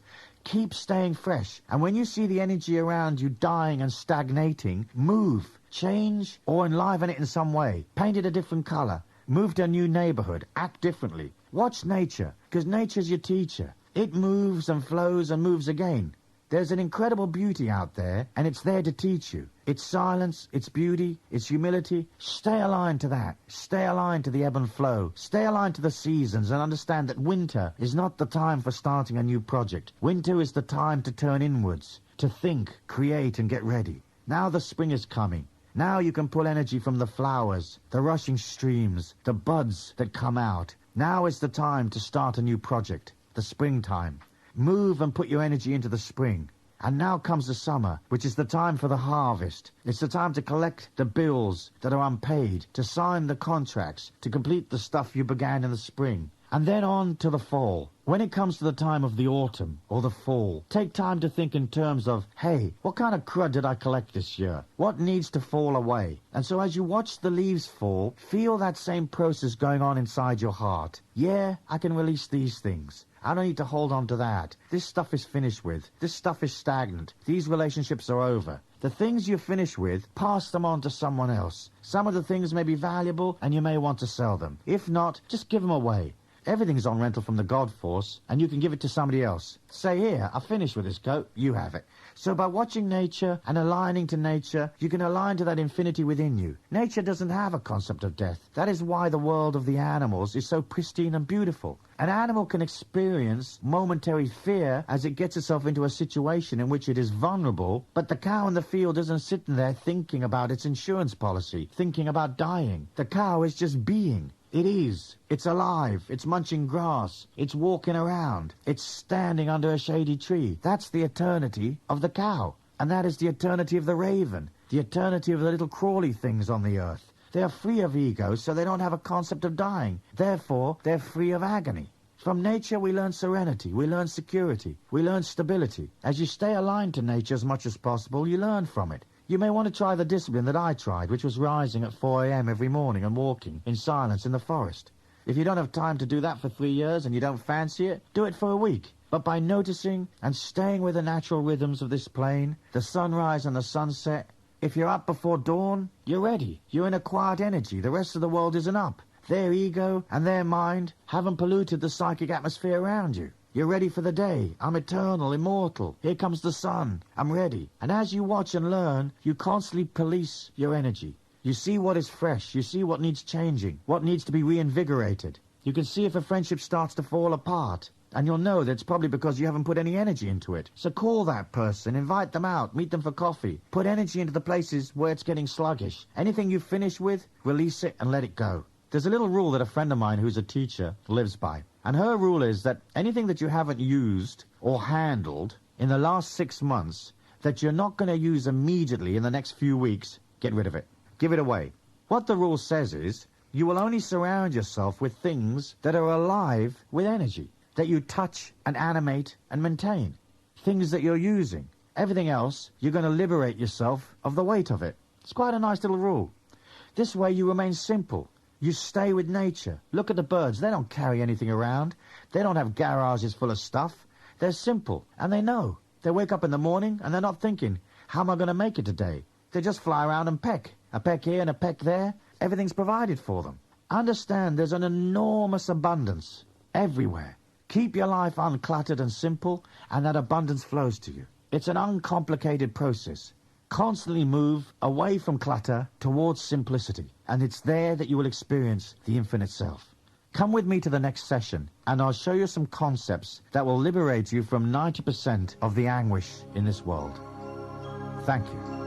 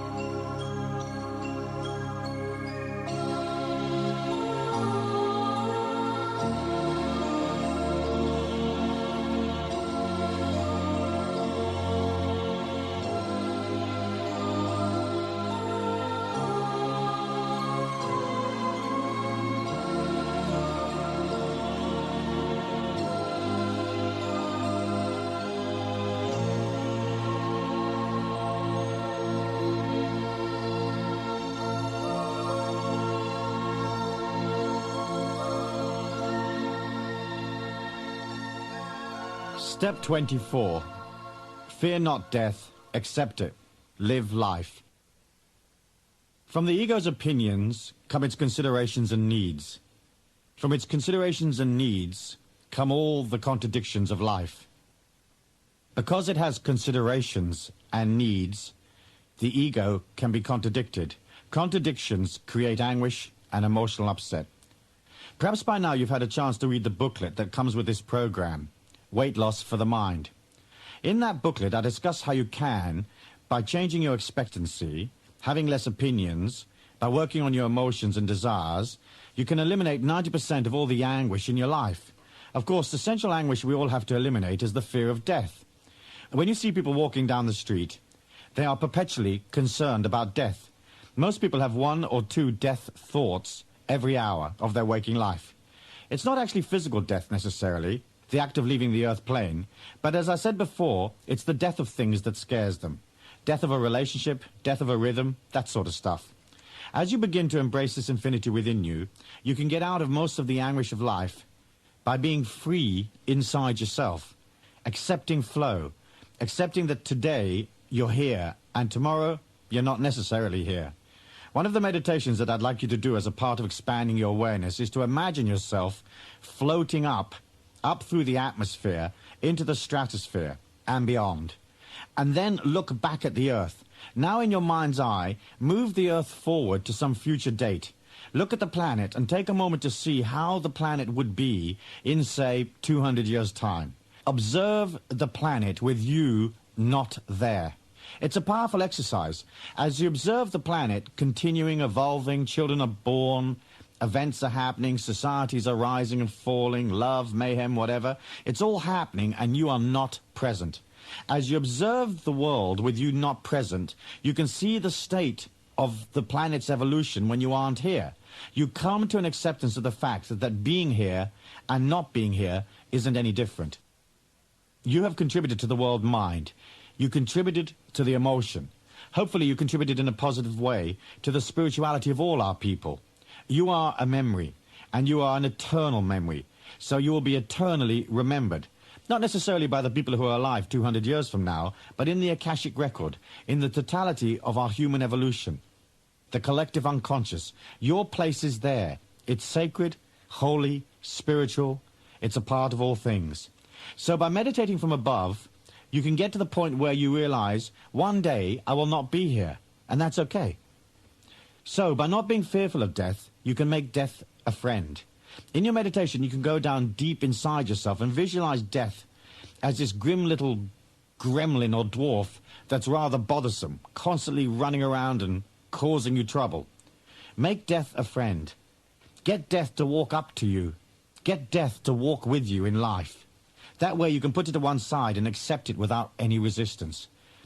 In your mind's eye, call the dwarf of death over and tell it you want to kiss it. Run your finger through the dwarf's hair and pull its head back, and then kiss it, and when you do, bite its tongue out and spit it out and push the dwarf down and make it sit in the corner. Say, listen, you little tongueless dwarf, you sit here in silence till I call for you and don't bug me. When I'm ready, we'll go to the next dimension hand in hand as friends. Please don't take it personally, my biting your tongue out like that, but I need you to be in silence. I love you. Wait here, I shall be back for you one day. Half of the fear of change that we experience is actually the fear of not knowing. By now you will already be, hopefully, in a state of not having to know. You don't have to know all the time. So if you don't know how it feels after death, it doesn't matter. You didn't know what life was going to feel like before you got started. So accept and pull out of the insecurity. Then pull out of the insecurity around the death of things. Nothing is permanent. Enjoy your relationships while you can. They may last a lifetime, they may not. Enjoy the place you're in while you can. It may last a lifetime, it may not. Enjoy the job. And know that when things change, they change to help you. They change to liberate you and take you to a different place. Don't hold on, and don't worry about things coming and going. If you try to hold on to a person, you suffocate them and they flee. Remember, love is like the 49 bus that runs down through London, along King's Road, down Oakley Street and into Battersea. There will always be another one along in a minute. There's 2.5 billion people out there of the opposite sex. And if you're bisexual, there's 5 billion people to bat at. So there isn't any shortage of love.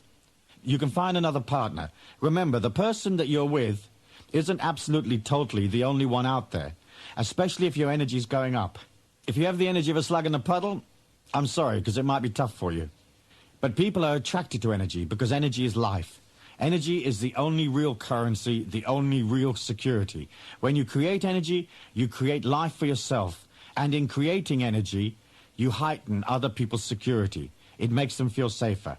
So think about what you're going to do today that creates energy. In creating energy, you're affirming life. And people respond to that very positively because they're petrified of death. When people are walking along, remember, they're thinking about dying. That's one of their main concerns. Because keeping you alive is the main function of the ego. And it takes to its job with an enormous amount of emotion and anguish. So, what will you do today to affirm life? What will you do today to create energy? Is there a friend you can ring up and inspire them a little? Or cheer them up? Is there something you can paint today to clean, to freshen up? What can you do for your physical body? What can you do for your emotions? What can you do today that says, I embrace life? Get used to the idea of the planet's eventual condition with you not here, and bit by bit, the fear begins to back off. Say to yourself, I accept being here, I accept not being here. There's no difference in the condition because there's no high and there's no low. There's no life and there's no death. There's just a perpetual infinity within you. As you come out of the ego and you come out of the intellect and logic, you won't care anymore. It's only the intellect that seeks to live on earth perpetually. It's only the intellect that has fear. Within the infinite self, you can't die. You'll never be more alive than the moment after you're dead. It will be an amazement to you. One of the other things you're going to find out is how light you are, because the physical body is jolly heavy to schlep around. Every morning you wake up and you think, oh my God, I've got to schlep this 150 pounds around somewhere today. Gravity is heavy. It pulls you down to the earth and makes you exert muscular effort. If you've ever had an out-of-body experience, you'll know that when you come up out of the body, the first thing you notice is the incredible lightness of being. So develop that lightness of being. Be like a spirit, rather than a dumpy, heavy, physical ego. Be a spirit. Take life in a light-hearted way. Laugh a lot. Be responsible. Be ordered. Be disciplined. Laugh, laugh. Remember that seriousness is a disease of the ego. When you meet people that are terribly serious, what they actually are is very insecure. They are deeply trapped inside the intellect. What happens is, over a period of time, they begin to buy their own intellectual cleverness. At the beginning, that works very well, and they see how marvelous they are. They can impress people with their knowledge and with their wonderful intellectual brilliance. But then gradually what happens is, there is no place for the intellect to go. It peters out. Einstein invented everything he was ever going to invent by the age of 25. The rest of his life was spent in a futile chase to find a force he couldn't find, called the fifth force, the unifying force. He died a bitter man. He couldn't get to God through his mind. What happens to people is that they become terribly cerebral, intellectual and serious, and they try to make their mind their God. And bit by bit, the mind can't sustain being God because there's a limit to what the intellect can discover and know. In the end, they become angry and fearful. So if you really fear death, you've probably made your intellect your God. Take the mind to one side and tell it, hey, little intellect, you're jolly handy when it comes to working out the bank balances, but you're not God. You're just a mind, and there's a limit to how much you're going to discover in this lifetime, and there's a limit to your usefulness. So back off and shut up. Once you come out of mind, then you come out of stagnation, you come out of hatred, you come out of frustration. You go past the anger you experience when people don't see your mind as being as incredible as you think it is. You come out of the fact that people don't respond to this terribly arrogant mind that is swooping down on them from a great height. You become a real person. In the end, that's what you're trying to do. You're trying to go from the neurotic aspects of the intellect to becoming real. Living in truth, accepting the truth, accepting what is real. Not buying the ego's vision. Not buying the mind that comes up with these enormous arrogances and makes itself into a false god. Thou shalt not have false gods, and the false gods thou shalt not have is your intellect.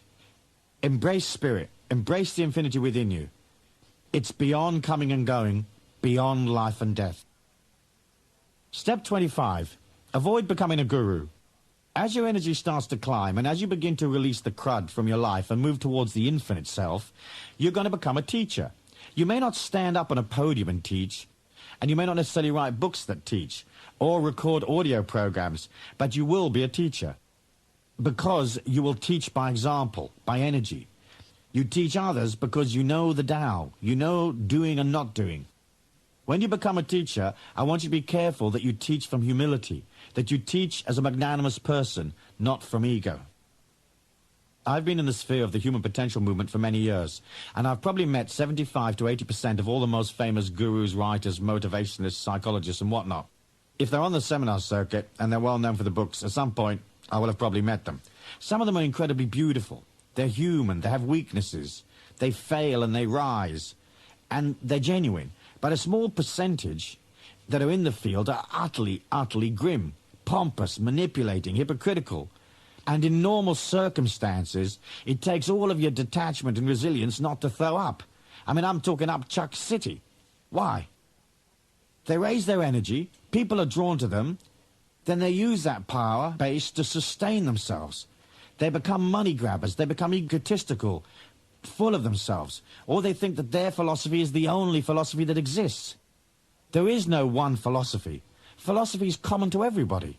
It's part of our greater knowledge. You can't say, this is my philosophy, or this philosophy is better than that philosophy. Some philosophies are preferable in the sense that they liberate. Philosophies that liberate are more useful to you and I than ones that restrict. But all of them serve a purpose. Restriction serves a tremendous purpose because it allows us to understand freedom. Manipulation serves a purpose because it allows us to eventually become magnanimous and free. You can't have one without the other. Traveling around and meeting the teachers, you can see how some of them have literally bought the idea of themselves being the God. So they stand up there and attempt to do God for people. They don't do silent, I am God, like I mentioned in step 1. They stand on stage doing serious amounts of, look at me.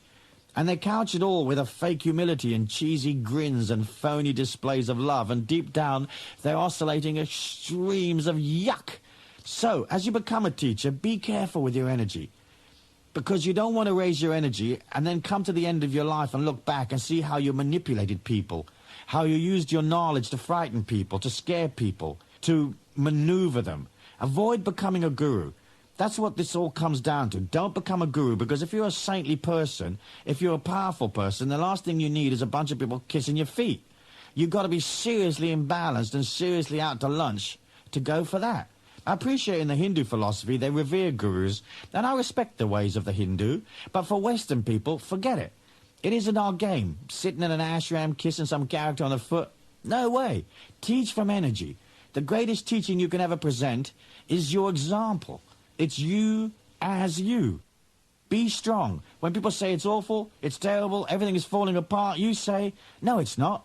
It's rather beautiful. And from this falling apart will come change. And from that will develop more. Stand and teach from energy. Teach by example. Serve humanity from inside your silent charisma, your silent power, your knowledge. Teach people and build them up. And remember, you can't pick them up, because if you do, you're going to dangle their little legs in the air. You have to get underneath them and figure out who they are and what they need. So avoid becoming a guru. Teach from truth. Teach from energy. Teach from humility. So avoid becoming a guru. Don't be seduced by power and money and showbiz and glamour, because one day you'll drop dead and you'll be seriously embarrassed, standing in the light of God, watching how you had this indescribable audacity to set yourself up on earth as a god. Don't use your power over people sexually or psychologically. Don't use fear. Don't rip people off. People on the path are often vulnerable, aren't they? They're trusting. Respect that. Take each person that's pulled to you, take them to the crossroads, kiss them on both cheeks, and send them on their way, wishing them Godspeed. That's the sacred way. Step 26 is physical discipline. As you probably understand now from listening to these sessions, the journey towards the infinite self is one of discipline. So it isn't an easy journey. You know, when you watch TV, people promise you the world. Send $39.95 and you can have thin thighs in 30 days. You can have this, you can have that. They tell you it's effortless. The spiritual journey is not effortless. It's a tough journey because it's the journey wherein you're going to wrestle the ego into control. It involves discipline. How much discipline you can impose upon yourself is up to you. At the beginning, you need a lot because the mind is tough. Later on, you can forgo quite a lot of the disciplines because by then, you'll have gotten into an absolute control of your mind and your emotions, and you will have a very strong sense of that infinity within you, so the disciplines can be eased off. But without discipline, you really don't have much of a chance. So you have to agree to discipline, or at least some of them. I've divided them up in the next few steps. Steps 26 to 30 are the main disciplines you need. Physical discipline is understanding that this physical body of yours is a manifestation of that infinity within you. As your energy moves up, you're going to have to become your own healer. You're going to have to understand the physical body and learn about it and care for it. You're going to have to create physical disciplines in order to not only heal your body, refresh it, but to take it to a new place. You have to make it ready to accept a new power, a power that can burn you if you're not ready. And you need the physical discipline to calm the emotions and control the ego. The first of the physical disciplines is to understand, study, and know the physical body. I've asked people in my seminars to put their finger on their pancreas. About 50% of the people in the room don't know where the pancreas is. One woman put her finger behind her ear. If you think your pancreas is behind your ear, forget it. You haven't come to an understanding of this evolution. So if you don't know, get a book on the organs of the body and study a little bit how this thing actually works. Then you have to take the body into some kind of nutritional discipline. One of the easiest ways of controlling the ego is not giving it the things that it craves. So discipline means moving from a diet that is ego-related, unhealthy and dysfunctional, to a more rarefied diet where you're eating less and sustaining more alkalinity. Carbohydrates, fats, oils, proteins are all very acid. You don't need a lot of acidity in your body. In fact, the perfect diet is more than likely going to be 80% alkaline foods and 20% acid foods. If your work is very physical and you dig ditches for a living or whatever, then perhaps 30% acid and 70% alkaline. The alkaline foods are all the foods that don't satisfy you emotionally. Fruits and vegetables, that kind of thing. They're naturally alkaline. The carbohydrates and proteins are acid. So what you have to do is begin to reduce the acidity in your body in order to have a balance. As your energy goes up, you're going to have to become your own healer. You won't be able to schlep your body around to the local doctor because the doctor's going to come out of pure TikTok. There's nothing wrong with modern medicine, but in the end, you're always your own healer. The point of physical discipline is, if you can maintain it, if you can begin to create a physical strength around yourself, your energy rises very quickly, and so does your confidence. There is no one particular thing that you can do that is more powerful than physical discipline. That involves exercise, it involves understanding your physical body, and getting into control of it. You don't want to be too harsh on yourself, too tough. Some people that have very, very rarefied diets actually wind up getting very sick. It's true, isn't it? Some of the sickest people you ever meet work in health food stores. What happens is their body becomes so pure that it reacts to everything. They become allergic to fumes, paint, toxins, dyes, that kind of stuff. They become allergic to the central heating system. They become allergic to the whole of life. I know people that have gone on extremes of nutritional discipline that have started off having tremendous amounts of energy because their body detoxified and became purer, but bit by bit, they come into the law of diminishing returns. Their body becomes so pure that it doesn't really have any crud to work on. It begins to react to everything, especially those pollutants that are part of modern life. And the people become hopeless. So the cure for that is to start eating a bit of crud. If you're so refined that you're ill and allergic to everything. Going on from nutritional discipline and studying the physical body, understand that you can direct energy and light in your meditations into your physical body to enliven it. And as you center within, its energy is going to go up. The cells are going to oscillate with more power. So be kind to it. Give it as much rest and balance and as many alkaline foods as you can. Don't strain it. The other thing that's marvelous for controlling the ego is fasting. When I first started on my spiritual path, I fasted for 2 days every 9 days. Then twice a year I fasted for 5 days. I still fast from time to time. What's beautiful about fasting, if you've never done it, is it really quietens the mind. Eating is how the ego feels secure that it isn't dying. When you fast, the ego goes very, very quiet. There are loads of good fasts you can choose from. And you don't necessarily have to fast with a total absence of nutrition. You can have a juice fast, or you can have a fast which is just water. In fact, most fasts are better if you drink loads and loads of water, as it helps you detoxify. Alternatively, you can make a broth of vegetable juices and drink that. I take loads of vegetables, especially ones that are high in potassium, and make up a soup of potatoes, green beans, onions, cauliflower, parsley, and I boil it up and skim off just the juice and drink that during my fast. Fasting really helps you get into control. Of course, it works as a weight loss technique.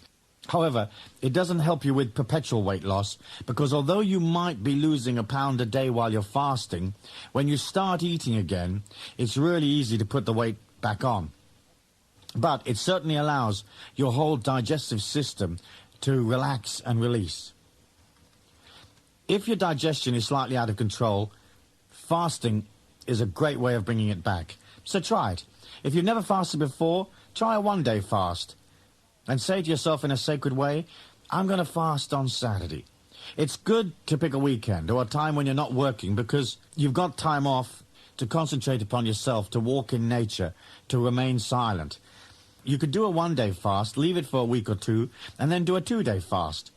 Once or twice a year, try a 5-day fast. If you have blood pressure problems, low blood sugar, that kind of stuff, you should get advice from a professional before you begin your fast, so they can advise you of the best way of handling it. Once you stop eating, the body starts to eat itself.